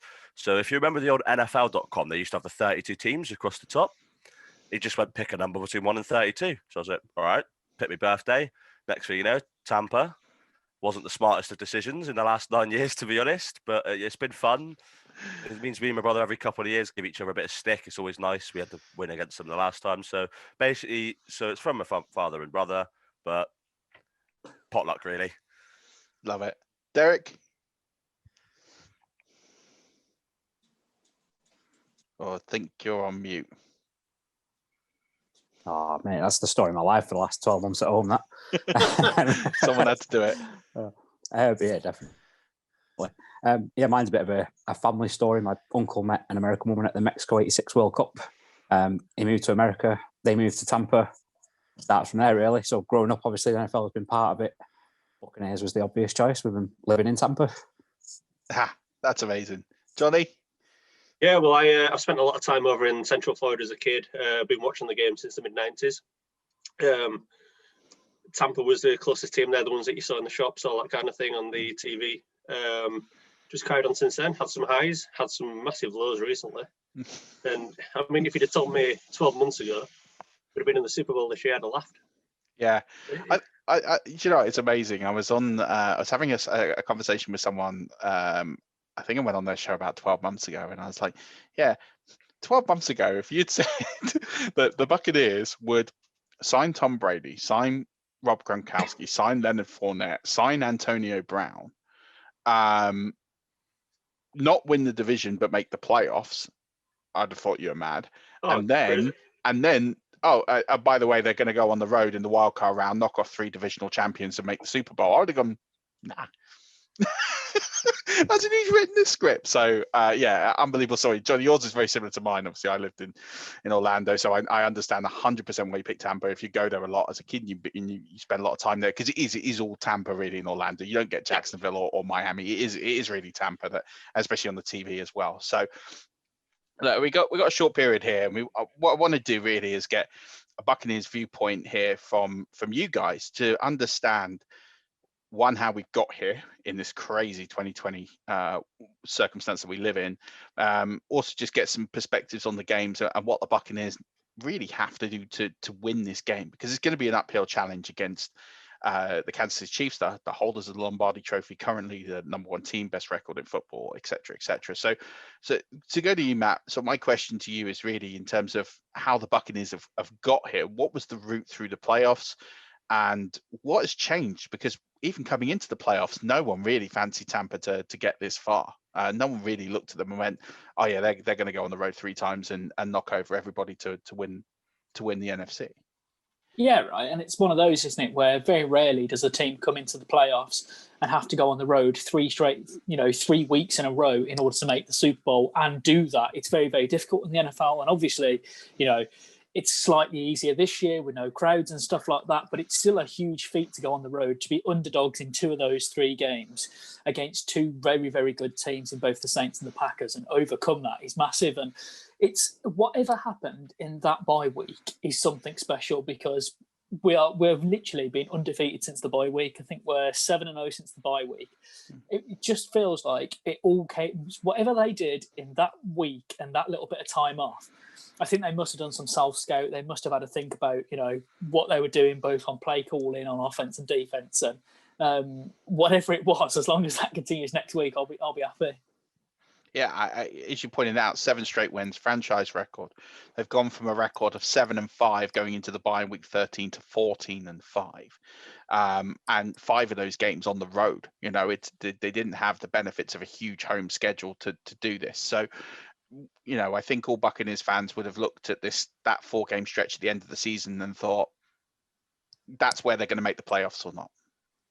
Maybe most people might have thought we'd gone in 6-6, maybe 5-7, and then you would have looked at that and gone, those 4 games are going to be the Buccaneers will either make the playoffs or not. But you're right, it's been lights out. Brady had a period there for 4 quarters that he threw for like 600 yards and 6 touchdowns or something. So, it seems to be a lot has changed since then. But so based on that, and based on the fact that things have changed with this Buccaneers team since the bye week, what do the Buccaneers have to do from a general perspective? What is their route to victory in Super Bowl 55? It has to be, for me, what has been the tail of the back half of the playoffs, really. And it's the defense that matters, because this is a defense that parts of this season just looked like they couldn't cope with anybody. We came up against lots of teams who their best players were destroying us, and then their second and third string receivers were beating us. That just has not been the case down the stretch in the playoffs. We've held we've held all the teams that we've played in the playoffs to less than 30 points, which is winning football, isn't it? Right? Against a Packers team that put points up for fun, against a Saints team that put points up for fun. It's going to be the same tale this week of a Chiefs team that, if you keep the Chiefs to less than 30 points, you're going to win that game. That's, for me, that's as simple as it comes. And, the defense is playing as good as I've seen any Buccaneers defense play for. I don't think it's too strong to say since the last Super Bowl run, in this playoff stretch, they really are playing fantastic. And I just think the defense has to come up with those turnovers and has to find a way of stopping Patrick Mahomes from putting up 40 points. Yeah, that's definitely one way. And Suk, in terms of keep the Chiefs under 30 points, that's not necessarily the easiest thing to do. It's very rare that they're kept under 30 points. So if that doesn't happen, what do the Buccaneers have to do overall? We know they've got to get turnovers if they can, and we know that they've got to try and stop the Chiefs scoring, which is hard. But what other keys do they have to really do to try and win this game? Because it's not going to be just about restricting the Chiefs. They're going to have to do things differently to what they have done previously. Yeah, one thing that we've highlighted a lot, obviously in our group, we've not played for 4 quarters. You look at the Bucs throughout the regular season, even in the playoffs. Yes, we've got the wins, but at the same time, we've not consistently performed over all 4 quarters. There's always been 1 quarter or even a half, for example, where we've kind of just fallen asleep. And I think against a team like the Chiefs, you won't get away with that. You look at teams like Green Bay, even the Washington game, we're very fortunate, although we're sitting here today celebrating a Super Bowl berth. We were very fortunate to actually, be there, because it could have easily gone the other way. And I think against a team like the Chiefs, it's going to be very, very hard if we don't perform on all 4 quarters. The other factor is as well, for me, the Chiefs are the most all-rounded team that you can get in the NFL at the moment. They're good on offense. They're good on defense. Special teams. I know you guys are going to talk about the special teams as well later on, but they're just good throughout. And if we don't perform for all those 4 quarters, we will struggle. Yeah, I think that's a really key point there about playing 4 quarters. I think the closest that we came to it was against Detroit, but then we pulled all our starters because it was game over at half time. So you probably give the Bucs a pass on that. But yeah, you look at when these 2 teams played before the bye week. This was the game before the bye week. So this was our last defeat, was against the Chiefs, and they, the game was over in the first quarter. Tyreek Hill had 200 yards in the first quarter almost, and you can't give the Chiefs a 20-point head start and expect to win the game. So I completely agree with you. In terms of then looking at the offense, Sam, and breaking this down a little bit more, we know that Tom Brady 10th Super Bowl. We know about the weapons on here, but what do they have to show, either that they already have done at some point during the season, or something different to really get at the Chiefs and either stay with them or get a lead and go ahead? For me, we did this very well against Green Bay than the other two playoff games, and I mean we did a bit against the Saints, but it's a case of utilizing every weapon we have because there's not a defense in NFL history that can stop like every member of an offense for every play of a game. It's impossible. But you look at the Scotty Miller touchdown. You look at that Tyler Johnson catch against the Saints. He had another big one, I think, against the Packers as well. You got Antonio Brown coming back. You've got your big names of Gronk, Evans, and Godwin. It's all about making sure that the ball goes to firstly the right person to avoid the mistakes. Obviously, we give a bit of leeway on one of the interceptions for Brady last week, but 3 is still a bit worrying, especially post-Winston era. So you look at the wide receivers especially, and it's all about getting them extra yards, making sure that everyone is doing their jobs, keep scoring 30 points, and that's how we're going to beat the Chiefs. Because you can't just, I don't think we have the capabilities or that any team in a Super Bowl is going to allow a Mike Evans to go for like 150 yards and a touchdown or Godwin to go humongous. It's all about making sure we just move the chains. Because I think we were stupidly clinical on third down against Green Bay. We really were, especially with the passing game. So as long as we can keep making sure that we go 10, 20 yards of play on the third down or whatever, as long as we keep getting the different players on the ball, we can get different touchdown scorers. We've been very good at getting ranged touchdown scorers. Like you look at the names you scored against Green Bay with Brait, Miller, Fournette. Those are not names that you would put at the top of the list. Maybe Fournette's in that argument, but you don't assume they're the first touchdown scorers. Obviously, Evans being the other one, obviously is. But yeah, I think it's making sure we get everyone involved because they're not going to have film on everyone. They're not going to be prepared for everyone. So let's attack them where they don't know how to defend. Yeah, I agree. And I think one area to really sort of look at, and I think for me has been the biggest improvement room of anywhere. I mean, everyone will look at Brady and say, well, Brady, massive upgrade at quarterback, and there's no doubt about that. But for me, this offensive line has been sensational in recent weeks. If you had told me a year ago that this offensive line would be, keeping Tom Brady clean 98% of the time, I'd have laughed at you and said that that's not going to happen. We've been at a bad offensive line for years. So how important is it for them in terms of not just, giving Brady time, but just in terms of developing the holes in the run game and allowing players like Fournette and Jones to get away potentially? Well, Tristan Wirfs has been a phenomenal pick. I think everyone could agree on that.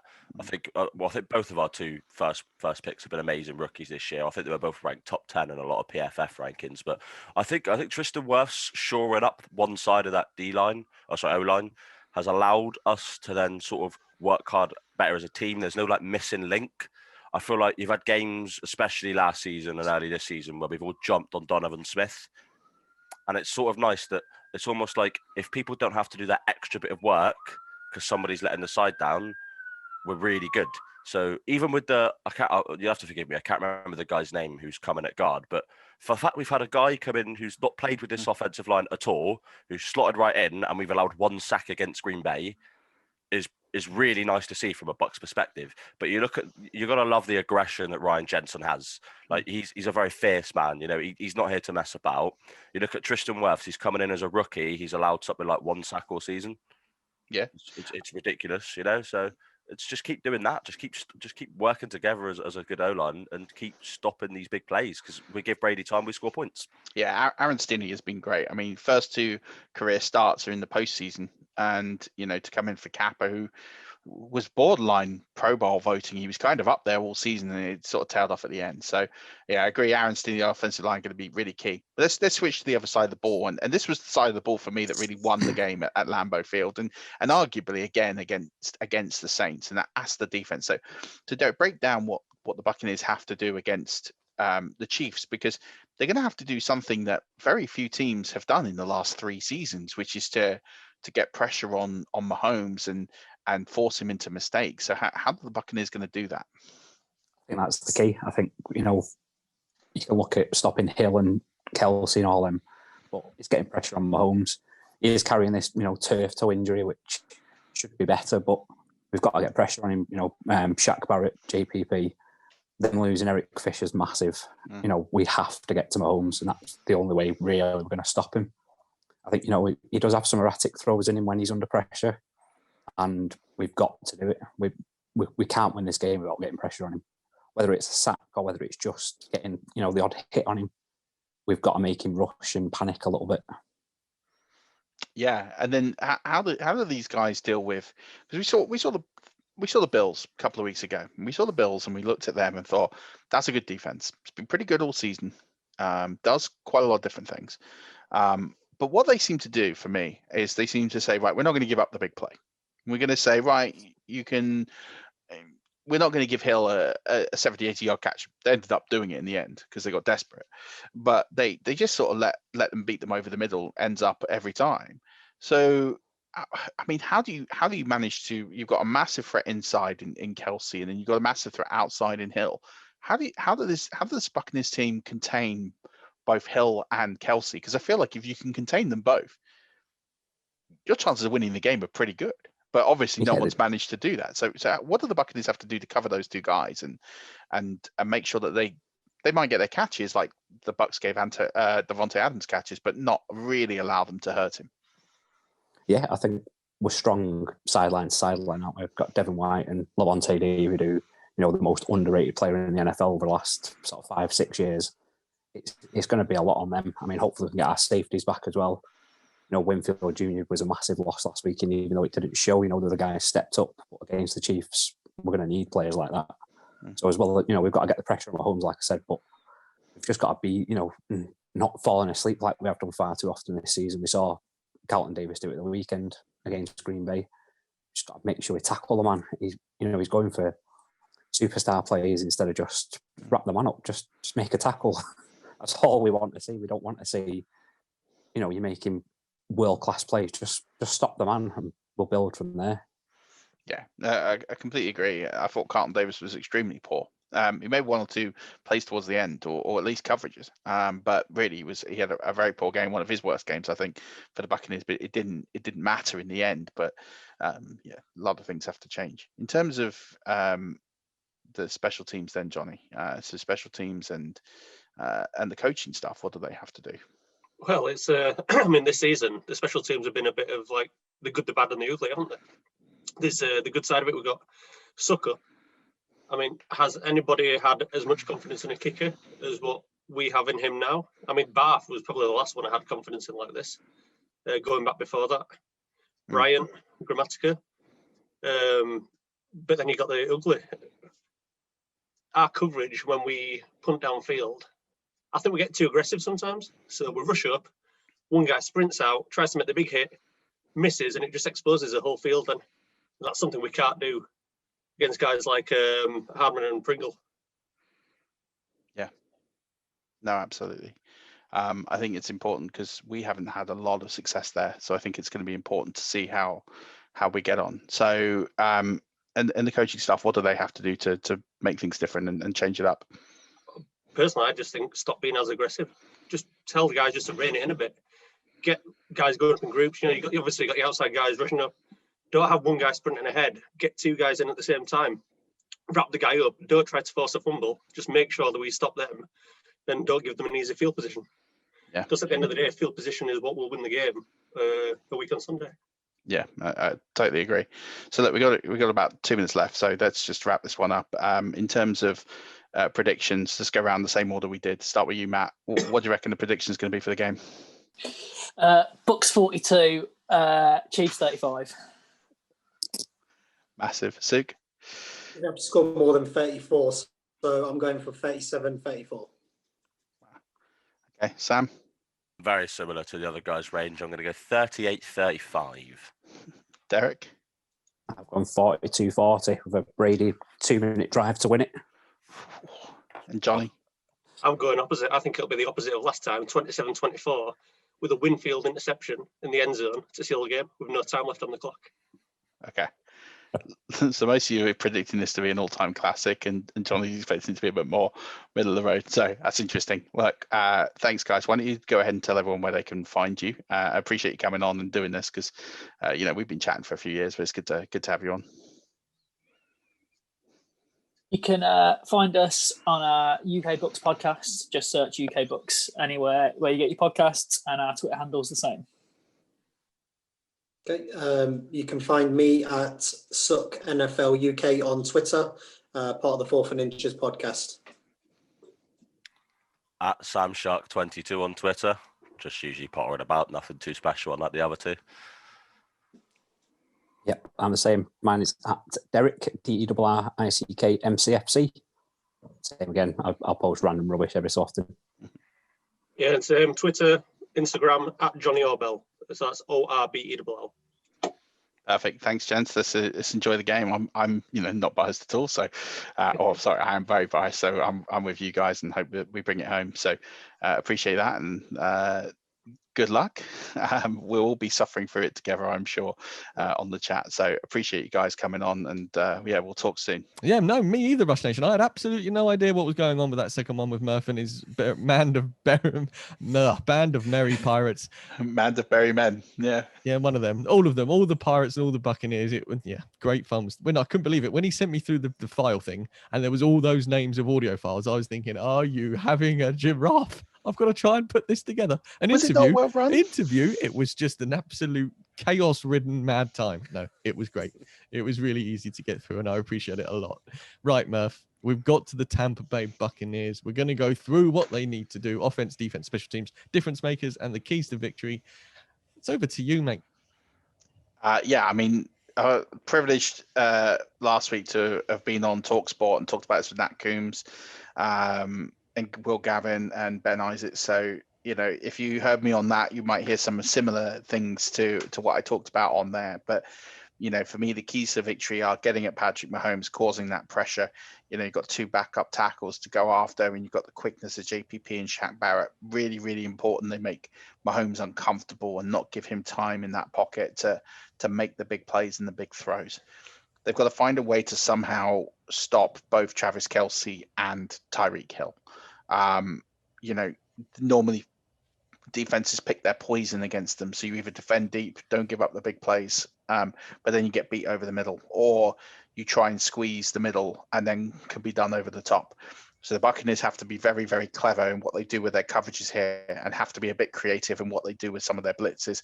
We talked about this with Coach Reinbold, and he came up with a really novel idea of perhaps removing one of the tackles and letting Devin White go up the middle and then covering extra in the safeties and the DB. So that would be a really interesting way to approach this problem, this unique problem, and getting your best players on the field. But Vita Vea is vital in this game, not just stop the run, but to free up Shaq Barrett. So that's what they need to do on defense to contain the Chiefs. I mean, that's no easy task, and it's easier said than done. But really, they need to find a way to get sideline to sideline, make the hits, don't allow big plays, don't allow too many yards after the catch or after carry, and just make sure that their tackling is spot on and make the Chiefs really work for it. On offense, they've actually got to do something they've not done that much this season. That's go on very long, punishing drives. They need to really dominate the time of possession. To do that, you need to go on 8-minute drives, 9-minute drives, 10-minute drives. You need to use a combination of your running backs, so Fournette and Jones, but you need to use yards over the middle. If AB plays, he could be vital to really help out with this. But if not, you need to use Godwin effectively in that sort of mid slot, maybe Gronk, maybe even Brate. You probably will see some Cameron Brate in this game, and go on those longer drives and try and win the time of possession battle. If the Buccaneers can not turn the ball over, can win the time of possession battle and not give up the big plays, they will probably be the ones lifting the Lombardi trophy when it's all said and done. But there's so many different areas, and then the one real mismatch in this game is the special teams units for both teams. Kansas City have probably one of the best special teams units in the NFL. The Buccaneers, not so much. Minkins has proved to be quite useful. I get worried every time he carries the ball one-handed like a rugby player. That does worry me because it makes it more prone to being popped out. But he did come up with some really good returns in the NFC title game, and he's going to need to do the same again in this one. But they really need to stop Hardman from getting away from them. And if they can limit what he can do, and maybe try and create some pressure on blocking field goals and trying to get cheap turnovers that way, that's going to be a real key. And the difference makers, again, it goes back to the coaching staff. Todd Bowles, is been ready for this for his whole career. He's one of the best defensive coordinators in the game. Bruce Arians, he'll be ready for this. For me, the weak point here is Byron Leftwich, but luckily you've got Brady on there who will basically do what he wants to do. So If you didn't have him there, I think I'd be worried a little bit more.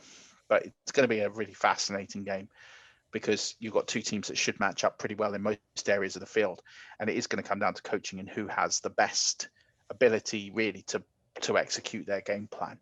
But if you get a game with no turnovers or very few amount of turnovers, where the time of possession is pretty even, you would probably expect the Kansas City Chiefs to win this game. But if the Buccaneers can force turnovers, not turn the ball over, win the time of possession, they will probably end up winning this football game.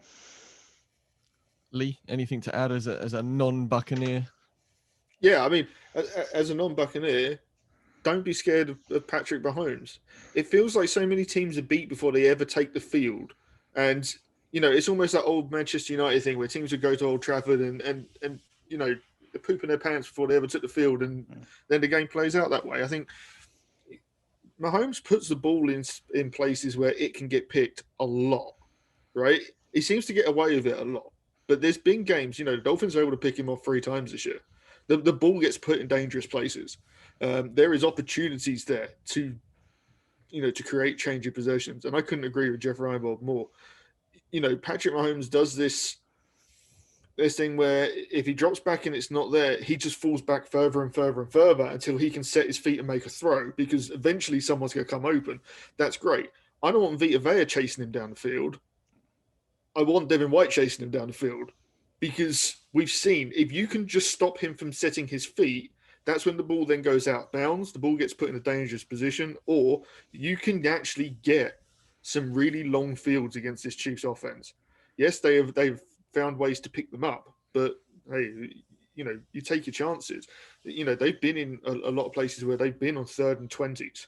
You know, we had them in a 3rd and I think it was 36 or something. It was absolutely crazy, you know, because the guy chasing him wasn't a true D lineman. It was a linebacker who was able to run at a speed that just kept Mahomes moving. He wasn't able to do that thing where he doesn't even look upfield. He just runs back 30 yards, sets his feet, and then makes a throw.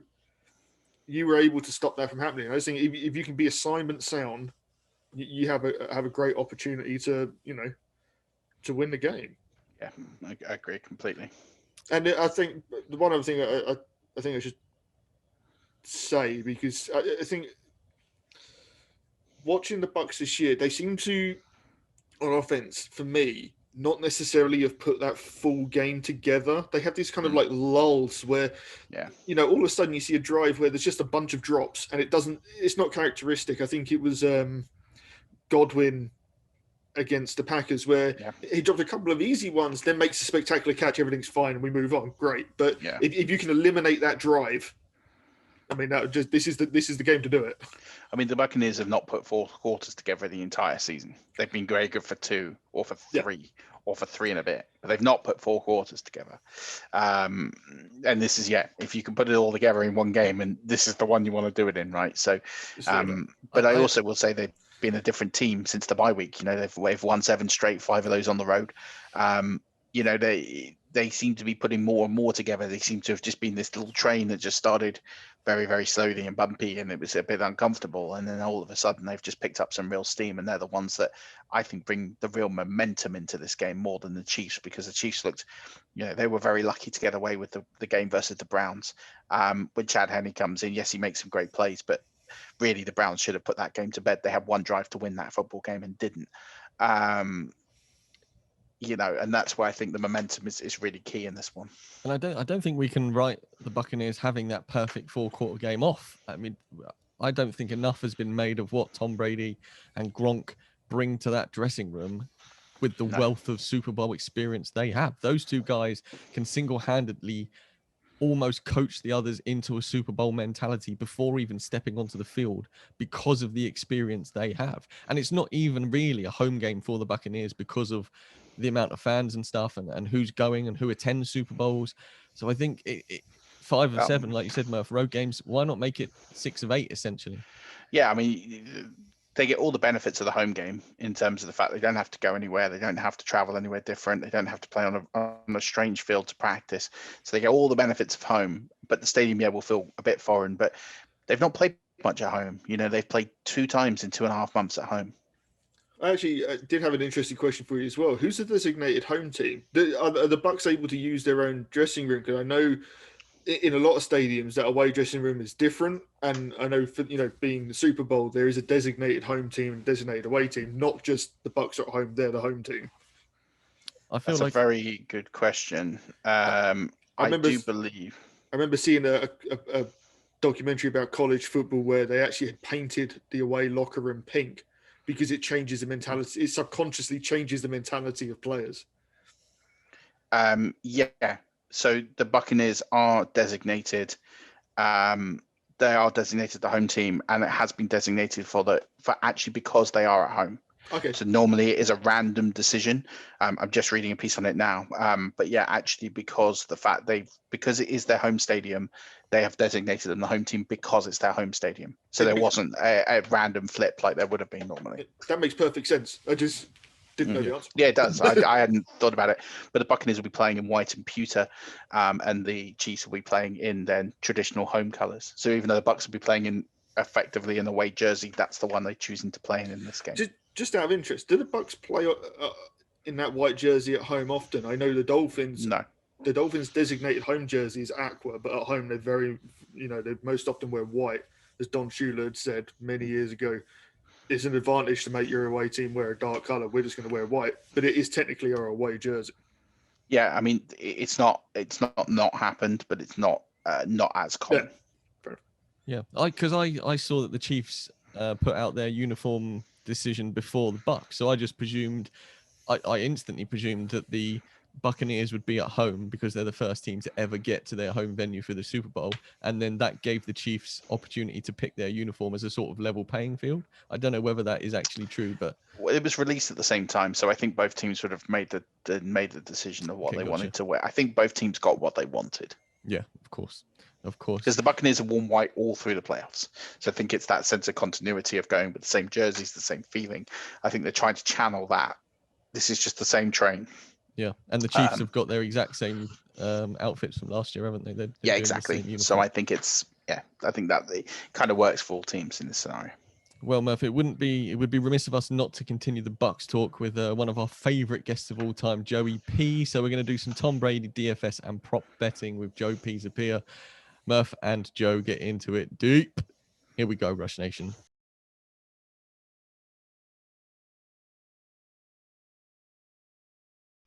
Well, everyone, it wouldn't be Super Bowl without our returning Super Bowl analyst guest. I don't know, every year, whenever we do Super Bowl episodes, at some point, he somehow manages to come on. He's basically on my speed dial at position 2 behind my wife. So if there's anyone I'm going to call in the fantasy industry to come and do a show, it's going to be this guy. It doesn't need a big introduction. You know him from the Fantasy Black, but you'll know him from his voice. He's the most requested guest we ever get. Joe Pisapia, welcome back once again. I don't know how many episodes you've been on. You've been on almost as many as I have, so it feels like at this point. But welcome back. I am always happy to join you, Murf, and I appreciate we got your mug on TV, your handsome mug. I can't imagine how excited you are. There's a few Bucs fans that I know that I'm very close with. And I just sense this excitement, and I feel like they're ready for the game. They understand that they're going up against Patrick Mahomes, so there's a little bit of fear. But it's just the idea that it was such an enjoyable season for them that they got this. So I feel like they're happy regardless. It's been good. It's been a good run. They understand what they're up against, but I don't feel like they think that they're out of it, right? Like you feel like you have a puncher's chance of this thing for sure. I think better than a puncher's chance, especially now they're down 2 offensive tackles. Right. I think there's a good chance. I'm not saying we're favorites. I'm not saying walking in expecting it, but I think if you had told me, if we'd done this podcast 12 months ago, reviewing, well, we reviewed last year's Super Bowl. Are you sure we did, my friend? I was going to say, 12 months ago, when we're sitting there talking about the Chiefs and the 49ers, and you'd said to me, well, do you know what? The Buccaneers are going to be in the Super Bowl next year. I'd have gone, with Jameis? Yeah, that's true. Yeah. I mean, it's been a wild ride, about 12 months. And then here we are now. And I think it's one of those things. Whatever happens, Monday morning, I'm either going to be ecstatic or deflated. And I think that's normal. After about a week, where let's say we lose, and after about a week, I'll be really pleased with how the season has gone. I won't be one of those that are like, that has ruined my season. Us Oh, because we weren't absolutely. expected to be there. So I don't think it's and there's a lot of Bucs fans here. I think the nerves now. We're recording this on Thursday for those listening behind the scenes. So the nerves are coming in now, and I'm starting to feel like they're. I mean, I got in fact, you know what? This is cool. I got this today.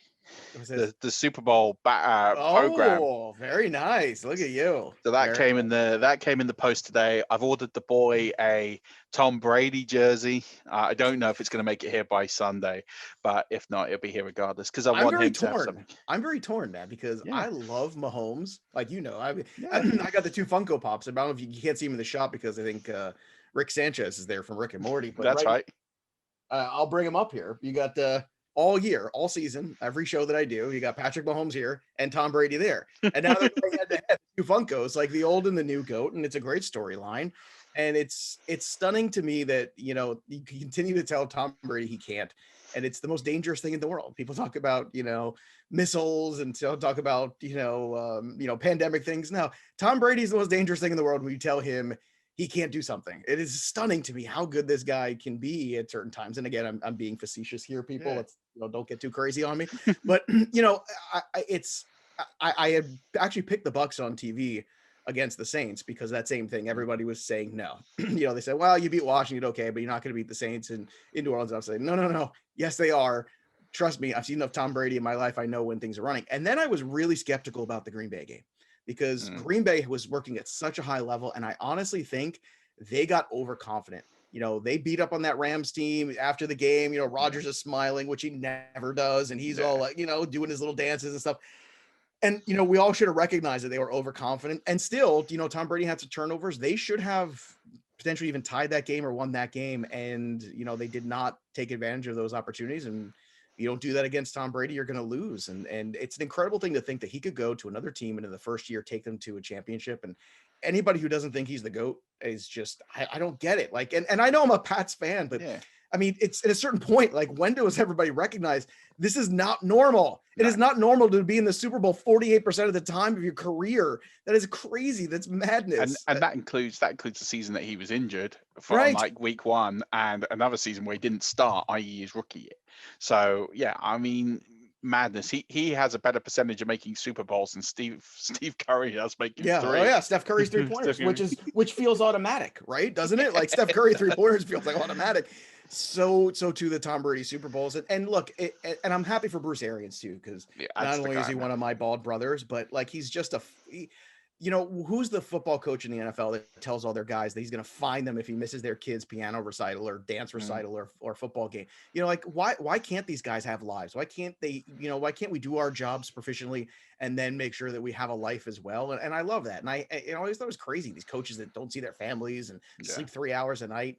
Bruce Arians just told everybody, no, you don't have to do that. That means you're not doing it right if you have to do that. And I like that. So I love these guys. If it was anybody else but Mahomes on the other side, I would feel really confident. But then we wouldn't have this match, because it's either going to be a case of, and listen, let's get this right. It could be defense, it could be anything that wins this game, but it's either going to be a passing of the torch to Mahomes, or it's going to be the undisputed. It's going to be the undisputed. He's already undisputed. Like I don't think he's already undisputed. He's got the belt already. This is, and you know me, I'm a big wrestling guy. For any of the wrestling fans out there, I know UK is big wrestling place too. Yeah. It's that thing where you have the old great champ who loses to the next guy, and it's called giving him the rub. That's what it's like, and it's funny because they've had this moment where, Brady beat him a couple years ago in the championship game. And then, he came into New England last year and beat him up and all that stuff. So, this is like the rubber match of all that stuff. And they, they met this year, and I think they're 2-2 lifetime now against each other. And it feels like, is it 2-2 or is it 2-1? I thought Brady's 2-1. Brady's 2. Okay. And it feels like, that's what it is. It feels like more of the passing of the torch kind of thing.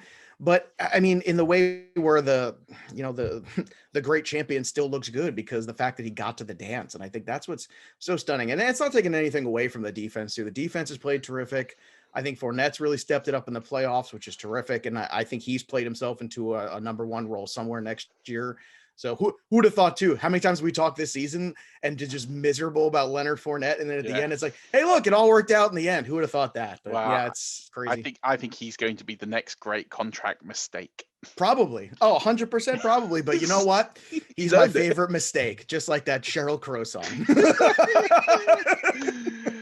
I love it. Well, look, let's break down this game. So we've got this great matchup. It was a wild ride because at the beginning, Brady signs for the Bucs. Everyone's like, Bucs are going to win the Super Bowl. And then all of a sudden, it got 2 months in. So it was like at the peak of Tom Brady signed, hysteria, like a boy band kind of thing. This is going crazy.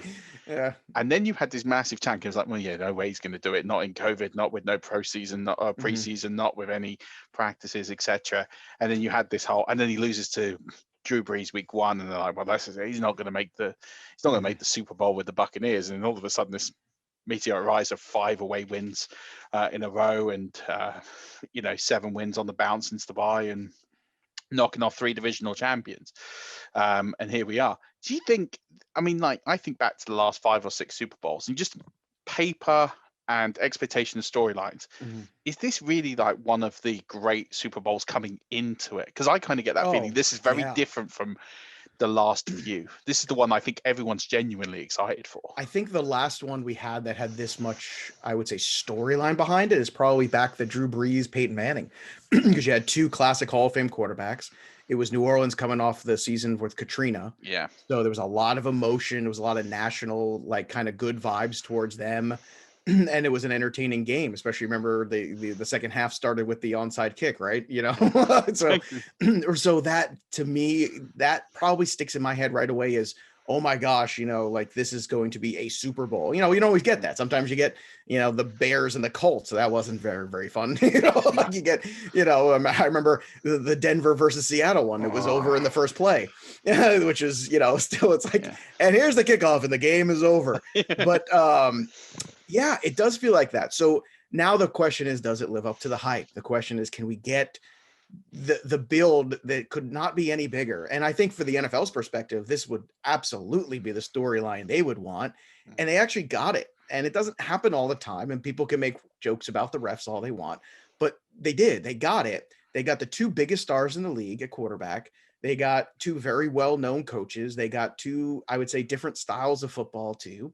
And it's great. I mean, it's going to be a fan. They got tons of Hall of Famers potentially in this game. Not just the quarterbacks. We're talking about guys like Gronk. We're talking about guys like Kelsey. There's a lot of guys on both sides there that have some great careers either ahead of them or have had some great careers. And I think that's just money. Like that's so great. Now it's a matter of, can the game live up to it? And knowing these 2 guys, I would be shocked if it doesn't. I really would. Like, I think we all should sit back. Everybody should be sure that they're not like doing extra things or making too much food or whatever. Just sit back and actually watch this game, because for all the pomp and circumstance of the Super Bowl, this actual game, I think, has the potential to live up to the hype. Yeah. And it's a record breaking one. Tampa being the first team ever to host. I mean, to be honest, I'm going to be really glad that narrative has gone away, because it seems like every season when you get the team hosting the Super Bowl. But you know what? But they're hosting it and they're not, because it's not going to be a packed house. It's not going to be that. That doesn't matter, Ray J. It's very rarely a packed house. That's true. And they haven't been a great home team this year, which is something Bruce Arians loves to point out. He's like, and now there's going to be some rain involved, of course, because it's Florida and it rains every day. And, it's just, there's a lot of little pieces there, but man, this is going to be great. I'm looking forward to this. I'm sad it's the last game of the year until August, but it's, if you're going to go out with a bang, and this is the one. Yeah, I completely agree. So let's look at the game in some detail. Let's look at the Chiefs first of all. Yes, they've got Mahomes, and arguably when you look at some of the bigger stars at their prime, you'd argue that the Chiefs have got that in spades, especially on offense. But what do they have to do? Because first of all, you've got Tampa on the other side with their defense, and they've shown they've turned up the play, especially in the playoffs. But what do the Chiefs have to do, just on both sides of the ball, to win this game? They need Tyrann Mathieu and Breeland to have good games, because that's how you really are going to slow them down. You need to be able to stop Godwin and Evans and figure that out. If Fournette gets his, that's fine, because here's the thing, the Chiefs aren't The Chiefs don't run the football a whole lot. We all know that. They don't have to because they have Patrick Mahomes. And that's the one thing the Bucs are so good at. So from the Chiefs side, it's like execute, continue to use the pieces that you have. And I think that if the Chiefs do that, they will put up, at least 28 points or somewhere in that range with potentially for more here. And that's odd. Sometimes with Super Bowl, you get, teams are a little jumpy in the beginning and it takes a quarter to get everybody calmed down. But we're talking about two guys who've been there and done that before. We're talking about two guys that they're not intimidated by the big stage. So this is going to be just normal for them. So I don't anticipate the problems executing early on that you get most of the time because everyone's just a little nervous, especially the crowd. And you're not going to have that either. Not going to be incredible loud crowd, incredible live events, all the pomp and circumstance going to be different. So from the Chiefs side, it's about the cornerback play for me mostly. So really it's about the defensive side. I have no worries about the offense. In fact, if anything, I'm still worried about Tampa's ability to stop Tyreek Hill because with not one, but two safeties banged up there, that's a lot. Whitehead and Winfield are good players. And, both of them, by the time that Green Bay game was over, neither one was in the lineup. So that to me is a question mark because we all remember the game Tyreek Hill had against them. And you can game plan all you want. But if you don't have the personnel to stop him and you can have the scheme, but if you don't have the personnel or the healthy personnel, that could be a real problem. And I think that's something that it's going to tell the tale. If you get that one big play from Tyreek Hill, that's backbreaking. And in games like this too, it really deflates you. Now, look, you got Tom on the other side and Tom's able to pick everybody up. And we look at 20, down 25 points. Let's not forget that with Atlanta. To me, that was the GOAT. That was the moment where it's, if you don't think he's the GOAT now, I got nothing for you because that was the most amazing thing I've ever seen. But for Kansas City, to me, it's about the cornerback play. If they can get the secondary to continue to play well, Matthew plays well, if Breeland plays well, those guys play well, then, I think you're in a really good spot there to win this football game. So for me, offense is never a worry with the Chiefs. It's defense, actually, I'm more worried about. Is there not a slight concern, though? Because you've got two backup offensive tackles. Eric Fisher's missing from this game.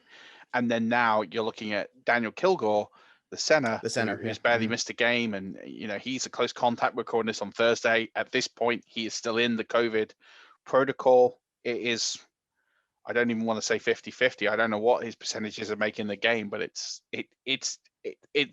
not particularly high. It's not great. It's not great. And centers are a big deal. Yeah. I always, you know me, I'm the quarterback guy, right? I do the quarterback profile, sort of black book. I try my best to really study that position more and that, go back and look at the 2018 profile of Josh Allen that I guarantee you nobody else had written but me. So quarterbacks, it's what I do. And I think that people, take for granted, how important the timing with the center is. Now, the one thing that the Chiefs can do, and it's going to be important because the pass rush is very good for Tampa, JPP, those guys get after it. The one thing that they're able to do is they run so many of those jet sweeps and those gimmick plays and those quick tosses and all these things that they can do. That kind of takes back control a little bit of the rhythm. And you might see a lot of that early on to throw the defensive pass rush off a little bit or to wear them out a little bit up front. And I think that's how I would game plan it. If I was Andy Reid, and I am not, Andy Reid is way smarter than me. And we both love cheesesteaks and other things. But I would say that to me, that's what you do right away is you throw them off. You get rid of the ball quickly. You find ways to get guys open in space right away, spread the field a little bit, it's more sideline to sideline, get guys running a little bit. And that kind of slows that pass rush down. And that takes a little pressure off whoever's playing backup. And it's a distinct concern. But Patrick Mahomes' awareness, Patrick Mahomes' ability to read defense, his ability to get rid of the football, his ability to move in the pocket. The toe was a concern for me going in last time. You could see he wasn't quite himself, but this is another 2 weeks removed from it, without massive contact, which I think is a good thing. So it's certainly a concern. It's a legitimate one. I don't want to overrate it because if anyone is built to overcome this, it's actually the Chiefs. Okay. So let's flip this to the other side of the gate now. We know what the Chiefs have to do. And we know that they come in as favorites, and rightfully so. I think anyone the champs. Exactly. They've only lost one game. I think everybody forgets. I know it hasn't been pretty. They haven't covered a whole lot, but they've lost one game. We're not going to count week 17. We'll throw that one out. No, because they played backup. So they've lost one game in their starters. So one game they really lost. So what do the Buccaneers need to do? Because they continue to upset the odds. First of all, I don't think anyone was shocked with the Washington game. I wasn't overly shocked with the Saints game. The Packers game, I think, is where everyone sat up and went, okay, these guys are the real deal. So what do they have to do? they have to. I know this is going to sound funny, but they have to run the football. Like they have to, and for two reasons. Number one, Tom Brady running off play action is the best Tom Brady at this stage in his career. It has been for the last 5 years, and it's the thing that got when Devlin got hurt for the Patriots 2 years ago, or I guess last season now, but technically 2 years ago. You saw the run game disintegrate, and we saw the run game disintegrate because they didn't have a lot of athleticism around them and playmakers. The passing game disintegrated around it, and that's a problem. Now, this is a good thing because you got so much talent at the wide receiver core here with Evans and Brown, all these guys, right? But Tom Brady's still at his best when you have that balance of the offense because it allows him to, that laser focus of knowing exactly where the guy's going to be. And he's so good at that and finding the holes in the offense and exploiting them. And that's always what made Tom Brady so great is his efficiency. Right. And he's been efficient throwing the football downfield this year too. But Andrew Erickson was just on with me from PFF and he told me a whole thing about, that he's the most efficient passer downfield of all the quarterbacks this year. And who would have thought like Tom Brady, right? Old man Tom Brady at 43 could still do that. But there has to be that balance. And if you look at the script a little bit of the last 2 wins that they've had in the playoffs, it's getting Leonard Fournette the football and letting him kind of physical, presence out there a little bit, knocking guys down, roll, spin around guys. I think that's the good balance. And I know Bruce Arians going to want to continue to throw the football downfield and do that regardless. But it did get them in trouble in the second half of that game against Green Bay. And I don't believe Patrick Mahomes is going to miss the opportunities that Aaron Rodgers missed. It's just not going to happen. And partially because Andy Reid is going to go for it on 4th and 2 or 4th and 5 or whatever it is to get it because he's that kind of confident. So you're running up against a very different football coach, very different mindset, and a very different quarterback at this stage. So if I'm Bruce Arians and I have a lead, I'm a little bit more careful with it. I want to keep Mahomes off the field. I want to run the football a little bit more. And if you look at when the Bucs were really good this year, it's when Ronald Jones had big games. It's when Fournette had some big runs in there. It's the balance, to be honest with you. That's the thing that for all the passing glory and all these things, it was the moments when the Bucs were balanced that I thought they played their best football. So I would love to see Leonard Fournette continue to get more involved. If Jones is healthy enough to get involved too, that's great. It's not that you're taking the ball out of Tom Brady's hands, but what you're doing is you're keeping the defense honest. And let's be frank. I mean, that Kansas City defense up until last week hasn't really shown up all that much. They were great last year in that playoff run. And at the end of the season, they were playing fantastic. It's like all of a sudden they flipped the switch against Buffalo and who knows if it stays on or if it shuts back off.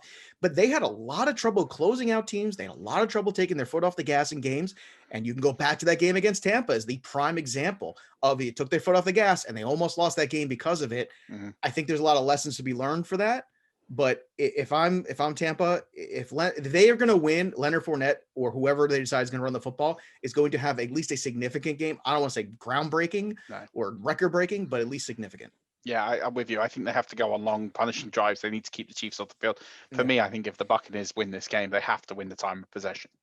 Yeah, they have. Because I think the quick Because strikes... you can lose to Patrick Mahomes and still win time of possession. That's the scary thing. Like he's that good, and he just does things that just no human I've ever seen at the quarterback position do. It's just not fair.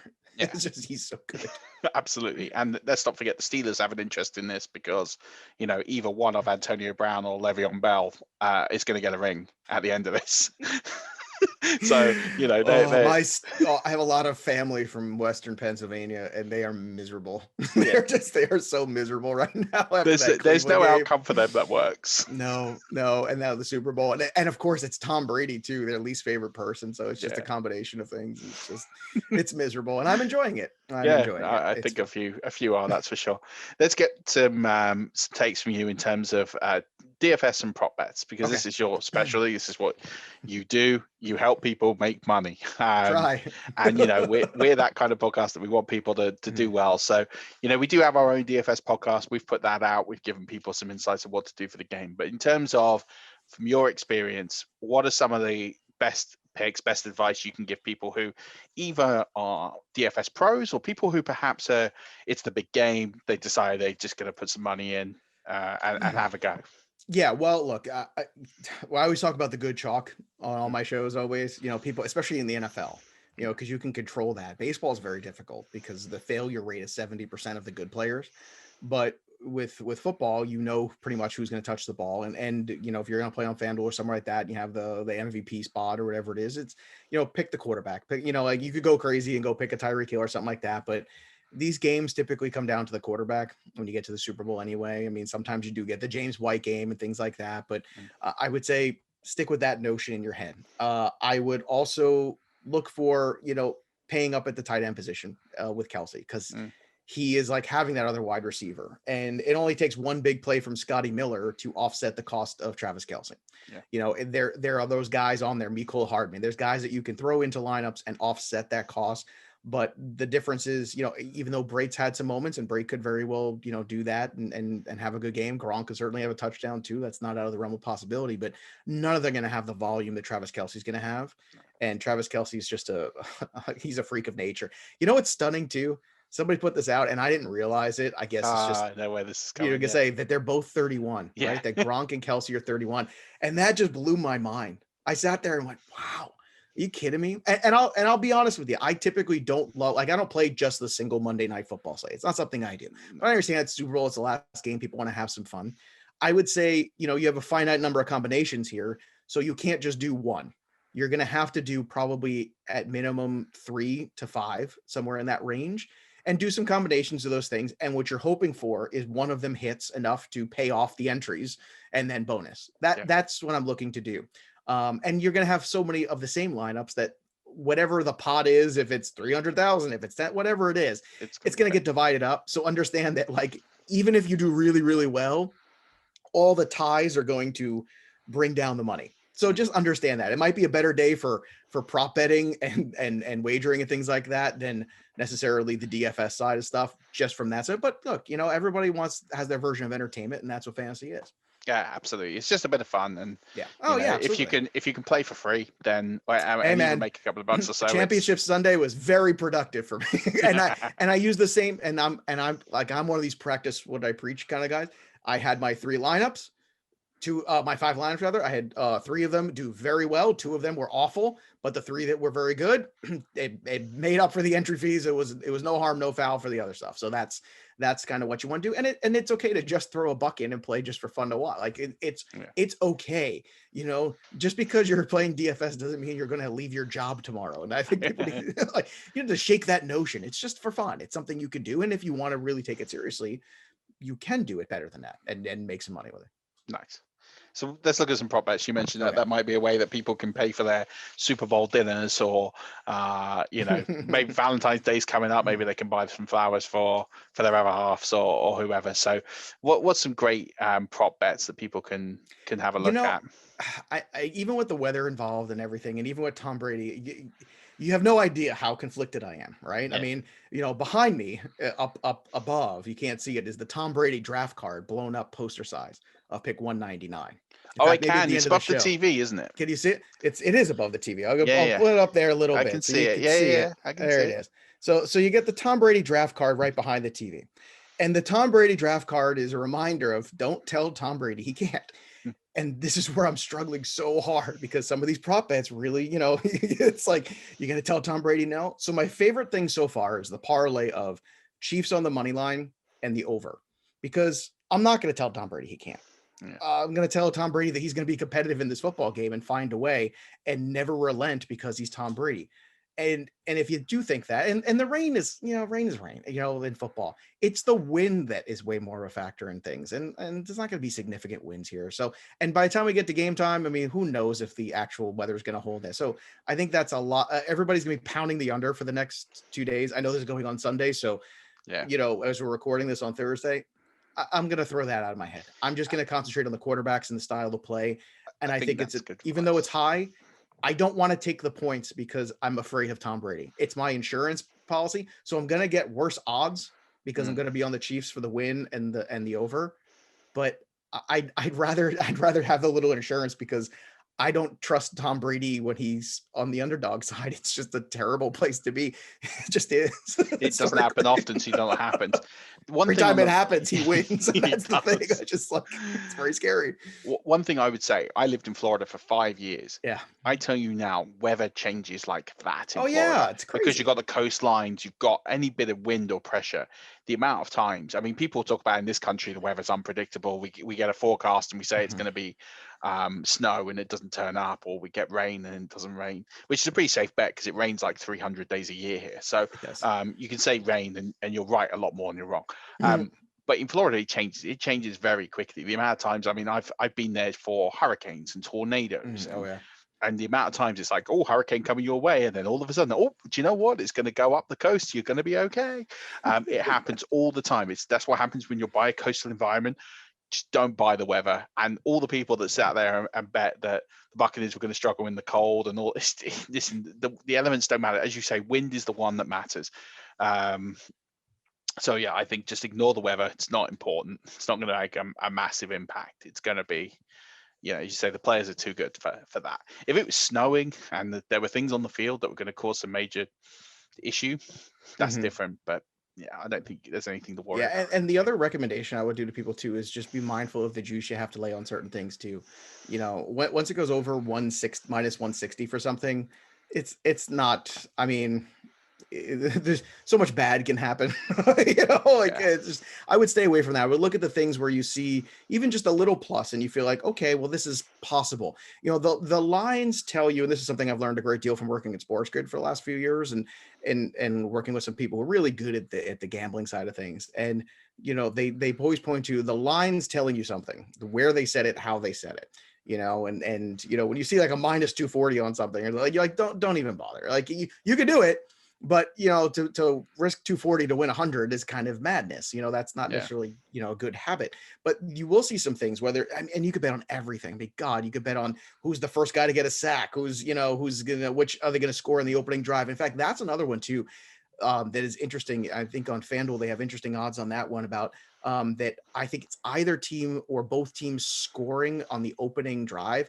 And normally we talked about, how it's difficult to come out, everybody's jittery and stuff like that. But because of the quarterbacks that they are and the offenses that they are and the extra time that they have, and I know they're going to come out with a set of plays. And if you're telling me one of those teams isn't at least coming with a field goal, I would be very surprised. I really would, because these are two of the absolute most proficient, efficient, effective, execution-oriented quarterbacks that you're ever going to see in your lifetime.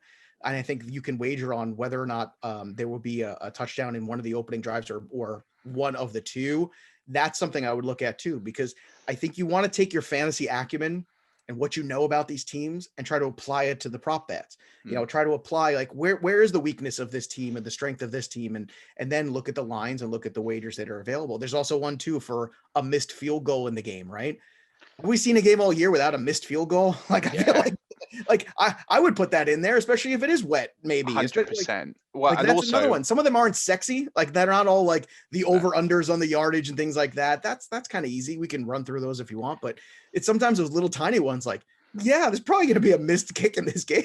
So that was the one I was going to say is that is house money. And I tell you why it's house money. First of all, Butker's coming in. He's not kicked that well in the playoffs. He's not kicked well towards the end of the season. Second of all, if you've ever been to Tampa, if you've ever been to Ray J Stadium, that is a very, very difficult place to kick because it's low stands. So it creates a bit of a wind tunnel. So even though there's not much wind, the way that it swirls, how many kickers have you seen struggle at Tampa? Roberto Aguirre drafted in the second round, best college kicker of all time. Couldn't kick in Tampa. Matt Gay, who's putting them in left, right, and center. He wasn't that bad. He was 74%, but he still missed. He missed a few, especially extra pointers. He was bad. There hasn't been a good kicker except for Ryan Suckup this year, who's been automatic almost since Matt Bryant, and that's 10 years. Yeah, and the rest. God. So you're making me feel old, Murf. Don't do this. I'm making myself feel old. So I'm saying there that I'd back Butker to miss a kick all day long. I just think it's automatic almost. He's going to miss something because it's a difficult place to kick, and he won't get much practice. He's not going to get a Yeah. lot of kicks out there to No, do that. and then there will be elements, even And if there will be. if the field is wet to a certain degree, or if it is raining. Though there are things like that, you can go with the safer ones. I mean, honestly, I mean the numbers that I've seen for Mahomes, passing yards and things like that, they're pretty high, but it's very hard to imagine that they're going to try to run the football against that defense. No. So I would actually go over some of those.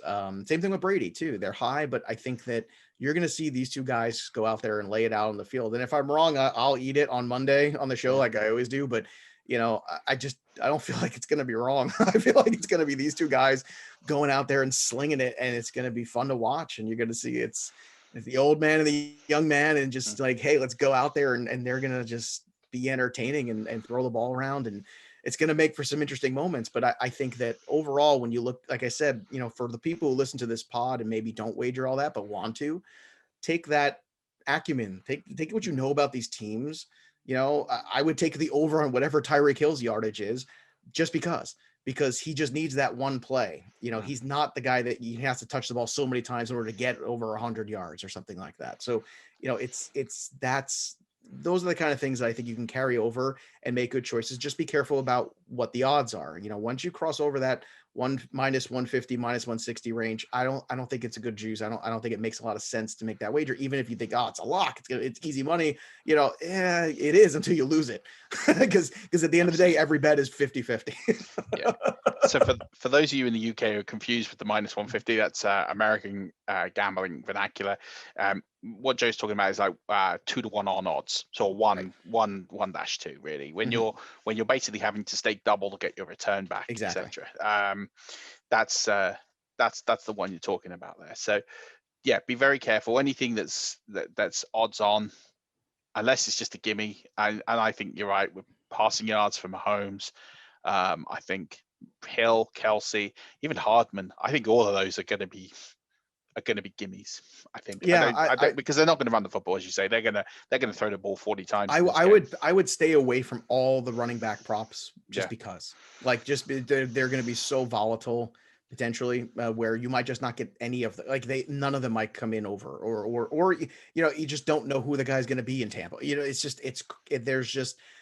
You have to look at it and focus on the identity of these teams, because they didn't get there by changing who they are. They're going to go out there and be the teams that they are. Tom Brady is going to go out there and they're going to no risk it, no biscuit, and throw the ball down the field. They're just going to do it.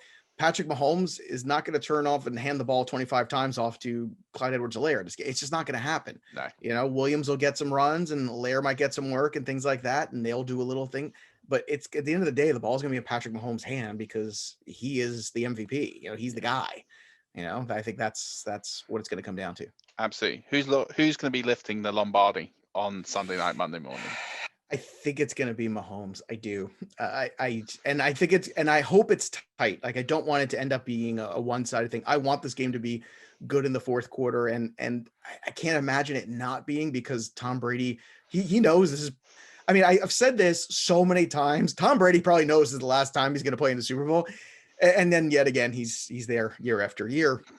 But yeah, I think he knows he's getting older, so he's going to just leave it all out on the table. But that's why I tell you, I'd rather have the Chiefs to win outright than to shake the Chiefs with the 3 or the 3.5 or whatever you're getting, wherever it is, because and on the same flip side, I don't trust the Bucs enough to take the Bucs side of this and take the points either, because of how good Patrick Mahomes is. So I'd rather keep it simple, parlay that with the over, and just kind of try to make, because you can get like 2-to-1 odds, on that. You can get some good, parlay odds of putting those two things together at least, and making that work. And that's a fun easy way to double your money. You don't have to stress. You just watch the game and hope for both of those outcomes. Yeah, I mean, I hope you're wrong, and I hope you lose some money. I know. There's a part of me that hopes I'm wrong. There's I'm the Tom Brady guy. I just interviewed Sean Glennon this week, the guy who wrote the book Tom Brady versus the NFL, the case for the greatest quarterback. And he and I both sat in the interview, he wrote that book in 2012, where he already had anointed him the greatest quarterback in NFL history. And he does it's a great book, by the way. If you're looking if you're in a football situation where you're looking for something to, fill the void out for the next 6 months, it's a great book. He goes through Unitas, Montana, Manning, Elway, and builds the case of Tom Brady versus them. And it's a fascinating read. And he wrote it in 2012. He had to update it again, I think, in 2015 or 16 or something like that. And now he's like, I'm just going to wait for him to retire. He's like, I can't keep doing this because he keeps going to Super Bowls. He keeps breaking records. I mean, it is stunning. But even then, it was a fascinating read, and he laid out a really good case. So it's a good book. But he and I both were sitting there going, I mean, it wouldn't shock any of us, right? It would surprise me, but it wouldn't shock me.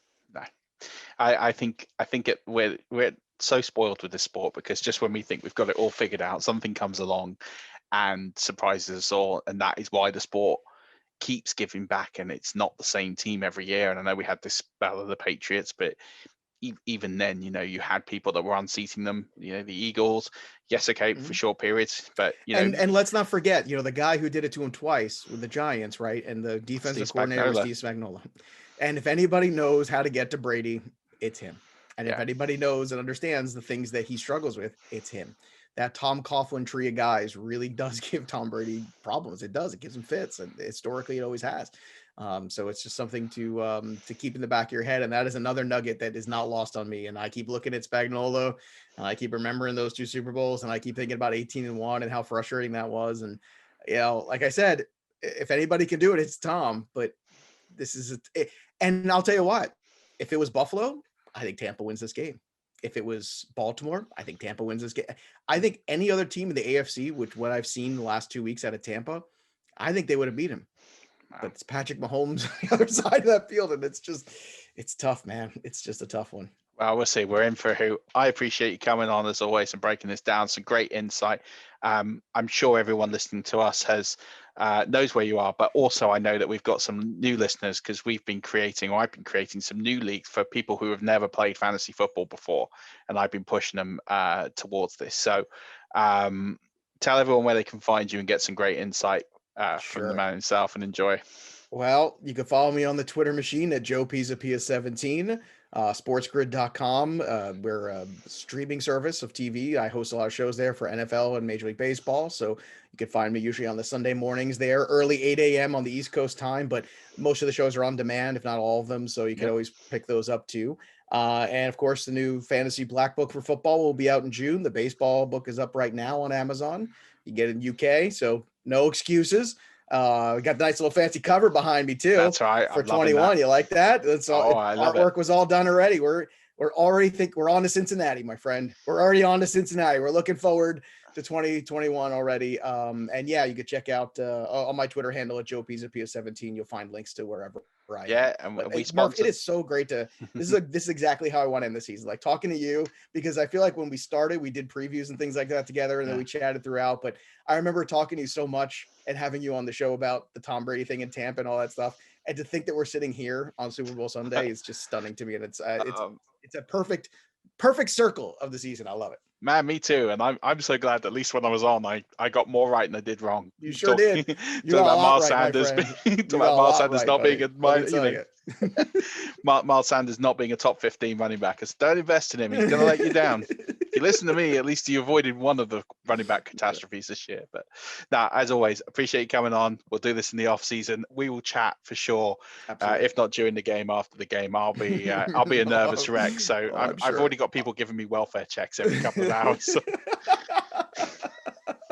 It's been 18 years since I last watched my team in the Super Bowl. Yeah, I wasn't even an adult then. I was 17. I'm a spoiled, rotten child. I get to see my team in the Super Bowl pretty much. My kids are all confused. They're like, what do you mean the Patriots aren't in the Super Bowl this year? They don't get it. Every year we have a big party and things like that. I'm like, well, when they're not in it, it's more like just, well, what do we do? Like, well, you just watch the game. Stuff for them. But they'll have their Tom Brady jerseys on. I know them. They're going to be rooting, I love that. And they did picks this year. My 2 girls, they did picks. They picked every game the entire season. It's funny. If you could believe it, they ended up in a tie. I think it was like 161 to 161. And then the older one fell behind the younger one. So she starts looking at she starts doing homework and like looking at the standings and looking at the spreads and things like that. And I was so proud. And she caught up to it. The younger one was amazing. So, genius. Get your kids involved so you could be, enjoying the games with them and they know who everybody is. And, it's not just watching for the commercials. Absolutely. Joe, as always, thank you so much. And until next time, we'll do this again and get you back on. Well, there you have it. There was Murf and Joey P chewing the cud on Tom Brady, prop bets and DFS. Peek behind the curtain, Rush Nation. As we've gone through this, Murf has just removed our favorite prop bets from the show doc, and I have 2 absolute buttes. So I'll feel free to go for them. Okay, so my first one is you can get 3-1 on the color of Gatorade thrown over the winning coach. Now, favorite 2-1 is orange, but red is 3-1. And considering both teams are traditionally red teams, I think Gatorade might get a little bit on the team bandwagon here and throw red into the coolers. So perhaps 3-1 isn't a terrible choice on that. But are they going to throw Gatorade?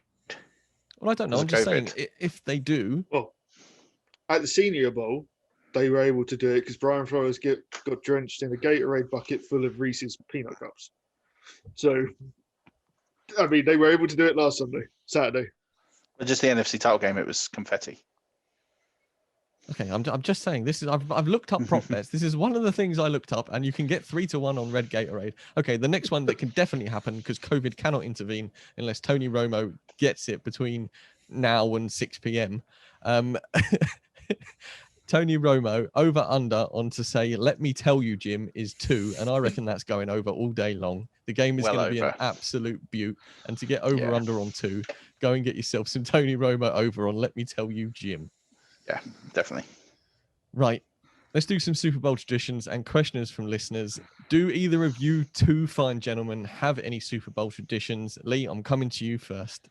Nope. Nothing for the Super Bowl. I mean, I like to have food around me. I mean, I often watch it on my own because of the time of night, and now and again my brother will come depending on his work situation and stuff. But I often find myself watching on my own, talking to mates on the phone, chatting to you guys. That's I wouldn't call it a tradition, just kind of the way I enjoy the game.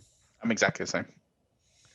I have 2 traditions.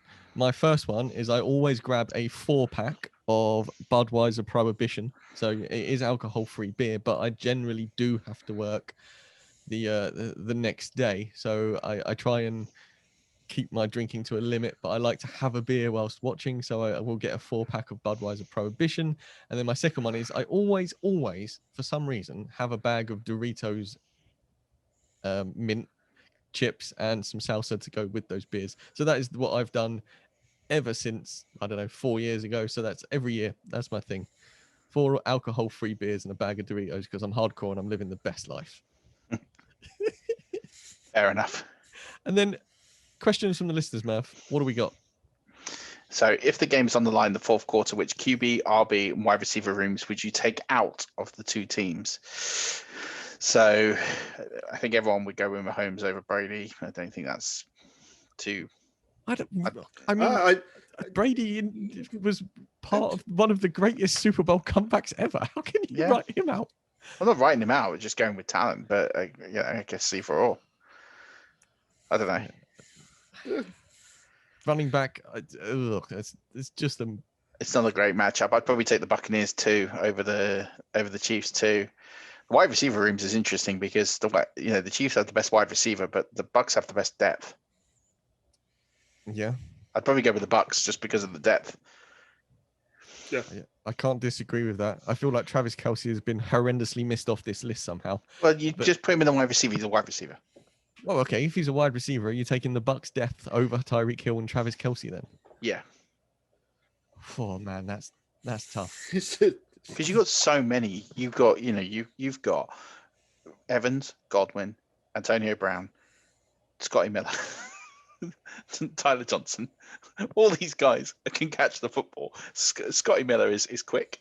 So you got your speed guy like Hill. You got Evans, probably one of the best catch radiuses in the NFL. Godwin, former Pro Bowler, great player. AB, if he didn't have all the off the rail stuff, might be one of the greatest wide receivers of all time.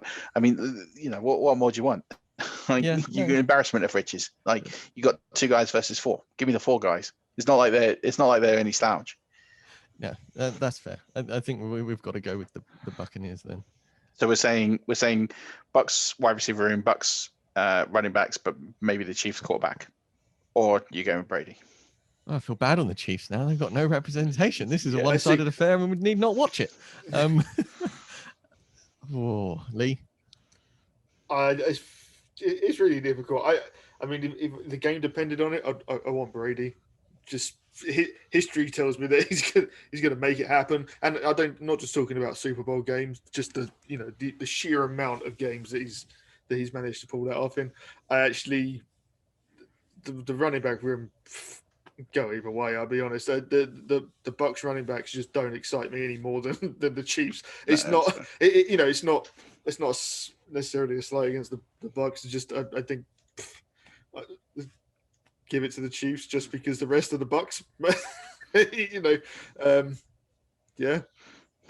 Yeah, no, that's fair. And then we got one more, Murf. Yeah. How will we all watch the game?